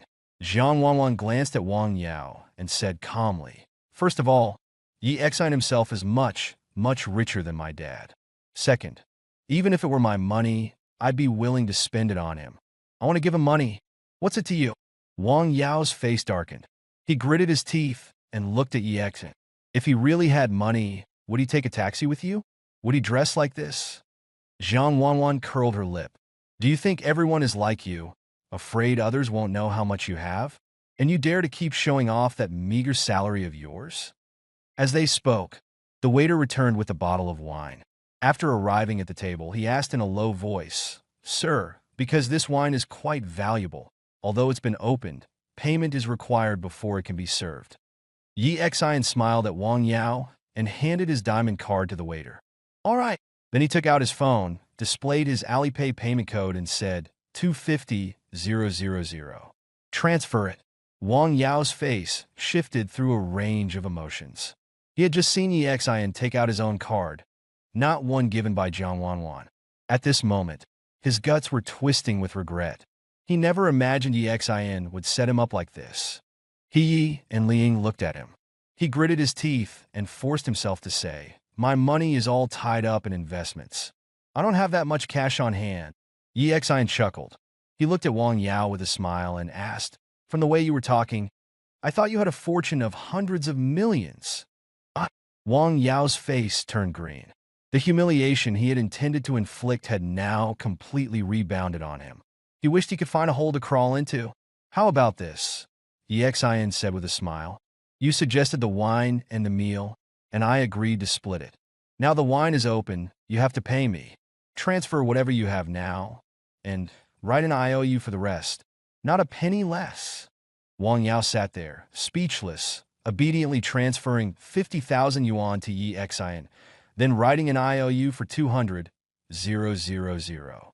Soon, the waiter finished processing the card and brought the wine to the table, pouring a glass for each of them. Jiang Wanwan raised her glass with a smile. "To our reunion." The deed was done, and Wang Yao had no choice but to pick up his glass and take a sip.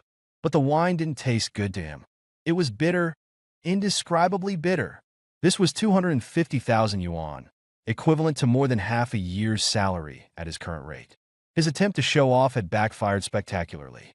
Seeing his expression, Yi Xian felt a surge of satisfaction.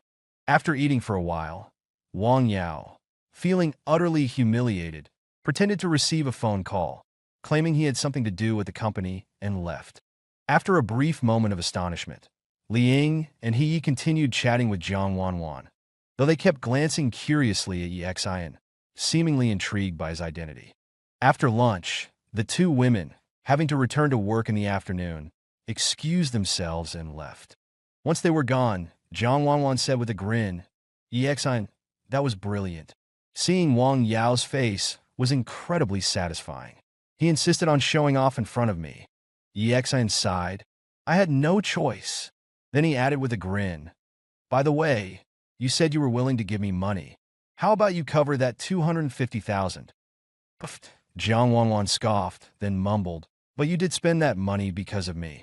Give me your bank account details, and I'll transfer it to you." Seeing her serious expression, Yi Xian was momentarily stunned. Then, as if they were a couple, he reached out and ruffled her hair. "I was just kidding." Jiang Wanwan froze. Then her face flushed crimson. She quickly pulled away from Yi Xian's hand and said, "Don't touch me." Yi Xian awkwardly touched his nose and chuckled.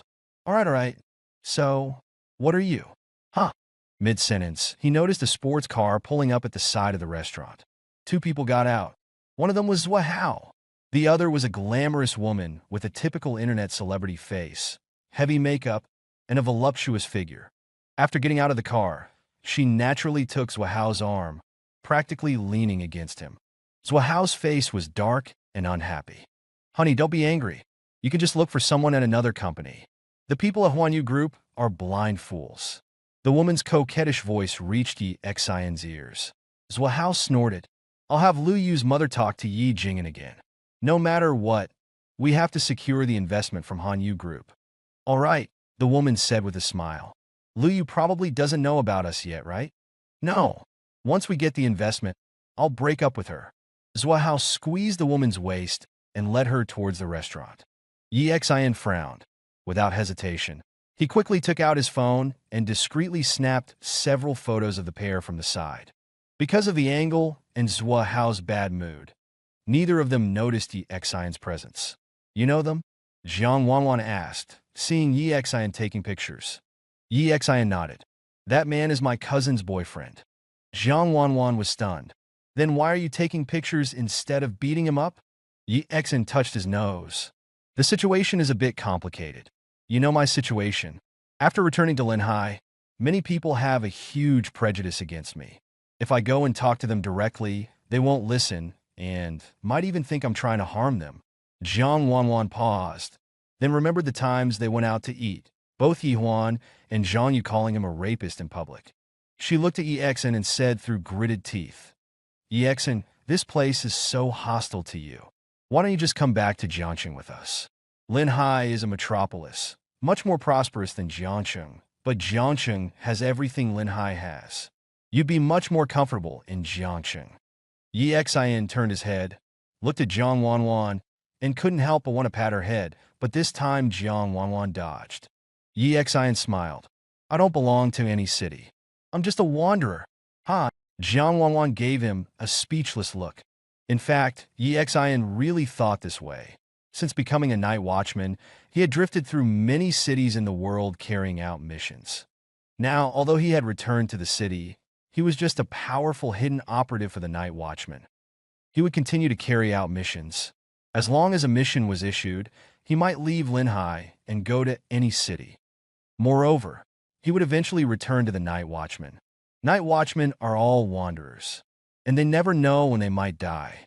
Even Yi Xian, once the strongest, almost died 3 years ago and lost his memory for 3 years because of it. They hide in the darkness, guarding the peace of the world. Jiang Wanwan didn't understand. Fine, you're a wanderer. Happy now? Jiang Wanwan pouted. Yi Xian chuckled. What shall we do next? This afternoon is quite boring. Let's go to the movies, Jiang Wanwan said. Yi Xian nodded. They went to the cinema to watch a movie, and then Yi Xian thought about buying a gift for his grandmother. So he took Jiang Wanwan to the mall, but he didn't decide on anything. After thinking it over, Yi Xian decided to ask Lei Bin for a property to give to his grandmother. Around 5 o'clock, Bai Yao called. She had finished work and wanted to hang out with Jiang Wanwan and Yi Xian. Yi Xian hadn't had a good meal with his parents since he came back, so he chose not to go with them and took a taxi home. He arrived home at about 6 o'clock. Just as he opened the door, he heard some furious voices inside. Yi Jing'an, you are too shameless. Yi Xian entered the room and saw his aunt, Chao Rong, and Lu Yu sitting on the sofa. Chao Rong was currently in a rage. You think it's great that Yi Xian knows CEO Chen Meixian? Huh? So, Chen finally agreed to meet our Zhuao. And just because I said something unpleasant yesterday, you had Yi Xian call Chen Meixian and have her reject Zhuao's project. Chao Rong shouted angrily. Yi Xian frowned upon hearing this. Clearly, Chen Meixian wasn't interested in Zhuao's project at all. At the same time, he felt disgusted by this man. Zhuao wasn't there. Clearly, Chao Rong and Lu Yu had been sent by Zhuao, but he himself hadn't shown up. Seeing Yi Xian return, Chao Rong glared at him. Yi Xian, you have the nerve to come back? What, you committed rape and your life is miserable, so you can't stand seeing us doing well. What do you mean by calling Chen Meixian and having her reject Zhuao's project? Her voice was loud, making Yi Xian's ears ache. Yi Xian frowned, pulled out a chair and sat down, then picked up Yi Jing'an's cigarettes from the coffee table and lit one for himself.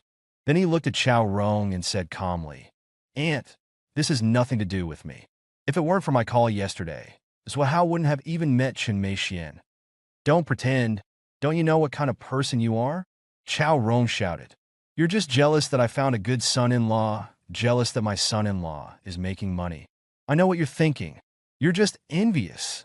If it weren't for his parents' feelings, Yi Xin would have already thrown her out. He had long since seen through the facade of family. Be good to those who are good to you, and avoid those who are bad to you. He took a drag and looked at Chao Rong. Or I think whatever you want. Chao Rong wanted to say more, but at this moment, Lu Yu stood up, gritting her teeth. Mom, stop talking. Chao Rong was taken aback, then looked at Lu Yu dumbly. Lu Yu stood up and looked at Yi Xin. Yi Xin, let's talk alone. Yi Xin looked at his cousin, who used to follow him around, and nodded. Okay, let's go for a walk downstairs. Lu Yu pursed her lips. Yi Xin nodded. Lu Yu walked out first, and Yi Xin glanced at Chao Rong before following Lu Yu out. They were both silent in the elevator. After a while, Lu Yu spoke. Thank you. Oh? Yi Xin looked at her in surprise. Since he returned to Linhai, Lu Yu had shown great hostility towards him. He didn't expect her to thank him now. Today, we went to Huan Yu Group. CEO Chun told me everything. We were only able to see CEO Chun because you called her and paved the way for us. Lu Yu said. Yi Xin smiled. It was just a small thing, don't worry about it. The elevator reached the first floor. Lu Yu walked out, and Yi Xin quickly followed. After walking for a while, Lu Yu asked, after you came back, we've been so prejudiced against you. Why did you still help us? If it weren't for my parents caring about you relatives, caring about these relationships, I wouldn't have helped at all. And, Yi Xin said truthfully, and I really don't like Zhao Hao. What you think of me doesn't matter. But we used to be close, and I have to warn you, Zhao Hao is not suitable for you.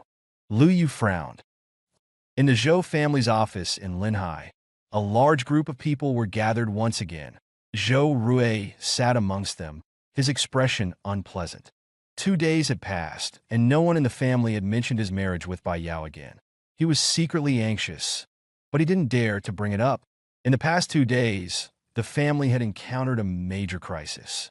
First, Xinhai Bank terminated their cooperation. Second, their projects were snatched away. These were very sudden events, leaving the Zhou family temporarily unable to recover. Zhou Xian sat at the head of the conference table, his face grim. He swept his gaze over everyone and said, Now, we have negotiated new cooperation with other banks and secured 2 projects in other places. We've temporarily stabilized the situation. Indeed, if this had happened before, the Zhou family would have been in turmoil. But now, they had the backing of Red Lotus. Red Lotus controlled many wealthy individuals in the world, and these people were naturally connected. With the help of Red Lotus, they quickly stabilized the current situation. However, this is the first time we've suffered such a big loss. Zhou Xian's eyes coldly swept over Zhou Rui. Have you found out who owns that Xinhai Bank diamond card yet? Zhou Qianqian refuses to say. He said with a bitter smile. Zhou Xian sneered and looked at Zhou Rui. No matter what method you use, pry her mouth open. Remember, no matter what method. Zhou Rui nodded. Thinking of Zhou Qianqian, a flicker of excitement flashed in his eyes. I understand.